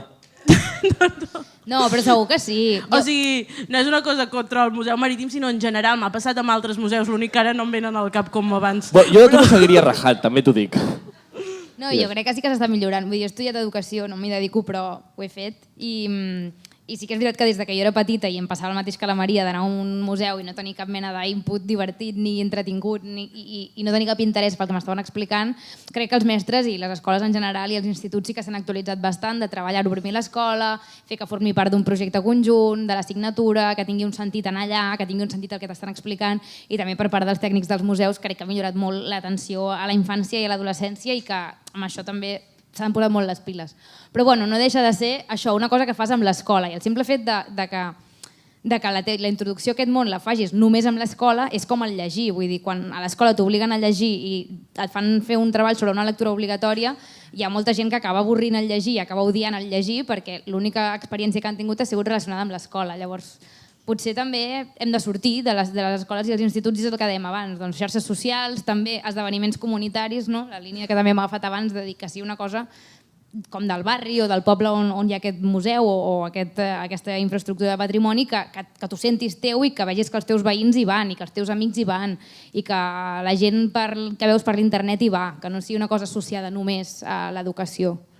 Però potser llavors aquí hi ha dos tipus de museus, no? Barcelona, que és una ciutat molt turística, potser aquests museus han de fer d'una manera per atraure de nou els barcelonins i gent de Catalunya, i potser els museus que són una mica més petits arreu del territori ha d'haver una altra estratègia, no? Vull dir que també al final jo crec que no ha de ser una estratègia homogènia, sinó que ha de ser diferent per cada tipus de museu, no? Perquè el Museu Marítim aquest, que és superxulo, que a mi m'encanta, em torna loco, jo crec que estic arreglant lo teu, ¿vale? Millor. A mi em va encantar, mira, lo dels dofins jo vaig flipar, A mi aquella cosa de com folla los delfines, loco, em vaig quedar. A veure com això ho tradueixen a l'alemany. No, ostres, jo crec que és molt diferent també per temàtiques, no? Vull dir, el museu egipci, vull dir, com ho tractes, no? Jo crec que és important que del que potser estem comentant aquí, del que s'ha de posar en un futur, no és una cosa homogènia, sinó que ha de ser diferent i que al final, com les coses, tots els joves som diferents. Vull dir, els 4 que som aquí avui som molt diferents i cadascú té gustos diferents, i crec que al final no hem de pensar en els joves, com deia la Maria, si no m'equivoco, en un conjunt, sinó com en un sector de la població que pot ser molt divers, i avui dia que també els joves estem encara molt més tombats, vull dir, jo crec que al final és important que cada museu utilitzi una estratègia per atraure no els joves, sinó els joves que puguin estar interessats en aquella cosa. Per exemple, Maria, tu a quin museu t'agradaria anar, a part del Marítim? És el segon cop que li preguntes. No, però jo crec que al final és important de dir, hòstia, no quin museu, quines curiositats tens tu? Mira, què t'agradaria? Mira, a mi m'agradaria algun museu que tingués alguna exposició, alguna cosa relacionada amb la música, que sigui com tipus escoltar mentre no sé què, no sé quantos, alguna cosa així estaria molt guai. Això al Mediamar també ho tenen, amb els discos. Bueno, ja, però no és un museu, no? Gala? No, és que a mi realment en història, arqueologia, literatura ja està inventat, llavors alguna cosa de sexualitat, per exemple, sí. Vale. Museus de sexualitat, com a tal, n'hi ha? El de les Rambles, bueno. La Marilyn citada a fer la guia. O sigui, un museu de sexualitat en el sentit de estan havent ara molts canvis a nivell social, molts canvis en els joves, moltes noves corrents, i que s'informe, que hi hagi un museu explicatiu de tot el que està passant. I ja no per a nosaltres, o sigui, per a nosaltres els joves sí, però que una persona de 40 anys, ma mare, per exemple, és professora i de vegades li arriba un alumne i ma mare m'ho ha de preguntar que puc anar a un museu i que diga què és això, per què no puc entendre el meu alumne o per què no puc entendre els joves. Si vas al museu potser t'ho soluciona. No, que crec que de museus ja n'hi ha bastant de tot. Vull dir que els temes jo crec que estan bastant coberts. El que veig és que hauria d'haver-hi algun tipus de vinculació amb l'actualitat. Potser també és d'efecte professional, que tu i jo ens dediquem allà a l'entreteniment i tot el dia estem buscant el link entre la separació de Laura Escanes i Risto Mejide amb la tonteria que volem parlar avui. Però bueno, potser és una cosa que també han de fer els museus, dir, doncs jo soc al museu això de la sexualitat, que segur que n'hi ha algun ja que no coneixem, i tal, i ara està molt a l'ordre del dia la llei trans, perquè si està bé, si està malament, doncs potser és una cosa cosa que ells poden aprofitar per fer-se autobombo per les xarxes socials i pels mitjans de comunicació de «Ei, us interessa saber més sobre aquest tema? Doncs des del museu us podem donar una perspectiva diferent perquè tenim aquest material, aquest i això ens pot donar una mica més de context que no pas a les notícies o no pas a TikTok o a l'influencer de confiança que tens tu que t'explica aquest tipus de coses». No ho sé, igual sí que hi ha d'haver un enllaç entre l'actualitat i el que tu pots oferir per enganxar qui estigui interessat en aquest tema, no?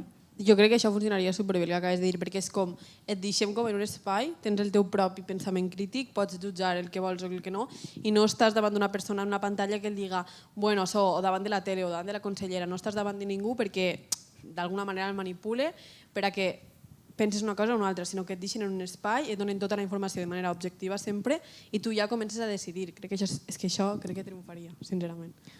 No sé si potser és un raonament que estic jo ara tenint mentre estem parlant nosaltres, però ara m'ha vingut al cap. Jo, per exemple, potser ara sí que he anat a més museus dels que crec. Per exemple, el World Press Photo fa una exposició sobre les fotografies, i torna una mica al tema, que és una exposició d'actualitat, una mica jo crec que és el que resumíem fins ara, una cosa d'actualitat, el resum de les millors fotografies de l'any, una cosa que dura només un temps. No sé si potser els museus haurien de començar a fer el que tu deies, de relacionar, sé que potser és molt complicat relacionar, jo què sé, el pantocràtor de Taüll. No, i és una mica clickbait i és una mica sensacionalista. Clickbait, però... És tractar-nos com a tontos? Una mica sí, però també et dic que el món va així, ara mateix. Sí, vull dir que jo m'hi dedico i em sap greu dir-ho, però és que fem això, tu i jo, normalment. Tractar la gent com a tontos, no? Sí, avui estem fent això amb vosaltres. No. I també una altra cosa que jo pensava, que no sé com veieu, perquè ara estem parlant dels joves d'una franja de... Quants anys tens, Maria? 20. 20 a 27, Laura? Sí. Vull dir, clar, som una franja de 7 anys, però és que, clar, darrere nostra ve una altra generació amb un pensament totalment diferent. Jo tinc una germana de 19 anys que li dius museu i diu, what the fuck, tio? Vull dir, és o què? Què lo què? Vull dir, jo crec que potser, ara faig un plantejament una mica irònic i divertit, però potser no vaig desencaminat. Potser d'aquí uns temps haurà d'haver-hi un museu del reggaeton. Vull dir que, clar, si volem fer les coses atractives pel jovent, al final ens estem preguntant una cosa entre aquesta franja d'edat dels 20 als 27, però, ostres, la gent que ve darrere té un altre pensament, una altra manera de pensar. Jo crec que el problema, torno al principi, és que els museus són una cosa molt estàtica, o és la percepció que tenim els joves, i ha d'estar en constant canvi perquè les generacions que venen cada cop són més efímeres. Vull dir, tu i jo, Laura, tenim 26-27 anys i hi ha gent de 19 anys que no entenem del que parla de vegades, i és així.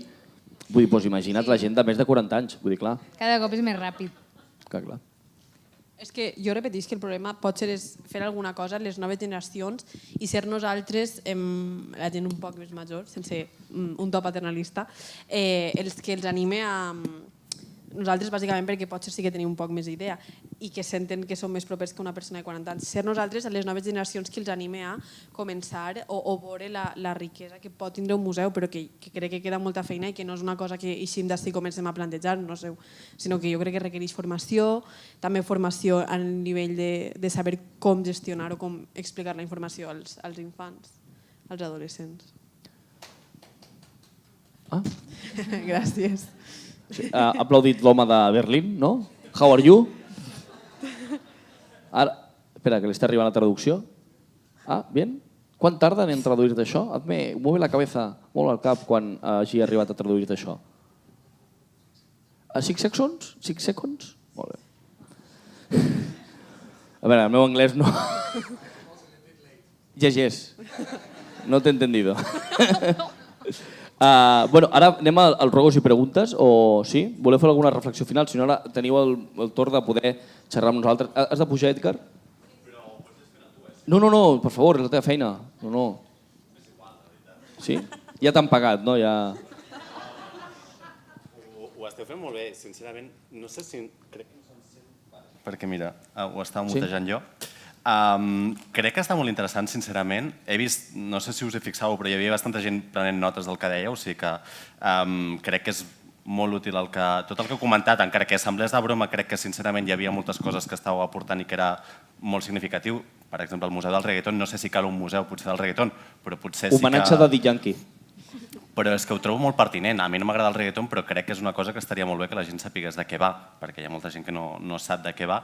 Potser no cal un museu, però sí que una exposició, que també és una de les coses que estàveu comentant.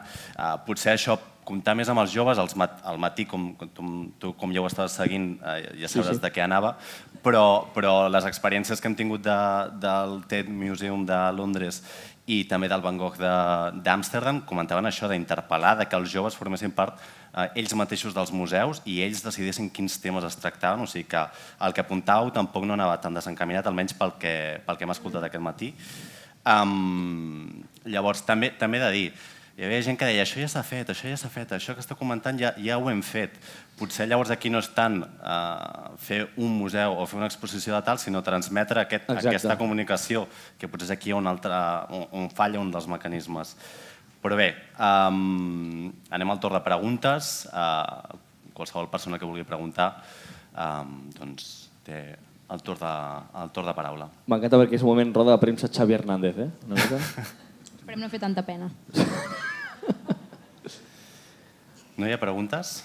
Però això vol dir que ens hem explicat molt bé o volen marxar? Del Museu Nàutic. Hòstia, Maria, agafa't, Em toca a mi, no? No sé si és una pregunta o més aviat és una altra cosa. Per qui va la pregunta? És per tots quatre, és una pregunta.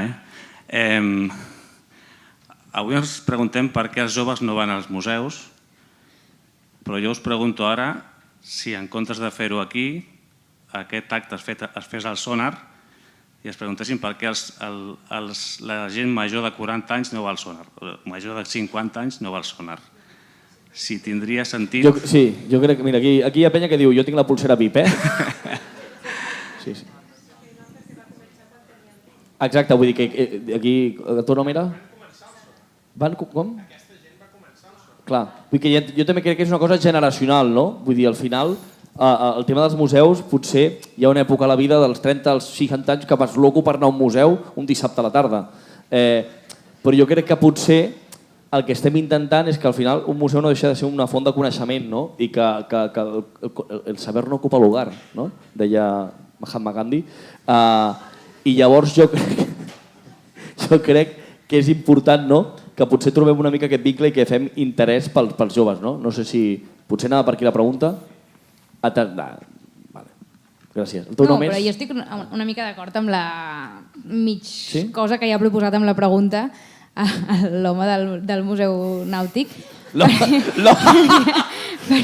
del museu. Perdó, no m'he enterat de com et dius? Sí, li hem de posar nom. Com? L'Isma, perdó. Amic. Perquè és veritat que jo ara ja noto que m'estic fent gran, igual sí que em comença a interessar més els museus que no pas quan tenia 16 anys. Vull dir que també hi ha una cosa natural que no ens hem d'obsessionar amb la falta de públic, perquè cada etapa de la vida té les seves coses i potser sí que ens haurem de preocupar quan la gent que ara en té 20, d'aquí 20 segueixi sense anar als museus, però és que potser no serà així, potser arriba un punt de la vida això que tens un ritme més tranquil perquè no has d'estudiar i treballar alhora, o perquè, jo què sé, tens més hores lliures al cap de setmana, o jo què sé, pel motiu que sigui, o perquè ja has gastat totes les experiències de quan has de ser jove, d'anar de festa, d'emborratxar-te, d'estar consumint internet i Netflix tot el dia i vols sortir de casa i trobes que anar a un museu és interessant. Vull dir que crec que també és una postura per no conformar-s'hi, perquè també és preocupant que la gent agafi com aquesta cosa de no anar als museus, però que potser sí que hem d'acceptar que el públic dels museus és més gran i ja està, sense obsessionar-nos. És que potser fa 25 anys la gent que ara en té 40 o 45 tampoc anava als museus, saps? Llavors, potser ells sí perquè els interessa especialment, però jo què sé, la meva mare no, saps? I ara sí que hi va. I que jo crec que també al final hem d'acceptar que no podem tampoc, la societat canvia, no podem posar-nos les mans al cap si una part de la joventut no va als museus. Vull dir, potser hem d'acceptar-ho i focalitzar-nos en que la gent que li interessa va, com deia abans Guillem. O sigui, han eixit moltes activitats durant els últims anys, el jovent, bàsicament tota la societat, tota la gent s'ha repartit. Vull dir, potser també hem d'acceptar que no tornarem tampoc a aquests joves, si fa 20 anys, no ho sé, anaven més als museus que ara tornen a anar. Potser hem de veure la realitat com és i acceptar-la. Més preguntes? Doncs sembla que no n'hi ha. Doncs, mira, allà, sí? Mira, allà. Tinc ganes que hi hagi una pregunta en anglès, Respondràs tu, no? Yes, yes. Bueno, vist que se sent? Primer de tot, sisplau, digues el nom i d'on vens, així ens situem, perquè no diguem la persona del Museu Nàutic tota l'estona. Júlia, vinc de casa meva. D'on ha dit? De casa meva. Perquè no he trobat... Però vols dedicar-t'hi a això dels museus? El què? Si t'hi vols dedicar als museus, treballar al museu? Museòloga. Molt bé aquest LinkedIn en vivo, eh?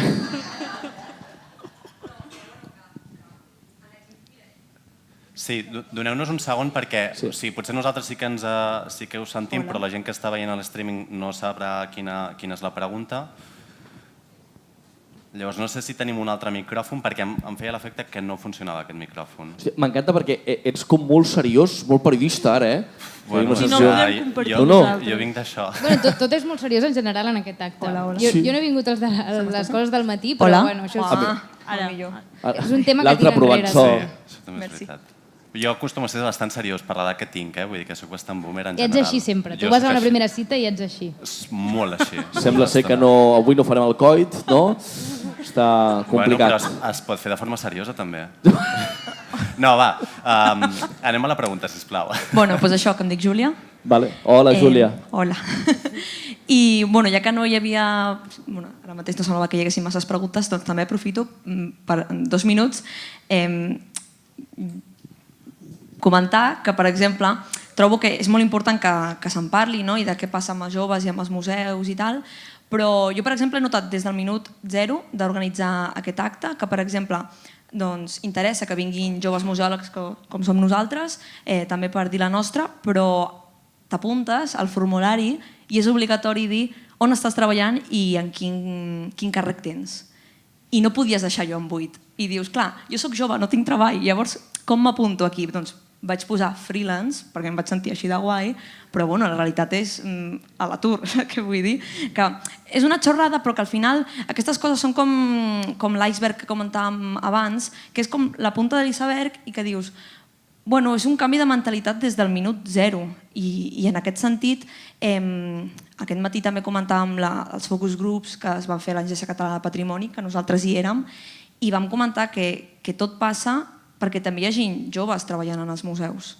Llavors, ara s'ha comentat coses que es podien fer en els museus i molta gent comentava, això ja ho he fet al museu, això ja ho hem intentat i no ha acabat de funcionar. I crec que aquí també als museus el que passa és que volem resultats molt ràpidament i per organitzar un dia un concert, de volta no tindràs garantit tenir un públic jove de manera permanent i que de manera esporàdica hagin vingut food trucks un dia al museu, doncs crec que no hem de fer accions puntuals per, mira, aviam si així els cridem i res més, sinó que s'ha d'invertir molt més, s'ha d'arriscar molt més i s'ha de fer un canvi estructural. Un canvi estructural que passa per tenir gent jove als museus i que passa per apostar de manera econòmicament, però també d'esforços, molt més permanent, que no en un dia fer una cosa ho aconseguiràs.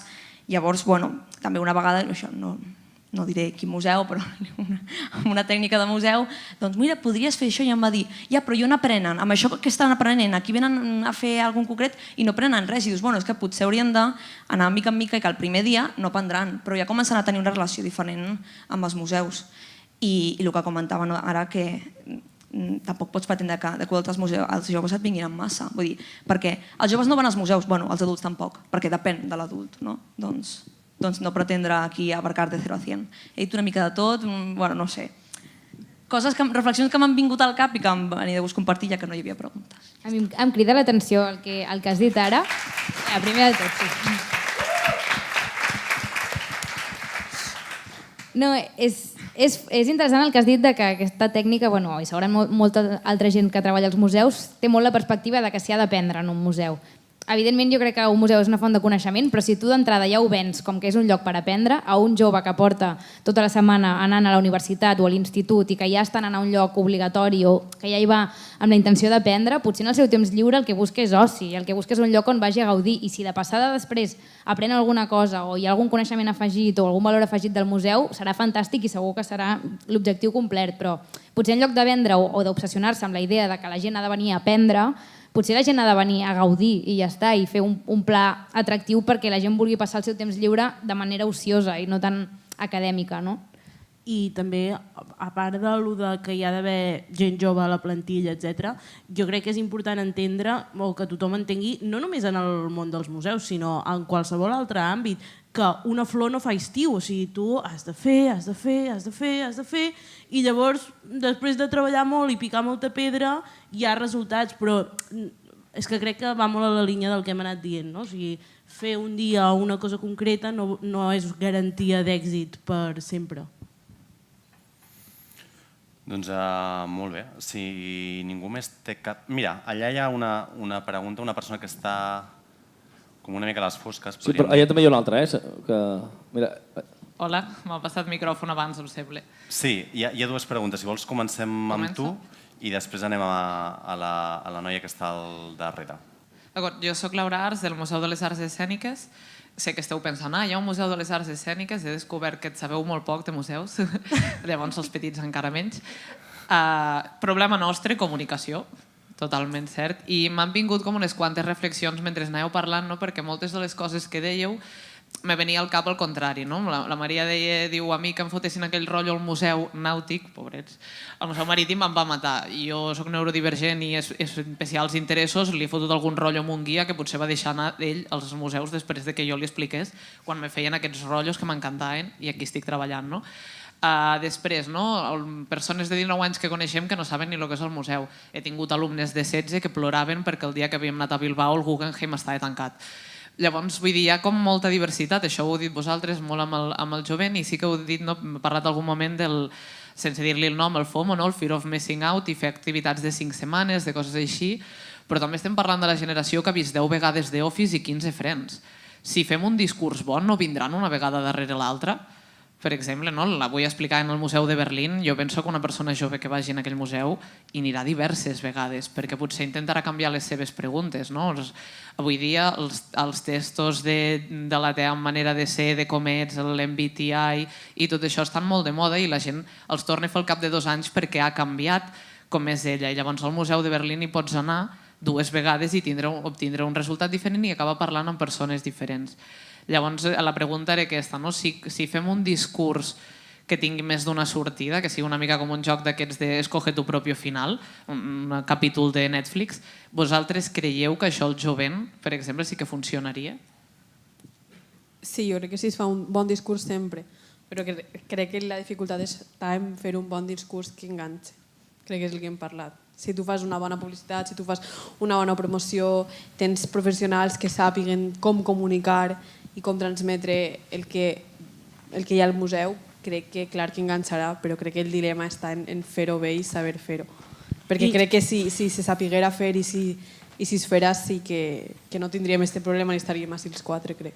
I que no oblidem que al final també el que funciona és el boca-orella. O sigui, he vist que hi ha això, voleu anar-hi, no sé què, et diuen que és molt guai, hi ha aquesta no sé què, que et fan triar la teva personalitat, no sé quantos, doncs va, anem-hi només per les risses, no sé què, i llavors només això ja fa que després algú altre li digui el seu cosí, o sigui, que sí que està clar que l'estratègia ha de ser digital, però que un cop les coses funcionen, després ja és com, no sé com dir, orgànic que la gent vagi anant.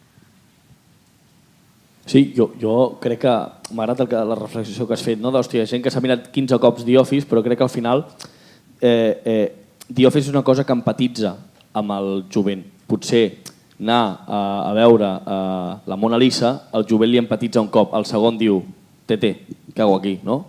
I jo crec que al final el que hem de fer és atractiva la Mona Lisa i no, saps? Vull dir, perquè la gent vulgui repetir, vull dir, potser sempre vaig a un tòpic bàsic, no? La Mona Lisa ja penja de sempre, potser hem de fer coses al voltant d'ella perquè sigui atractiu venir 1 o 2 o 3 cops com comentaves, no? Jo crec que potser és això, que sí, que som una generació que quan ens agrada una cosa ho exprimim fins al final, però també crec que depèn del contingut, no? Jo que sé, ara deies, hòstia, m'ha cridat molt l'atenció, no sabia que existia un museu de les arts escèniques, doncs, ostres, potser jo crec que és un museu que pot variar molt i molt sovint, no sé si és així. No tenim museu físic, així que és molt complicat. Pues bueno. però vull dir, jo crec que és una cosa molt més atractiva perquè al final les arts escèniques et donen aquesta possibilitat de fer temàtiques i tal i fer-ho diferent i sempre al rerefons de les arts escèniques, no? Jo crec que el problema és el que dèiem abans una mica, que de vegades dona la sensació que són estàtics i que és un curro molt heavy donar-li aquesta varietat, no? Però bueno, que tant de bo els joves consumissin els museus com The Office. Sèrie que no he vist, també t'ho dic. Jo tampoc. Jo he vist Plats bruts i aquí no hi ha quien viva. Sí, però aquestes són boníssimes, nena. Allà hi ha una pregunta més, allà al fons. Hola, em sentiu? Sí. Soc Rosa Maria Plans, d'aquí de la Fundació Catalunya La Pedrera. Tinc una pregunta molt concreta per la noia de més a la dreta, em sembla Maria, oi? Sí. Gràcies. Ui, I ja després estic. una reflexió més general que m'agradaria que em donéssiu resposta entre tots. Maria, quan abans has dit una cosa que m'ha interessat molt. Has parlat de que potser t'agradaria una mena de museu en què hi hagués música i a partir de la música tu què et referies? A que posés en relació amb les obres d'art? Vols dir un museu o una exposició temporal? Et vull la pregunta, et dic el per què. Ara actualment, amb moltes exposicions, i museus també, estem començant, nosaltres ho tenim ara en aquest moment, ho he vist també al MANAC, a posar... Diu que no va. Va millor aquest? Oh, i tant. Aquest millor, sí. Quina diferència. Doncs a posar itineraris musicals que acompanyes, tu pots anar seguint les obres d'art amb una música que dialoga amb les obres d'art. Però et referies a això o et referies que la música fos la protagonista i aleshores anéssim suggerint obres? Mira, jo em Què referia pensaves? a que la música t'acompanyés, com deies tu ara, però seria guai que la música fos l'obra. O sigui, tu imagina't, en plan, jo què sé, estàs escoltant Bad Bunny i jo què sé, després et trobes una obra de Botticelli, de no sé què, saps? I estàs allà, jo crec que això seria molt guai i connectaries molt amb els joves directament. Llavors és com, bueno, anem a mirar, o sigui, anem a explorar-ho. En realitat, tot el que estem dient nosaltres aquí, jo entenc que és com moltíssima feinada. Però és molt interessant. No, de veritat, que és com moltes coses a pensar i a fer i que no és fàcil, evidentment, però, bueno, com que no l'hem de fer nosaltres. També crec que és important que potser estem anant als referents bastant clàssics, no? Hòstia, Bad Bunny, reggaeton, que tampoc els joves, o sigui, almenys nosaltres no som només reggaeton, no? Jo què sé, altres tipus de museus, el museu de la criptomoneda, tots tenim un criptobro, vull dir que jo crec que... Espero que això no existeixi mai. No sé, però vull dir que tampoc caiguem amb el tòpic de ara anem a fer tot relacionat amb música urbana, vull dir que també els joves estem una mica farts que se'ns posi tota l'estona en aquesta casella de música urbana, guai, grafitis i taller de skate. Fora. No, això no em referia a això, sí. Però una mica, o sigui, diguéssim, connectar l'actualitat, el que ens està passant, el que ens inquieta, el que ens agrada de formes múltiples, no? Exacte. Per exemple, amb obres d'art que són de fa segles, no? Podríem dir? Sí. Fantàstic, moltes gràcies. Ara tenia una segona pregunta. Sí. Perdona. Una reflexió, perdoneu, si no sap greu, continuo aquí. Començaré a demanar rapidesa, això sí, perquè si no no tindrem temps. A veure, en els joves actuals observem una tendència que també passa amb els adults.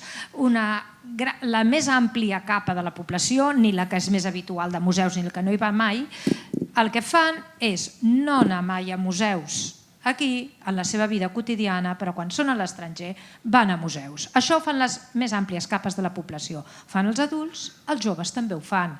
Però estem en una època, uns joves, en les generacions vostres, precisament, que heu tingut i continueu tenint, fins que duri, molta facilitat per viatjar. Viatgeu molt, i des de molt joves, i per iniciativa pròpia, i feu caps de setmana fora, i aneu a museus, i ho fan, els joves ho fan.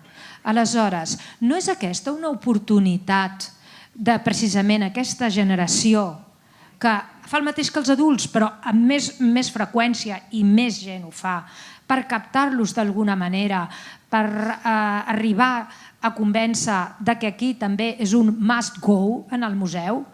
Però jo també crec que hem de lidiar amb una cosa que és la societat, el país en el que vivim. Hòstia, jo em vejo molt, abans em comentaven que a Londres hi van 3.000 joves a una nit, no? No sé com era el tema, de que anaven com 3.000 joves, no? Jo crec que això aquí és molt complicat per la societat i el jovent que tenim. No com una cosa despectiva, perquè nosaltres tenim coses molt guais que a Londres, em sap greu, no teniu.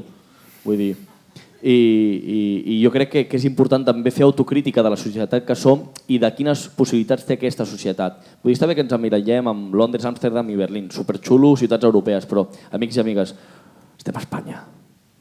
I crec que també hem de saber una mica quin és el rotllo que tenim aquí, no? I crec que potser ho hem de fer esforçar-nos més del que s'esforcen potser allà, perquè aquí no tenim aquest hàbit. Vull dir, desgraciadament aquí tenim l'hàbit de... Hòstia, potser els museus els hem de fer amb un bar, que regali tapes. Hi ha el museu del bar? No, tant de bo, però vull dir que potser... És una tonteria, però hem de fer un museu dins d'un bar i ja veuràs tu com ho petaria, no? Vull dir, que no vull tampoc que anem a aquest tòpic, però crec que hem d'entendre també la societat en la qual vivim i som, que tenim uns costums i unes maneres de fer a nivell social que són molt diferents de Londres, Amsterdam i Berlín. Vull dir que al final també hem de ser conscients i que està molt bé que ens emmirallem amb aquesta gent que són superguais, han vingut fins avui aquí. You are pretty, enormous, thank you very much. Però crec que també hem de ser conscients d'on som, no? I a partir d'aquí treballar amb les eines que tenim i amb la societat que tenim. No sé, saps? Vull dir... Digues. Van a visitar els Uffizi, van a visitar l'Altergaleria, van a visitar el Rijksmuseum i aquí no fan. Jo crec que tampoc aquests nostres és una gran majoria. Crec. Més que els que en fan aquí. Més que els que ho van aquí. Però et dic una cosa, hi ha un al·licient que se li diu Instagram i postureo.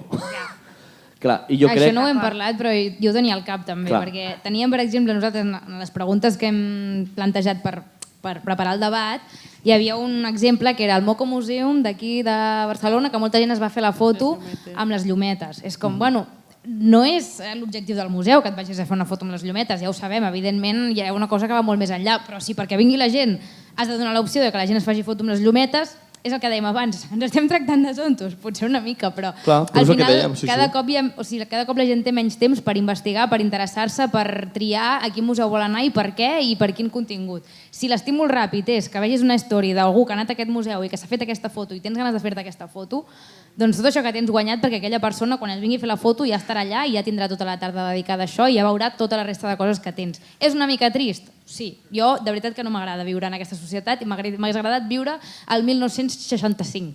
Però és la que ens ha tocat viure i crec que potser si home no va a la muntanya, doncs la muntanya va a Mahoma de manera que faci falta. Ho haurem de deixar aquí, Ara que estem calentets, tio... Però bueno, el bar, i el bar. I el bar? El bar per continuar. Everything to the bar, please. Doncs moltíssimes gràcies a tots per participar, per aquesta taula rodona, pels temes que heu plantejat, a la Gala Martí, a la Maria Bouabdelà, a la Laura Grau i també al Guillem Estadella per moderar aquesta taula rodona. Moltíssimes gràcies. A vosaltres, gràcies.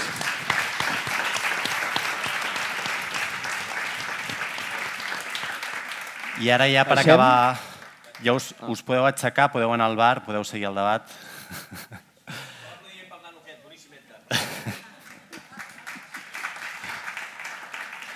I seguirem ja amb la recta final d'aquesta jornada, en aquest cas amb diferents presentacions, amb projectes d'àmbit local.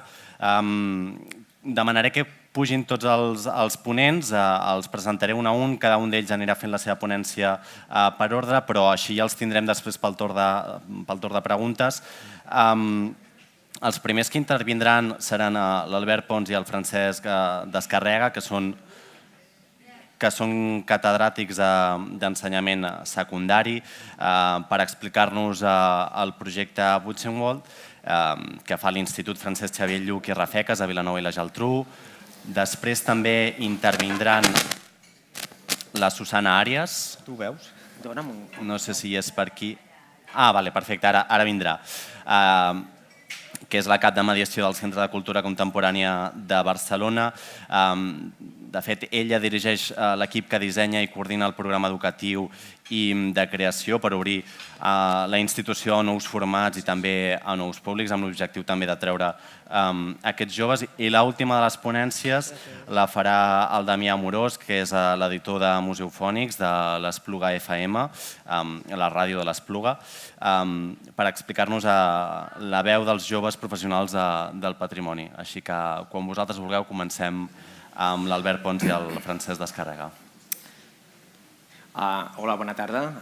Som l'Albert i el Francesc, dos professors de l'Institut Lluís Rafegues de Vilanova i la Geltrú, i nosaltres hem vingut aquí per explicar-vos la nostra experiència del projecte Buchenwald.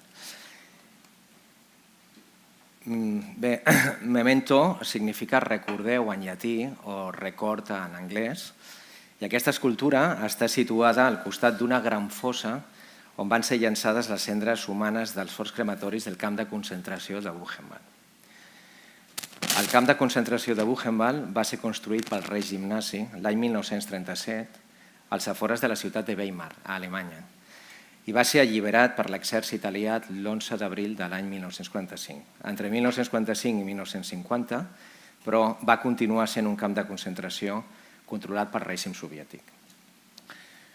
Aquesta és una fotografia de la seva distribució, on podíeu veure els barracons, les diferents àrees, però en l'actualitat només es conserven alguns elements perquè el camp original va ser desmantellat per l'exèrcit soviètic. Del camp principal en depenien 139 subcamps. En total hi van ser empresonades 278.000 persones provinents de més de 50 països i van morir al voltant de 56.000 presoners.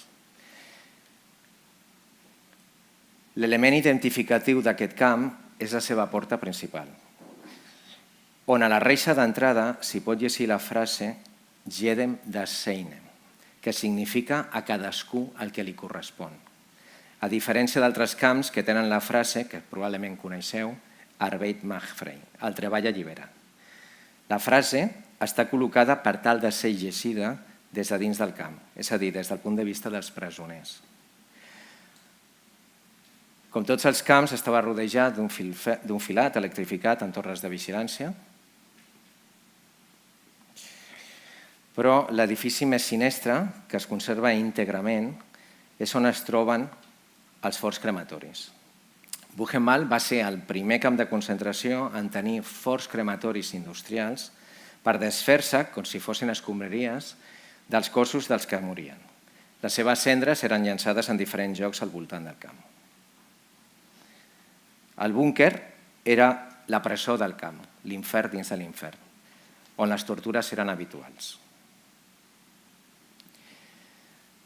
La pedrera era el lloc més dur del camp, on anaven a parar els presoners que es volien castigar. La resta de presoners treballava com a mà d'obra esclava en les diferents fàbriques que rodejaven el camp de concentració. Però l'element més xocant de Buchenwald és que tenia un petit zoològic obert al públic i que era visible a través de la tanca pels presoners. Per últim, aquí teniu una fotografia de les casernes de les SS al costat del camp de presoners, que avui són un alberg de joventut. Bé, actualment el camp de Buchenwald és gestionat per la Fundació Buchenwald Mittelbau d'Ora. Aquesta fundació consta de 3 departaments, l'administratiu, el científic, el departament d'història, i el departament pedagògic. El departament pedagògic és el que organitza les visites del camp, en 3 modalitats. Visites guiades d'entre 2 hores, 3 hores, les visites d'un dia i els projectes pedagògics de diversos dies.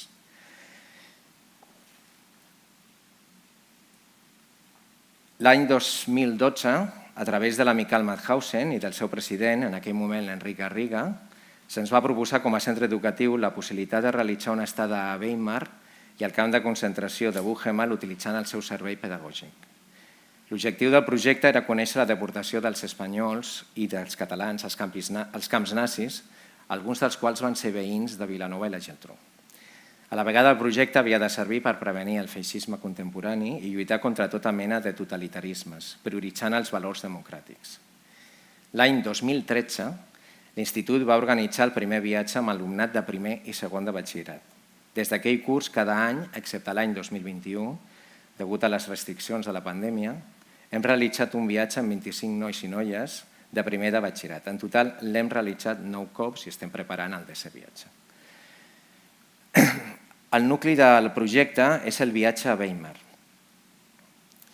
Però hi ha una preparació prèvia amb diverses activitats de coneixement del grup i del coneixement històric.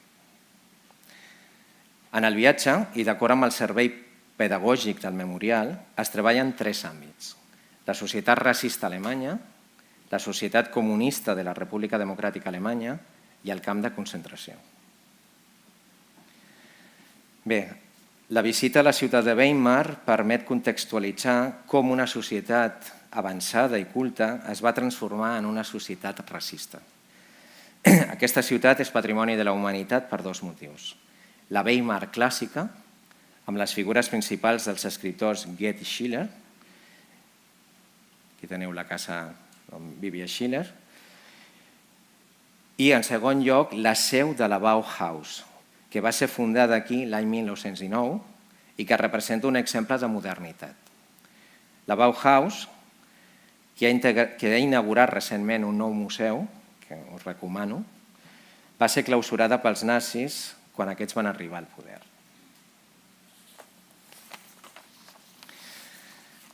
El centre de detenció de la Gestapo, a Weimar, era sovint el primer pas per enviar els dissidents i opositors als camps de concentració, entre ells els pocs jueus de la ciutat.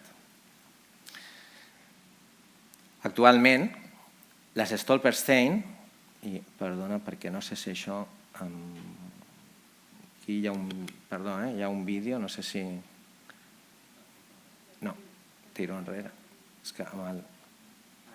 Ara, petit vídeo. Actualment, les Stolperstein són un homenatge a aquella persecució. El nostre alumnat va participar en la neteja d'algunes d'elles, activitat que també hem instaurat a Vilanova i la Geltrú.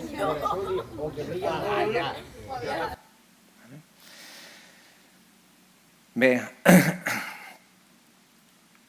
en segon lloc, la visita es centra en alguns dels elements patrimonials que permeten contextualitzar la dictadura comunista del període entre 1945 al 1989. Després de l'alliberament, el camp de concentració va continuar sent una presó, però dirigida pels soviètics, on els presoners eren persones acusades de ser nazis o bé haver col·laborat amb els nazis. S'estima que unes 7.000 persones van morir de fam i malalties i van ser enterrades en fosses comunes que no es van localitzar fins l'any 1990, després de la caiguda del comunisme. Prop del camp de Buchenwald, a tocar, es va construir un enorme, grandíssim memorial per part de la RDA, on la història dels presoners es va instrumentalitzar per part del comunisme. Es va fer un ús de la història per part d'aquesta societat. I des de Weimar ens desplacem a Erfurt, que és la capital de la Turíngia, per tal de visitar el centre de detenció de la policia secreta de la RDA. L'opressió que es respira a les cel·les d'aquesta presó, que actualment està museïtzada, permet entendre als alumnes la manca de llibertat dels alemanys durant aquesta dictadura que va durar fins la caiguda del mur l'any 1989. Es diu Andreasstrasse, aquest museu. Albert, continua un segon. Molt bé. Aquesta era. Bé, ara ja estem a dins del memorial de Buchenwald, del camp de concentració. Això són les antigues casernes de la SS, que ara estan rehabilitades per ser alberg de joventut. I aquesta és una de les primeres activitats que fem per prendre conscienciació. Tot aquest viatge és una experiència que no és només la visita, sinó que tot allò que es va visitant, tot allò que es va vivint de manera gradual, es va interioritzant. Interioritzant, ho he vist abans, a través d'unes fotografies que cada nano troba on se sent reflectit, unes preguntes que aquí estan penjades que es fan al camp, i sempre ens trobem amb la mateixa pregunta. Abans d'arribar-hi, tots els nostres nanos diuen: com és possible que puguem dormir tranquil·lament en un lloc on s'hi va fer tot allò que s'hi va fer, en un lloc on van estar vivint i on van estar treballant, entre cometes, els SS, el treball de matar gent, evidentment.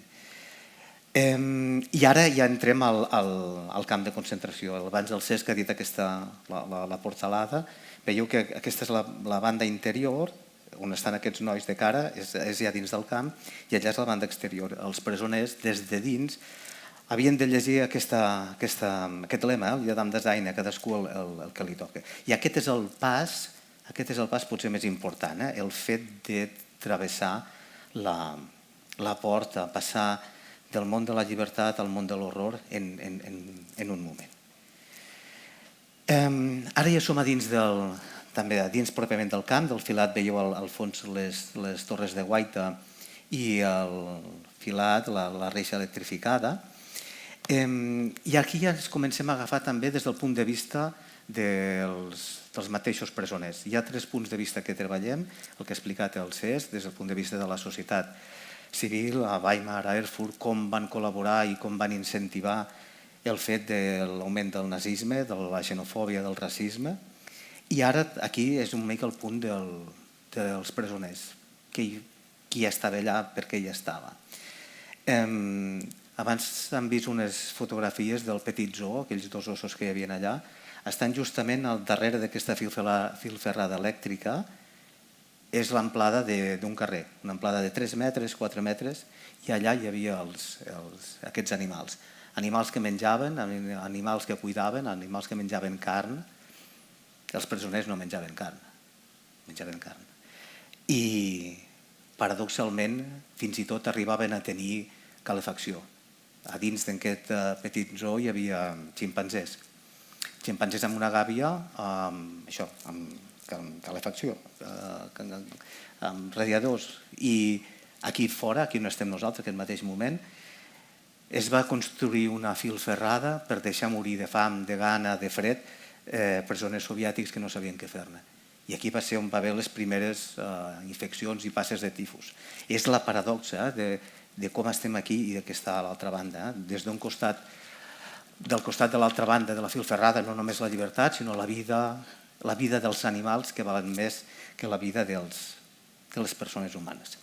I això són el crematori dels forts crematoris que hi ha a Buchenwald, que és el primer camp, com ha dit el Cesc, que té forts crematoris, i penseu que aquests forts crematoris estan construïts per combustionar, per cremar escombraries. Els cadàvers, hi ha una fotografia impressionant d'aquí a la vora, que es veu la pila de cadàvers que van quedar per cremar. La pila de cadàvers són tractats com a escombraries.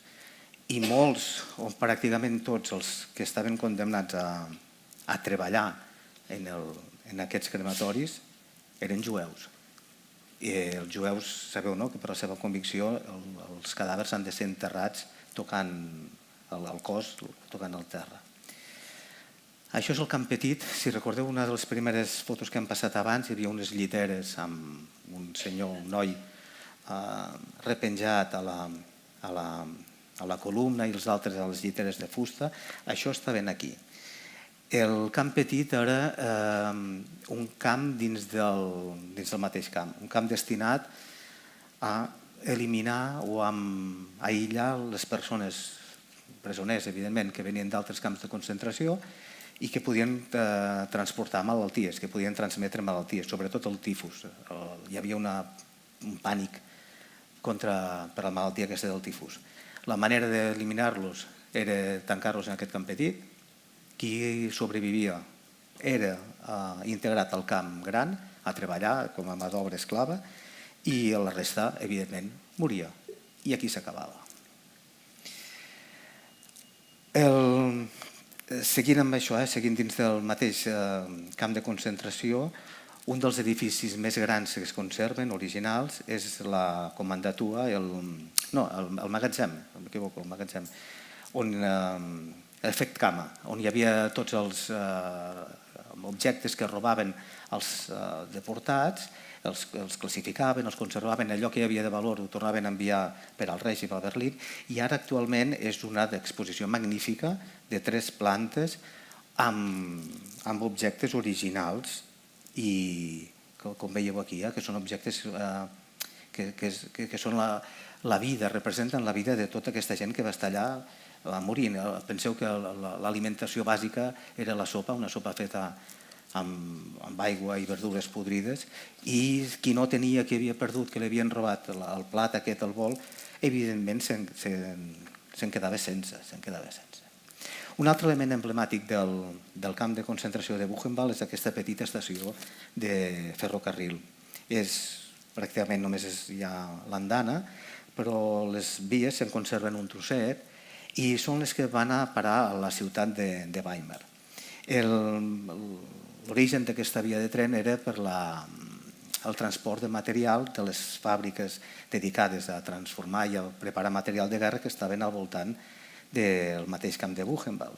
Va ser, paradoxalment, també insisteixo, construir els mateixos presoners. Els mateixos presoners construïen el seu camí, obligats, evidentment, el seu camí cap a la mort. Al voltant d'aquesta via del tren s'ha fet aquest memorial. Això és evidentment un memorial.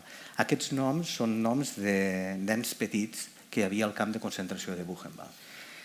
Sembla paradoxal, sembla estrany, però a dins del camp de Buchenwald hi va haver nens. I al dir nens, puc dir nens petits. El més petit, que encara és viu, tenia 3 anys, quan va ser capturat i va ser empresonat i va sobreviure. Hi va haver 1.000 nens que van sobreviure en aquest camp, que els altres presoners els van amagar en el famós camp bloc 66, però molts pobres no van poder sobreviure i van ser transportats amb aquest mitjà de transport, amb aquest tren que arribava allà mateix, a uns escassos 100 metres de la porta d'entrada, van ser transportats, van ser portats a morir a Auschwitz. Cada estiu hi ha una mena de camps de treball, d'activitats d'estiu internacionals, que diversos joves es dediquen a agafar aquestes pedres, roques més boniques que hi ha al voltant i gravar, esculpir el nom de tots els nens documentats que van perdre la vida des d'aquí anant cap a Auschwitz. La Fundació Buchenwald es diu Buchenwald Mittelbau Doga, que és Doga, aquest Mittelbau, està a una altra ciutat i veieu que són uns túnels. Aquests túnels eren per a la fabricació i el muntatge dels primers míssils, de l'origen del que van ser després dels míssils. Ells en deien bombes voladores, les B1 i les B2. Aquí, si no m'equivoco, feien les bombes B2. Això és una maqueta del que havien ser aquests 2 túnels principals, els més llargs, i els altres que anaven de través. En total, em sembla que deuen ser uns 9 quilòmetres aproximadament d'infraestructura on vivien i morien els presoners. Si la vida en un camp de concentració era horrible, aquí encara ho era més. Penseu que la gent que entrava no veia mai la llum del sol, tal com entraven, allà es quedaven, la humitat constant de 80%, l'alimentació igual o pitjor, les condicions de vida encara més dures i una esperança de vida aproximada de 3 mesos. Qui entrava aquí a treballar en aquests camps, aproximadament eren 3 mesos d'esperança de vida. Algunes vegades no hem pogut visitar el camp de concentració de Dora i ara mirem aquest del de Laura, que és un altre camp annex on els presoners tenien la funció de ser mà d'obra esclava per muntar els motors d'aquests dels B1 i B2. I finalment, tot això que hem estat treballant no tindria sentit si els alumnes, els nostres joves, no aprofitessin. Acabem amb tallers. Hi ha tallers aquest de la recerca de biografies. Jorge Semprún, per exemple, coneixeu Jorge Semprún, és un dels que va estar aquí 1 any i mig i a través d'aquests documents, que són còpies de documents originals, els nostres alumnes investiguen com va arribar, què portava, quina alimentació tenia, d'on venia, per què va ser capturat, va ser castigat, va estar en un comando de càstig. I un altre dels tallers, també més importants, que tot això ens ofereix la mateixa fundació, o sigui, la Fundació Buchenwald Mittelbau Doga ens ofereix aquests tallers, que és aquest projecte d'una setmana, i és aquest el taller de restauració. Cada alumne recupera un objecte que prèviament ha estat seleccionat d'uns tallers anteriors que es fan només a l'estiu que són d'arqueologia, d'excavar i de buscar objectes originals, agafen un objecte i el restauren, i ara aquí també hi hauria una miqueta, 10 segons de vídeo, que veurem com els... Aquest no és l'altre? Aquest? No, em sembla que era des de dins que ho havien de fer. Ara ja està. Veieu? Llavors aquest objecte, aquesta noia ha triat aquesta ampolleta i està netejant aquesta ampolleta, llavors investiguen de què era, què portava. Hem trobat des de tots objectes diferents. I una altra cosa important és que fan la fotografia de com era l'objecte abans, com els ha quedat després, i una cosa importantíssima és que els proposem que aquests objectes prenguin vida. L'objecte que cadascú ha restaurat ha de reviure i ha d'explicar com és que havia arribat aquí, què havia fet, si era un plat dels nazis, perquè si era un rellotge també d'un nazi. Diverses vegades hem trobat joguines d'aquests nens que estaven allà, van arribar al camp de concentració amb joguines, un avionet de joguina. Aquest avionet era amic del seu nen i ell explica que la joguina què és el que havia estat. I després un altre taller és aquesta expressió artística. D'aquí no surten els millors quadres per penjar en cap museu ni en cap galeria d'art, ni les millors obres d'art, però surten allò que els nois, els nens pensen, senten i això, i experimenten. I ja per acabar, estem acabant ja, el fet que quan expliquen tot, quan passen tot això, quan han viscut tota aquesta setmana, això no s'ho queden per ells. Ells comprometen i l'objectiu principal és que tot això ho han de transmetre. Com és que els joves no van a? Doncs perquè potser és que no són els mateixos joves que els ho expliquen. Cada any hi ha més gent que hi vol anar, cada any hi ha més gent que està participant en aquest projecte. Per què? Perquè no som ni el francès ni jo que us ho expliquem.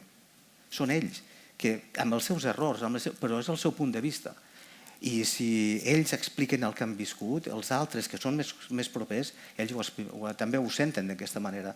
Nosaltres ho anem explicant, vam explicar només del mateix institut als nens més petits i ara estan per tota la comarca, han anat per diversos llocs de Catalunya.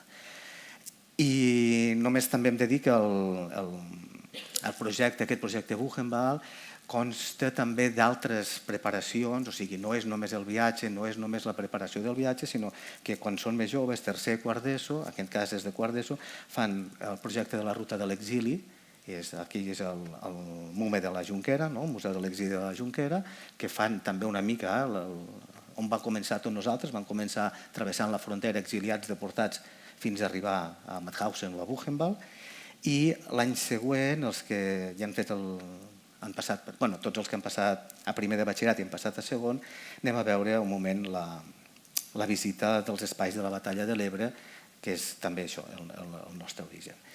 Per acabar, aquesta és la nostra guia del memorial, la Pamela Castelló-Foixman, la pedagoga d'allà, que és la persona principal que ens ha orientat en tot això. I, evidentment, tot aquest projecte, el que volíem dir és que és un projecte de memòria que ha de continuar, que no podem deixar que això es perdi, no podem deixar que aquest coneixement, aquesta experiència quedi en el buit. Si no volem que no es torni a repetir, hem d'insistir, el que algú abans deia picar pedra, doncs insistir fins sempre, que això no decaigui. I ja està. Molt bé, moltes gràcies. Què ho deixem aquí? Gràcies. Bueno, impressiona una mica estar aquí amb tants col·legues, tants companys de professió, veïns del nàutic, perdó, el marítim. Moltíssimes gràcies per convidar-nos, a mi particularment, però al CCCB, a participar d'aquesta jornada. Jo crec que hi ha motius per estar esperançats. Crec que totes sabem que hi ha un canvi molt radical, molt substancial en la manera en què encarem la nostra feina, en què plantegem els nostres programes, en què pensem les institucions que habitem i a les quals intentem donar sentit. Crec que hi ha molts projectes a la ciutat ara mateix que interpel·len els joves de manera radicalment nova i diferent. Per això, moltes gràcies per convidar-nos a nosaltres en concret en aquesta ocasió. Nosaltres trobem altres experiències d'altres institucions de la ciutat totalment estimulants i suggerents i ens hi emmirallem. Llavors, us agraeixo també aquests minuts d'atenció en què us explicaré com encarem nosaltres des del CCCB els projectes amb el públic més jove, que realment és un sector del públic, de la població, que ens interessa molt i al qual li estem dedicant bastants recursos en temps, en pressupost i en programa. Fa 3 anys el CCCB va crear un nou espai de programació, que és aquest departament de mediació. Ara potser ja tothom està una mica més acostumat a sentir aquesta paraula fora de la mediació de conflictes, però al començament és un terme anglosaxó que aquí ens resultava una mica estrany. Nosaltres hem adaptat aquesta paraula que té un camp semàntic tan gran, de fet, què fem tots nosaltres si no mediacions?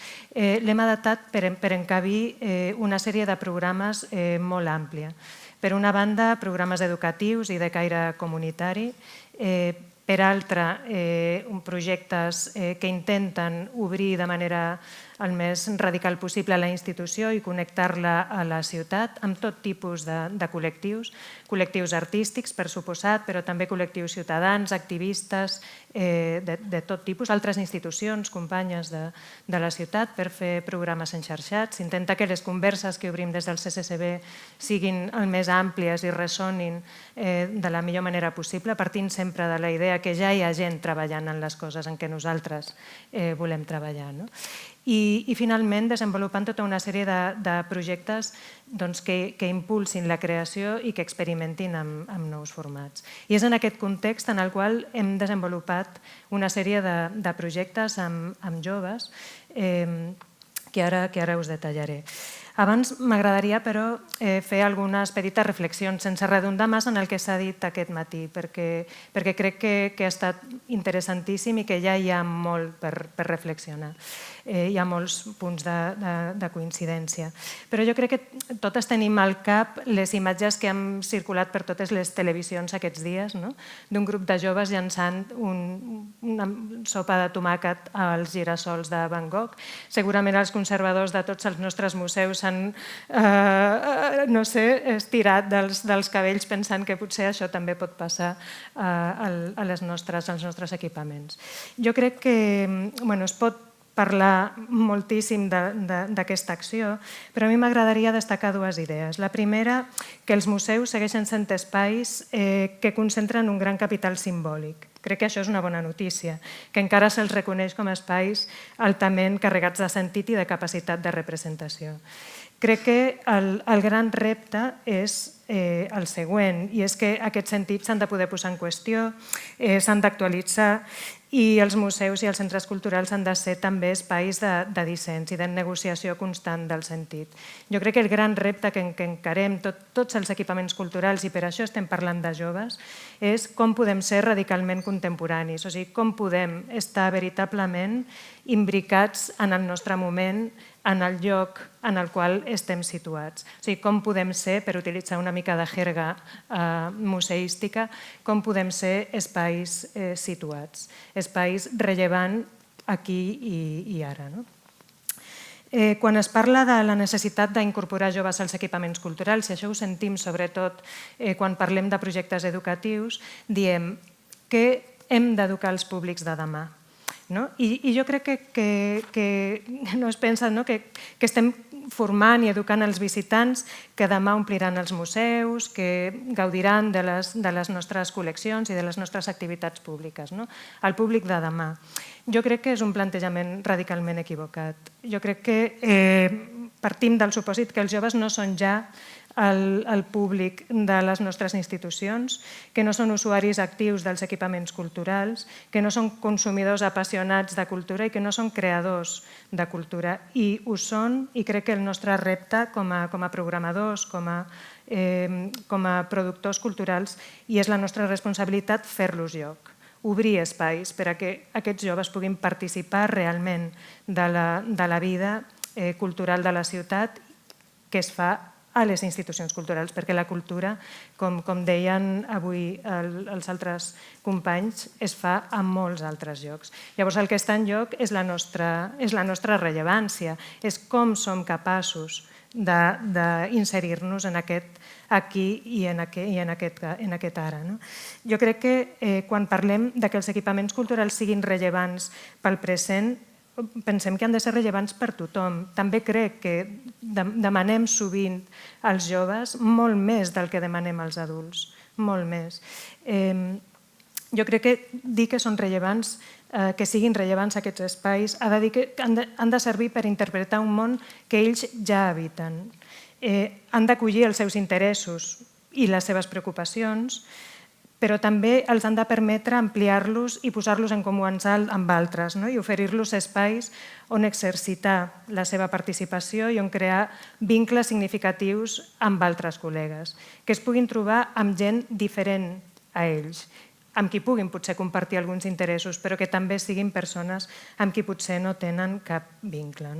Jo crec que, i això és una cosa que s'ha dit molt avui, que segurament tots tenim presents, i la clau després és i com ho fem això, és no tractar els joves, no tractar els públics en general com a simples receptors passius, sinó com a participants en la creació dels nostres continguts, en la creació del projecte de la institució.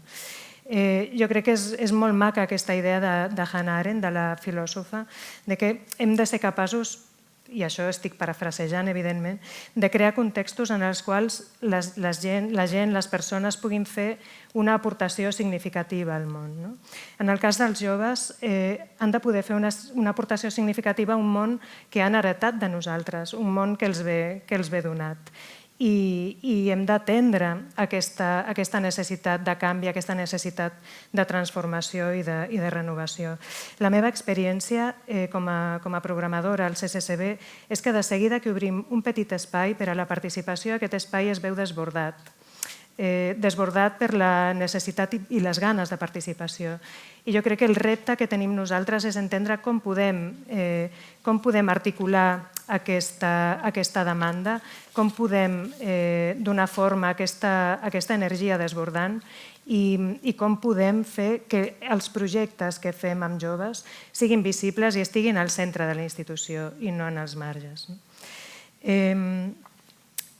Nosaltres hem intentat programar pels joves, però també amb els joves, i ho hem fet en 3 àmbits diferents. El primer, intentant impulsar la creació que els joves ja estan fent a la ciutat. Nosaltres podem fer encàrrecs, podem fer grans exposicions, però jo crec que també és la nostra missió com a institucions públiques detectar el que s'està fent, impulsar, recolzar i acompanyar. En aquest sentit, per exemple, hem acollit la proposta d'una companyia de dansa molt jove que es diu Aclocalls. Són 18 joves de Barcelona, tots menors de 25 anys, que han aixecat una producció escènica de 2 hores, un ballet, una òpera contemporània, li diuen, i ho han fet a base d'esforç i de treball col·lectiu. Recolzar aquest projecte per nosaltres va ser molt important l'any passat i va tenir un ressò increïble de públic, perquè era un projecte que tenia radicalment sentit. Aquest any hem iniciat un altre programa que es diu Laboratori Escènic, que també és un programa que dona suport a companyies joves que estan generant projectes escènics i que necessiten un espai de residència per fer una primera posada en escena del seu projecte. Potser no és una creació acabada encara, és un projecte que s'està fent, que s'està generant. Per nosaltres el que té tot el sentit és acompanyar aquest procés i a més posar en relació aquest grup de joves amb creadors d'altres generacions, generar un espai de diàleg en aquest sentit. I altres projectes d'impulsar la creació. Crec que és molt important també el que destacava l'Amanda, que no podem prestar atenció només als continguts o als públics, sinó que hem de parar atenció també al personal. Nosaltres intentem incorporar a l'equip gent jove, contractant-los com a part del nostre projecte de mediació, de fet. Aquest any hem incorporat 2 persones menors de 25 anys en qualitat de treballadores de l'equip, amb el mateix sou de qualsevol altre coordinador de projecte, i ha estat una experiència increïble, perquè ha estat per elles un aprenentatge, però també per nosaltres, perquè la quantitat de referents, la quantitat d'interrogants sobre la nostra pròpia manera de fer ha estat fonamental per desenvolupar el nostre programa. Aquestes 2 persones han participat directament d'un projecte del qual ara us vull parlar de manera molt breu, que és un nou festival de pensament i de creació que hem creat en col·laboració amb un grup de 16 joves de la ciutat. A la tardor de l'any passat vam llançar una convocatòria preguntant als joves si voldrien participar en el procés per imaginar un nou festival de pensament i de creació jove. La veritat és que vam llançar aquesta convocatòria perquè en part volíem desfer-nos del prejudici que els joves, els projectes de pensament, no els interessen gens. Intuïem que no era així, perquè ja havíem tingut experiències prèvies, i la veritat és que la resposta va ser desbordant, perquè en un període molt breu, vam fer una convocatòria relativament breu, vam rebre gairebé 100 cartes de motivació de joves de tot Barcelona, d'una gran diversitat de joves, de disciplines diverses, amb interessos diversos, d'extracció social i de barris molt diferents, per participar en aquest projecte que era una cita a cegues, perquè realment no sabien què era el que nosaltres els estàvem plantejant. El cert és que nosaltres tampoc sabíem del tot el que els estàvem plantejant i el que suposava incorporar durant tot un any 16 joves com un consell de programació a dintre del CCCB. Hi ha experiències que tenen molt recorregut en aquest sentit i heu escoltat aquest matí a l'Amanda i a la Rachel. Nosaltres som novatíssims, però us encoratjo a iniciar processos d'aquest tipus. Per nosaltres vam plantejar aquest projecte com un projecte d'un any de durada. Al començament es plantejava com un procés d'ideació, d'obrir imaginaris, de formació, també perquè aquests joves es trobaven amb filòsofs, amb programadors, amb creadors de diferents disciplines, pensant, doncs generem aquest espai per imaginar, per obrir els formats que ja coneixem. Després vam pensar, i si en comptes de fer un simulacre fem un festival de veritat?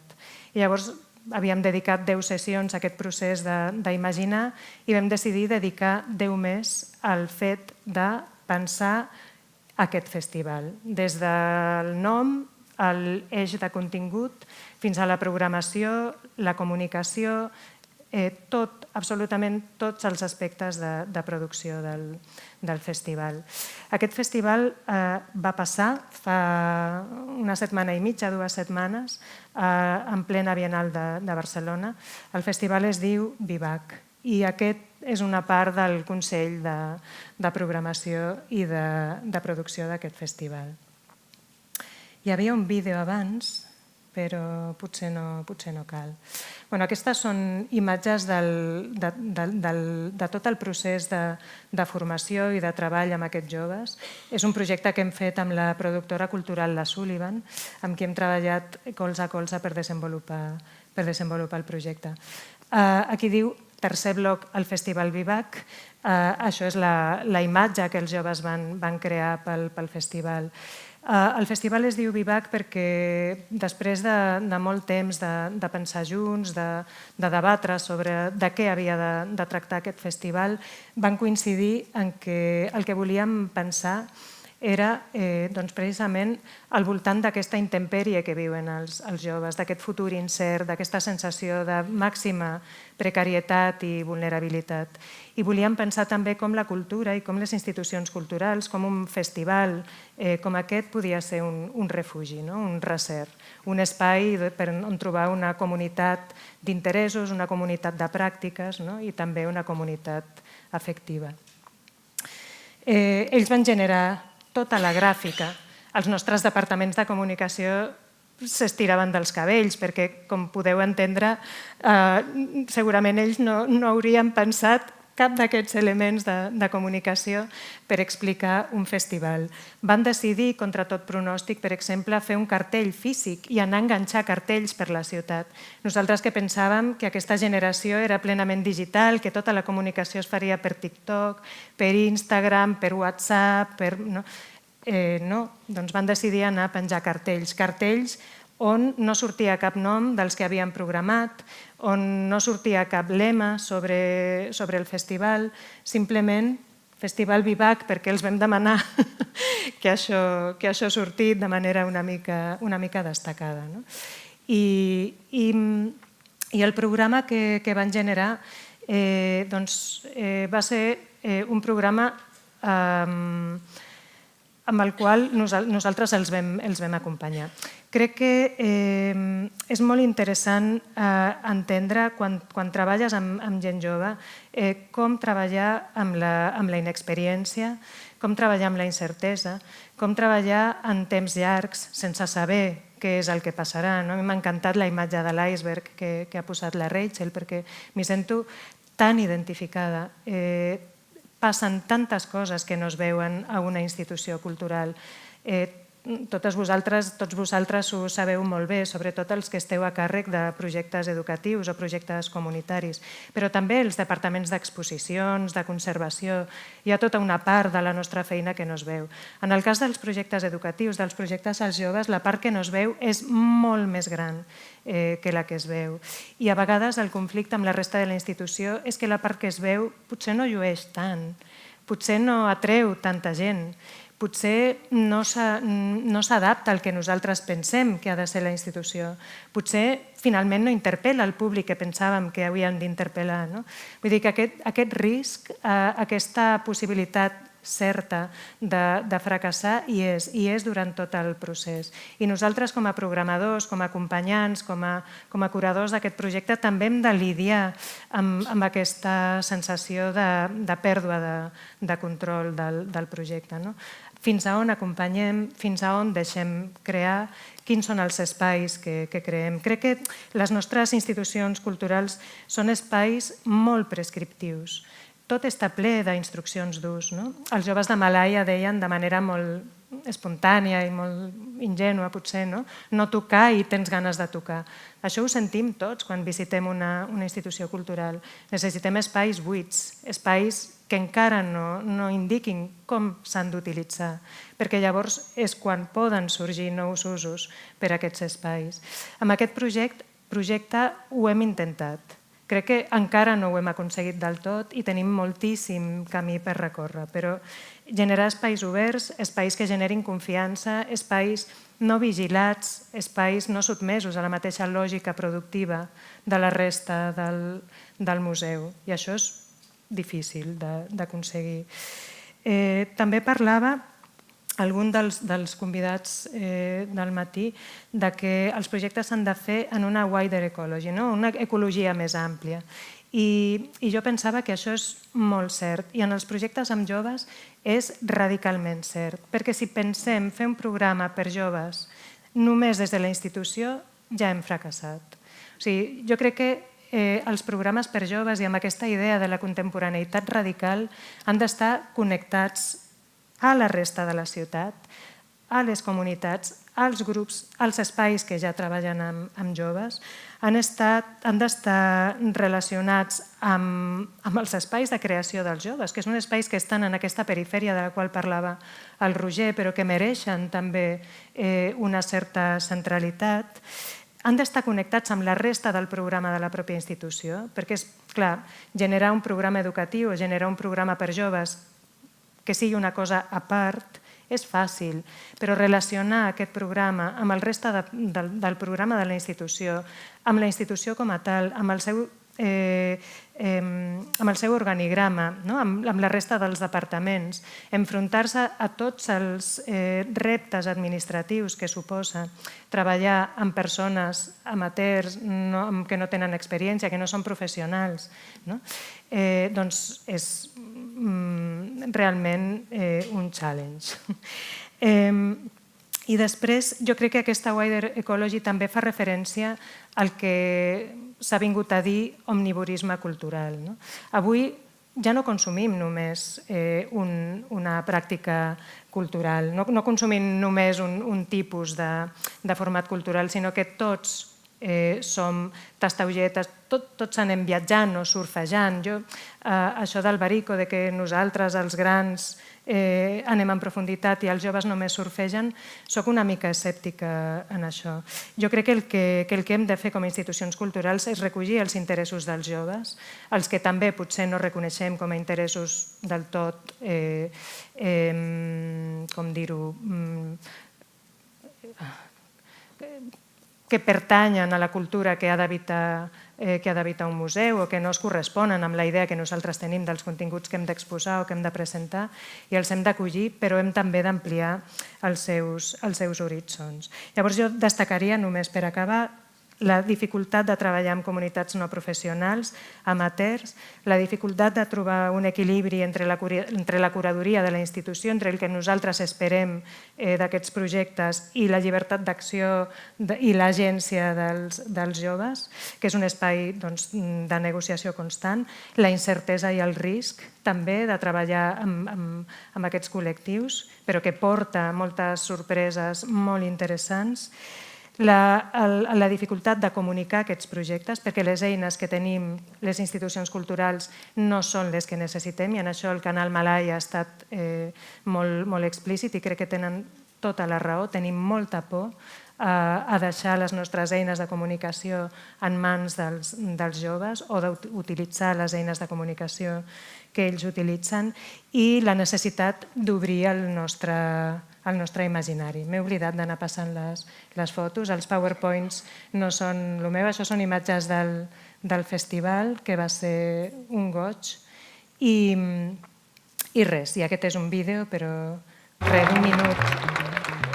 Benvingudes a Vivac, en aquesta petita trobada de pensament i de creació en petit format que està a punt de començar.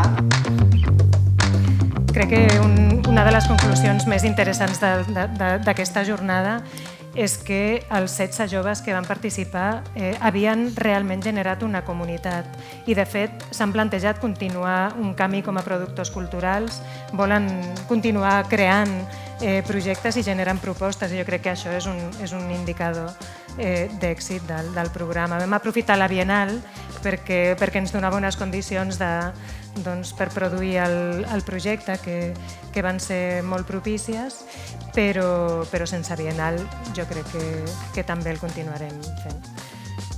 Moltes gràcies per la vostra atenció.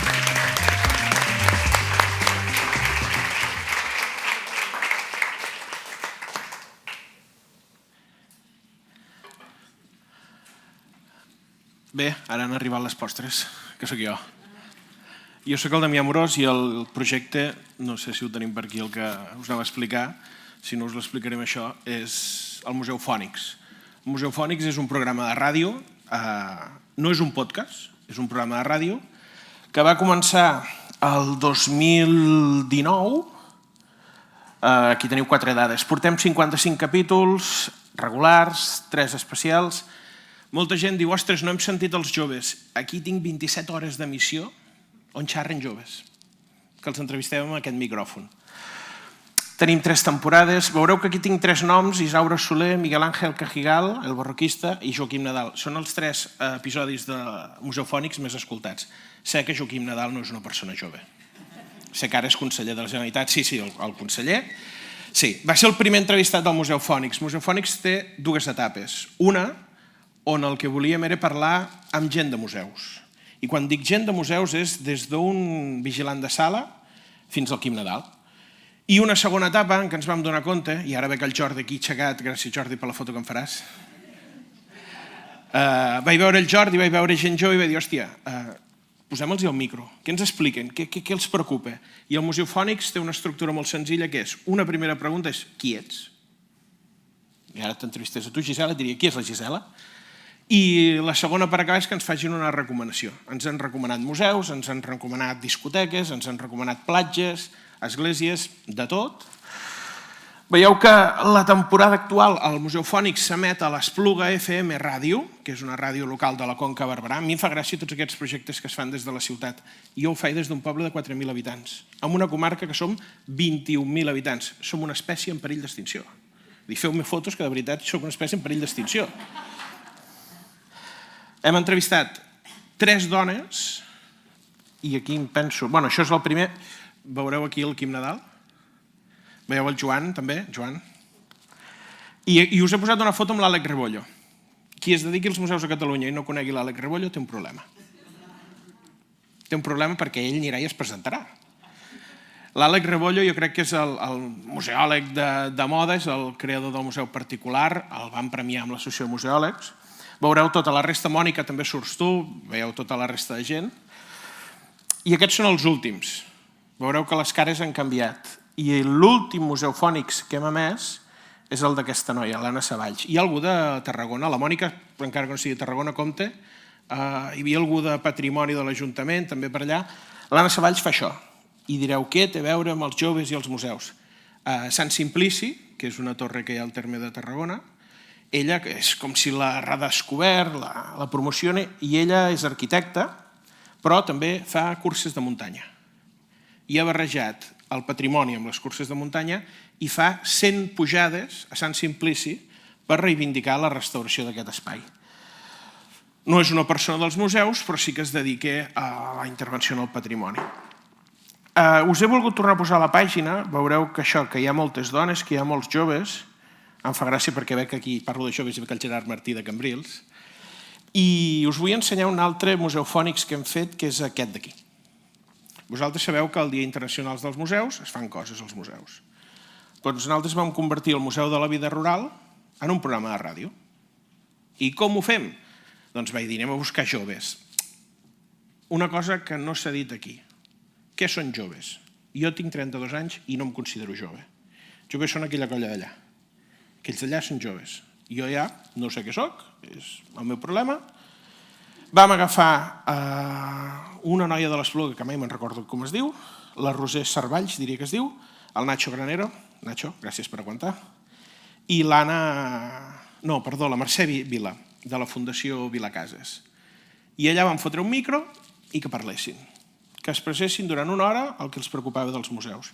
Vam demanar a 3 persones, el Gerard Conill de Llívia, el barroquista, i a una conservadora del Louvre, que és de la nostra edat, 31-32 anys, que ens proposessin 3 temes. Ells van parlar d'aquests temes a partir d'uns vídeos que teníem. El Museu Fònics, i ara crec que aquí passem a l'altre, ha tingut com un germà, i ara canvio d'esponjeta. Ha tingut un germà que en fem amb aquesta esponjeta. Ha tingut un germà que es diu La Reserva. Fixeu-vos que anem buscant Museu Fònics, La Reserva... Us puc explicar una interioritat d'aquest logotip, el veieu? Veieu que les 3 primeres lletres és R-E-S, que és res? Doncs el primer disseny gràfic destacava res. I vaig dir, xec, aquí hem de dir moltes coses. No podem dir res. Llavors vam posar la V baixa en blanc. Què fem a La Reserva? És un podcast del Temps de les Arts, el podcast de Patrimoni del Temps de les Arts, i el que fem és anar a visitar un museu amb una persona que no és dels museus, però que és jove. La persona més jove que hem portat, no sé si el veieu aquí dalt, potser el coneixereu, és Lot Bou, i costa de Vilaweb. Potser heu llegit algun article, avui ha sortit al Món RQ. I què fem amb aquestes persones? Doncs les agafem, no les segrestem, venen per motu propi, i xerrem de la seva obra, de la seva personalitat, del que vulguin, dins d'un museu, i a sobre expliquem un dels espais dels museus. Per exemple, amb Lot Bou hem anat al Museu d'Història de Catalunya, amb l'Antoni Baciana, que és un escriptor de Reus que ha fet una obra que es diu Nicolau, us la recomano, vam anar al Museu del Port de Tarragona, amb la Gemma Ventura vam anar al Museu Pau Casals del Vendrell, amb la Mia Alsina al Museu Nacional Arqueològic de Tarragona, amb la Marina Porres vam anar al Museu Diocesà, i aquests, suposo que ho heu vist abans, els museofònics, cada capítol té unes 100 reproduccions. Aquí estem a les 1.300. La gent té ganes d'escoltar gent parlar. I per què no ho fem als museus? Us n'he destacat un, aquí ho teniu, 9 capítols, 5 capítols especials, hem entrevistat a 4 homes i 5 dones.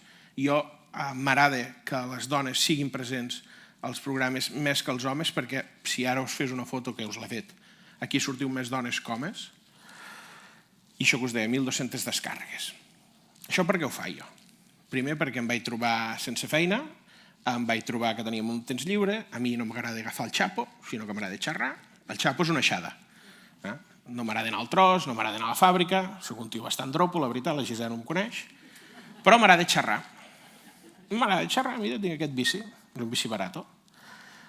M'han començat a fer cas gent de diversos sectors dient això, xerrar, no sé què. I jo ho faig per això. Jo tinc com una idea primitiva a la meva idea, que el canal Malaya me l'ha confirmat, que és que els museus no estem presents als mitjans. En altres no ens fot ni cas ningú. Doncs llavors, com que no ens foten ni cas, el que hem de fer és la gent dels museus fotre un cop de porta als mitjans i presentar-nos-hi. I estar dins dels mitjans. Jo ahir a la tarda estava a RAC1, parlant d'això que deies tu, que tirant pots de tomàquet als museus. Doncs vaig fer una dissertació, escolta, mira, vaig donar un titular. No sé si algú em va escoltar, vaig dir que els imbècils també visiten els museus. Com a titular jo crec que és potent. Ha funcionat. Avui m'han dit que a la Haia han tirat un pot de pintura contra la xica de la Perla. No ens van escoltar a RAC1. La idea és que els mitjans, si no ens escolten, nosaltres fer-nos la pròpia veu. Tenim unes tecnologies noves i jo el Museu Fònics el gravo amb aquesta eina, que és un telèfon mòbil, i amb aquesta esponjeta. Perdó, el Museu Fònics amb aquesta. La reserva amb aquesta. I amb aquests mitjans puc arribar a 1.300 persones. Jo a partir d'aquí el que us demano és que els joves us poseu en contacte amb mi i us entrevisti, tindrem els mitjans que tindrem, però si hi ha altres museus i hi ha gent interessant que vol parlar, doncs @d majúscula, amià, minúscula, a majúscula, o a Instagram @amorosialbereda, i jo estic obert a parlar i a escoltar a tothom. Els propers capítols de Museu Fònics, això que s'està gravant ara jo ho vull emetre, no sé si tenim permís però ho farem, que ho sapigueu, ho farem així pirata. I la reserva, us he dit joves, mireu, demà hi ha algú que aquí escolta al matí RAC1. Sí? Sabeu un xaval, que és un perill, que es diu Ramon Bartolí, que fa allò del diàleg? El Ramon Bartolí, dona la casualitat que és de Blancafort, és una altra persona en perill d'extinció, que també és de la Conca, i el vaig entrevistar. El vaig entrevistar al Museu de la Conca de Barberà. És a dir, 2 xitxarelos de la Conca de Barberà dins del Museu de la Conca de Barberà. Demà escolteu-me, a veure què us sembla. La següent és molt polèmica. La següent és el Miquel Bonet. Miquel Bonet potser us sona del joc de cartes. Miquel Bonet és l'escriptor de joc de cartes, però després és un gran articulista, un gran cronista local. I l'hem portat al Mas Miró. És un capítol que recomano a tothom perquè descobrirà Miró i Bonet d'una forma extraordinària. I demà en gravo un amb una noia que es diu Magda Gregori. No sé si us sona un diari que es diu La Mira, una revista que és digital i tal, i amb la Magda Gregori li vaig dir, escolta, no he estat en cap museu de Lleida amb la reserva, anem al Museu de la Noguera i allà xerrem del que vulgueu. Per acabar, per resumir, m'emporto la idea de l'Antoni Baciana, que l'heu vist abans, que parlava, estàvem al Museu del Port i al sortir em diu, hòstia, Damià, avui m'ha passat una cosa. Dic, m'ho he passat bé xerrant amb tu, però això havia descobert un museu. Si escoltant la reserva o el Museu Fònics algú descobreix una persona o descobreix un museu, jo tota la feina que faig ja està donada per feta, perquè aquella persona ha descobert un museu, sap que té un lloc de referència, sap que té un lloc on emmirallar-se, sap que té una plaça pública, sap que almenys la mitja hora que duren els 2 programes s'ho passarà bé. I una cosa molt bona del so és que es pot escoltar corrent, caminant, cuinant, fent l'amor, cagant al lavabo. És a dir, és una cosa tan general que recomano que tots els museus tinguessin el seu podcast. Ara, que no passi com els vídeos de YouTube, que moltes vegades ens fotem així amb el vídeo, nosaltres la mà estem nerviosos, es tremola, el so és una porqueria, No, fem-ho bé. Tinguem els mitjans, tinguem les fórmules, i allò que deia, jo no sóc del Barça, sóc del Nàstic, tinc aquest problema. Però sabeu allò que deia el Cruyff de salir i disfrutar? Doncs als museus el que ha de fer la gent és entrar i disfrutar. Ui, l'última diapositiva. Gràcies.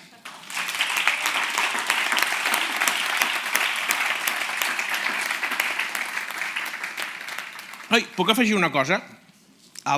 Del camp de Buchenwald hi ha una cosa que no heu dit, que és que els presoners... No, n'hi ha una que la gent dels museus agradarà. Els presoners del camp de Buchenwald van treballar a la salvaguarda del patrimoni de Weimar, obligats. I al final del museu, si mai aneu allà, al final del museu, hi haurà uns mobles i unes caixes...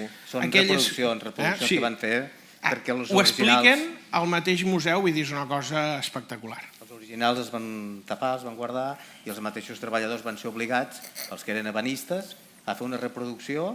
Així van salvar el coll, aquesta pobra gent. Sí. No, és impressionant. Doncs fantàstic. Moltíssimes gràcies per aquests 3 projectes, aquestes 3 explicacions. No res, com abans, passem al torn de preguntes també. Qualsevol dubte que tingueu, qualsevol suggerència, comentari, reflexió que hagueu tingut a partir d'aquestes explicacions, doncs seran benvingudes. Esteri vol ploure. Doncs sí, sembla que tothom està... Mira, allà. Aquí hi ha el Pol. Micro.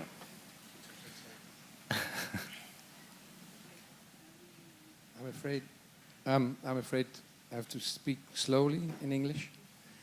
Susanne, I just wanted to correct a little thing. Maybe you didn't understand exactly what I was trying to refer to when I was mentioning Baricot and his idea that the youth knows a lot from the surface, and we, as an older generation, are used to going into the deep.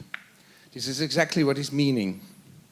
We have to save the deep in the future by, being with young people to lead them into the deep. So it is not as if one thing is truer than the other thing. No. It's both. What I was... So what you have been explaining today in the last session is going into the deep with young people in Buchenwald, in your projects, and also with the interviewing. And I think both is true.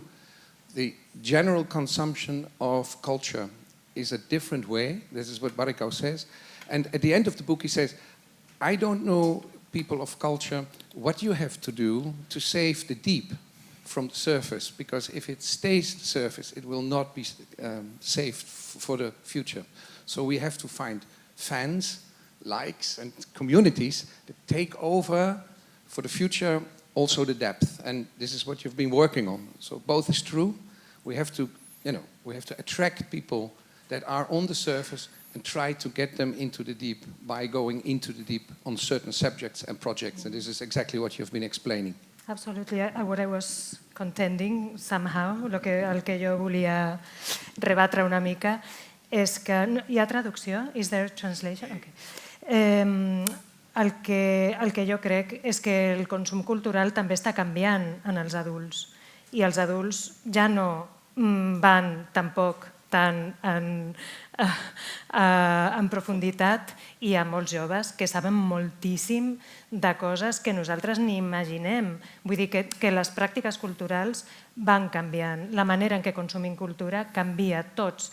Ara pots anar a veure la Galeria del Uffizi i tenir un coneixement molt aprofundit del que allà hi ha, i el dia següent veure una sèrie de Netflix i et quedes tan panxo. Vull dir que, de fet, és la gent que té la possibilitat. O sigui, el que hem de fer és ampliar les possibilitats de triar de tothom, de triar de què és el que vols consumir i com vols consumir-ho. Perquè, efectivament, avui és un luxe poder anar a la Galeria del Uffizi, després veure una sèrie de Netflix, llegir un còmic i... Vull dir que aquest consum cultural divers és un luxe i no tothom té accés. Jo crec que el que hem de fer és ampliar el registre del que fem per tal que totes aquestes pràctiques culturals tinguin cabuda en les nostres institucions i que diferents maneres de consumir cultura s'hi trobin. O sigui, no era... És un matís perquè jo crec que ja no és tan així. que els joves no vagin en profunditat i que els adults sí, era només una matització. Més preguntes? Allà hi ha una. Una pregunta molt ràpida. Soc el Lluís Velles, Universitat de Barcelona, investigador predoctoral, museologia. Situo una mica col·lectiu jove de museòlegs que pugen aquí al país. Una pregunta bàsica. Quan comencem a treballar amb els joves? Ho llanço, Generalitat, sobretot, agència, servei de museus. Quan comencem? Tant joves professionals com joves en generals. Quina estratègia hi ha per treballar amb això? I la segona, l'exemple de Berlín. Tenim un museu nacional plantejat al Pla de Museus 2030, que és el Museu Nacional d'Història, Arqueologia i Etnologia, si volem. Tenim un exemple molt bo a Berlín de connectar amb els joves. S'hi està treballant amb això, amb aquest projecte? Jo llanço aquestes dues preguntes. Tenen difícil resposta. Lluís, m'agradaria saber qui l'ha de respondre dels quatre que som aquí. No, ja la llanço, com a última pregunta. Jo m'agrada que la llancis. Jo la llanço. Mira, hi ha una de les coses que vaig fer a l'associació Museòlegs on estic, a la Junta, vaig gravar uns vídeos que es deia Sala al museu. I em va costar molt trobar joves que treballessin a museus. El Museu Fònics és molt més ampli, i entre arquitectes, per exemple, l'Anna Savalls, o una noia, ostres, ara no em sortirà, Però clar, com els museus són conscients que han d'incorporar els joves a les seves plantilles i els han d'anar renovant. Hi va haver un museu, i això amb el Damià Martínez ho vam parlar una vegada, que va crear un consell assessor. Tu mires aquell consell assessor, jo en tinc 32 i tinc el cabell blanc, però és que hi havia gent que superava els 50 anys. Bastanta gent que superava els 50 anys. Dius, ostres, la vida d'aquestes persones com a visitants és X, però els de la meva quinta i els de la teva quinta i els que venen darrere tenen molta més vida útils com a visitants de museus. Som conscients d'això? No ho sé. El que dèiem abans, si incorporem els joves als museus, no només els hem de donar les xarxes socials, perquè les xarxes socials, aquí han sortit un munt de xarxes socials, ningú ha tret TikTok, i els del canal Malaya van per TikTok. Vull dir, això ja és una bretxa. I va haver una cosa, quan es van fer unes activitats, jo vaig veure un cartell fet amb grafitis. Jo de petit me'n recordo que a l'estiu veia una cosa que era el Príncipe de Bel-Air, aquí tots ho haureu vist. I vaig pensar, hòstia, el grafiti no és de joves, tio. Fotem això, fotem un dònut que ens deconstrueix. Perquè el que hem de fer potser és de construir-nos per tornar-nos a construir. I al cap i a la fi és el que va fer Miró, el que va fer Picasso, Ferran Adrià, de construir una cosa per tornar-la a construir. I això és cíclic, això és la història. Tu et parles ara del Museu Nacional d'Història de Catalunya, que ha de fusionar, no sé si el d'Arqueologia amb el... Doncs aquest museu fora l'oportunitat per dir, xec, joves, xiquets, veniu aquí i fem un consell assessor, paguem aquesta gent que està treballant, perquè això és feina i la cultura s'ha de pagar, i els que som aquí ja ho sabem, però jo vull que ho escolti la gent de fora. La cultura és una feina, la cultura es paga. Després no vol dir que tu per tindre accés a la cultura sigui gratuït, això és un altre tema. Però si tu estàs treballant en cultura, a tu se't paga. I se't paga bé. Llavors, si hem de crear aquest nou museu, creem-lo des de zero, deconstruint els dos que volen fer-ho i creant de nous. Tu hi fotries una casa de la festa, ja ho sé. Sí, que li fotries una casa de la festa. Llavors tindries més xitxa per la tesi. Però si hem de fer un museu d'història nacional del país, potser primer el que hem de fer és fins i tot plantejar-nos el títol. Ha de ser nacional? Ha de ser un museu? El concepte de museu dels que som aquí és el mateix per tots? És a dir, podem fer un gran procés participatiu per aquest i per tots els museus que ja existeixen. Només volia dir una cosa. Ai, perdona, Cesc. Aquí nosaltres, el Cesc i jo, de museus, no en tenim cap especialitat ni res, però de joves portem un temps. Ja portem un temps parlant de joves. Us heu pensat que potser els joves no van als museus perquè els museus no van als joves? I el que deien abans, clar, no tots els museus han d'estar tots els joves. No és qüestió això d'oferir copes de cava perquè vagin als museus, però els nostres joves van a Buchenwald no perquè els Cesc i jo els diem que hi van, sinó perquè són ells que s'ho han dit entre ells. Perquè la seva experiència és la que... Abans hi havia els de la Malaya, que a la Malaya que deien el boca-orella. Clar, és això. I és aquí. Si us preocupa que hi hagi joves, no podem esperar que el jove vingui. No podem obrir la porta a vosaltres. Hem de sortir de nosaltres i dir, mireu que hi ha. Qui vulgui hi pot anar. Qui vulgui pot anar a Buchenwald, patirà. Qui vulgui ir al museu, no tots els museus són agradables. No és per passar-se la veu museu. No és per fer una discoteca. La discoteca és la discoteca i el museu, o la casa de Schiller, o la casa del Víctor Balaguer de Vilanova, és una altra cosa. Hola, se'm sent? Sí. Jo, és que, nosaltres, tal com ho hem presentat, ha semblat que era, bueno, fem una sortida, una cosa d'aquestes obligatòries, no? Quin rotllo i tal. En absolut.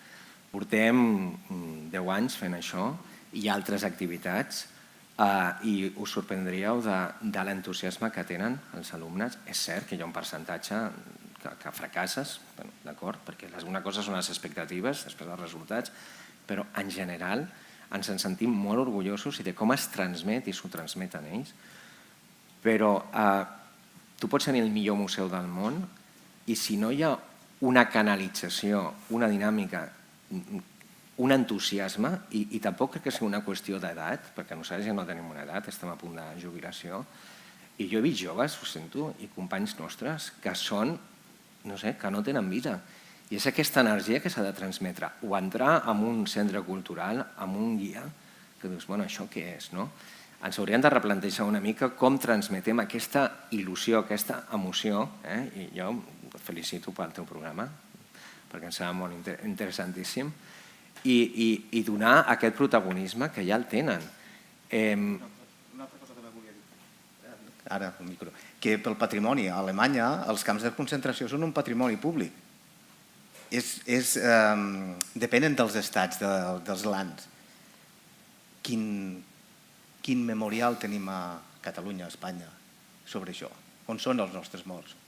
El nostre patrimoni, si no el cuidem, és que a nosaltres ens ha convidat per patrimoni més que per museus, però si el patrimoni no el cuidem, si el nostre patrimoni, a Alemanya, com vulguis, ens hem trobat filonazis i nazis allà, anava a dir una paraulota, als forns crematoris fent la salutació feixista. Sí, és veritat, però almenys com a institució s'han preocupat per aquest patrimoni. Nosaltres, els nostres morts, els nostres passats, on és aquest patrimoni? No hi és. Doncs això és també la nostra feina. Els joves i el patrimoni. Nosaltres ho tenim molt fàcil.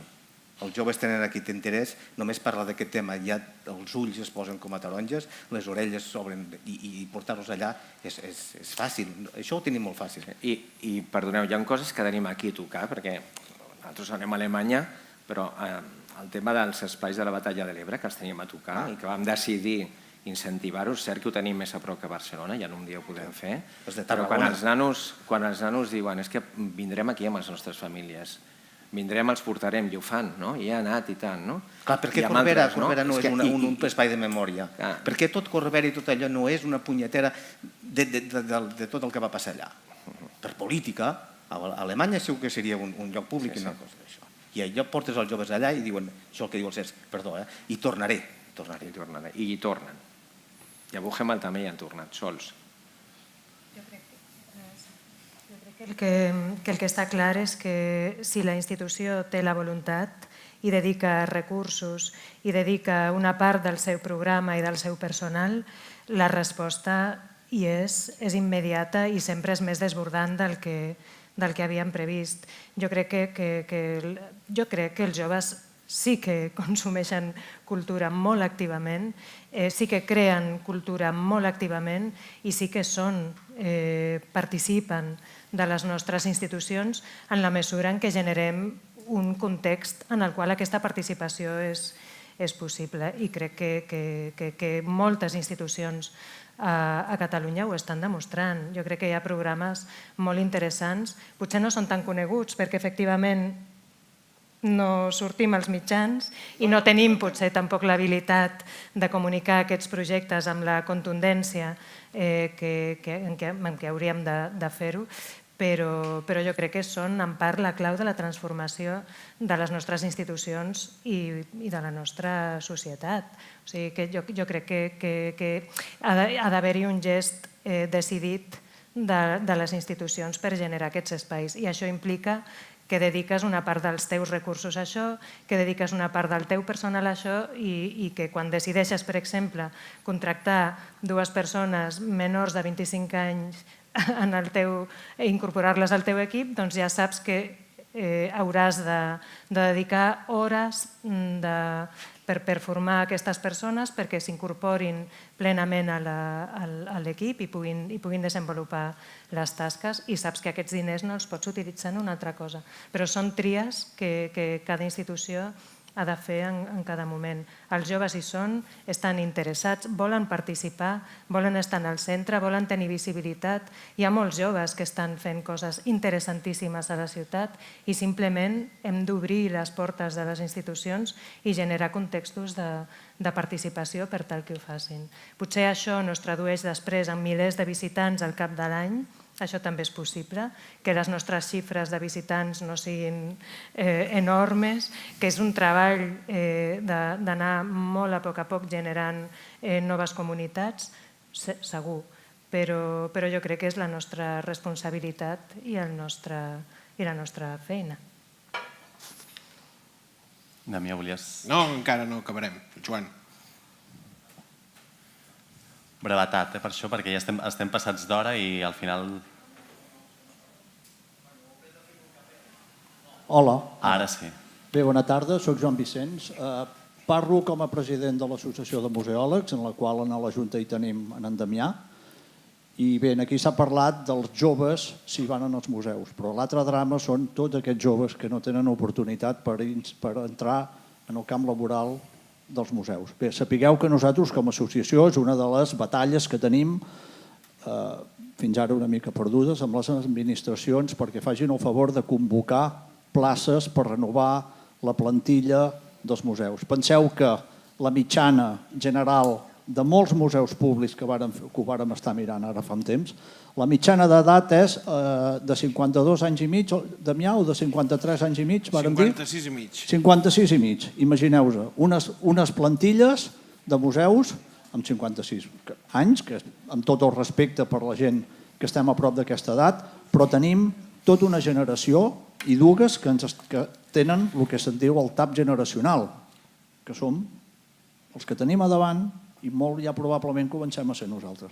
Bé, només dius això, que des de l'associació batallem sempre, ho hem estat fent durant els 25 anys que tenim d'existència, per tal de posar aquesta veu de denúncia de que les administracions locals, supramunicipals, del govern de Catalunya, del govern estatal d'Espanya, facin el favor de renovar i de convocar places per renovar tota la plantilla que seria la vida laboral natural. És a dir, quan una persona arriba a l'edat, se jubila, gràcies a Déu, i entra un altre jove. Ens estem trobant que moltes places s'estan jubilant els seus titulars i allà es queden. Si no, els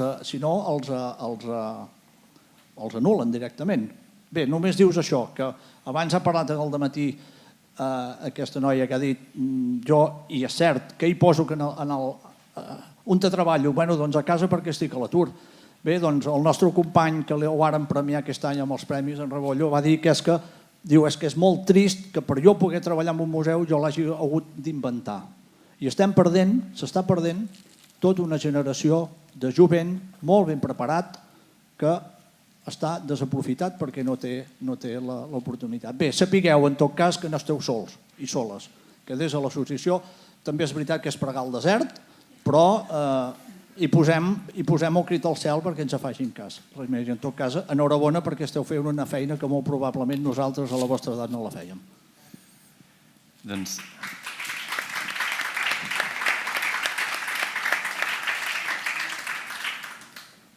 Doncs amb això tancarem, el Josep Maria Carreter farà un breu comentari. No, si no és el Carreter, ell és l'altre Damià.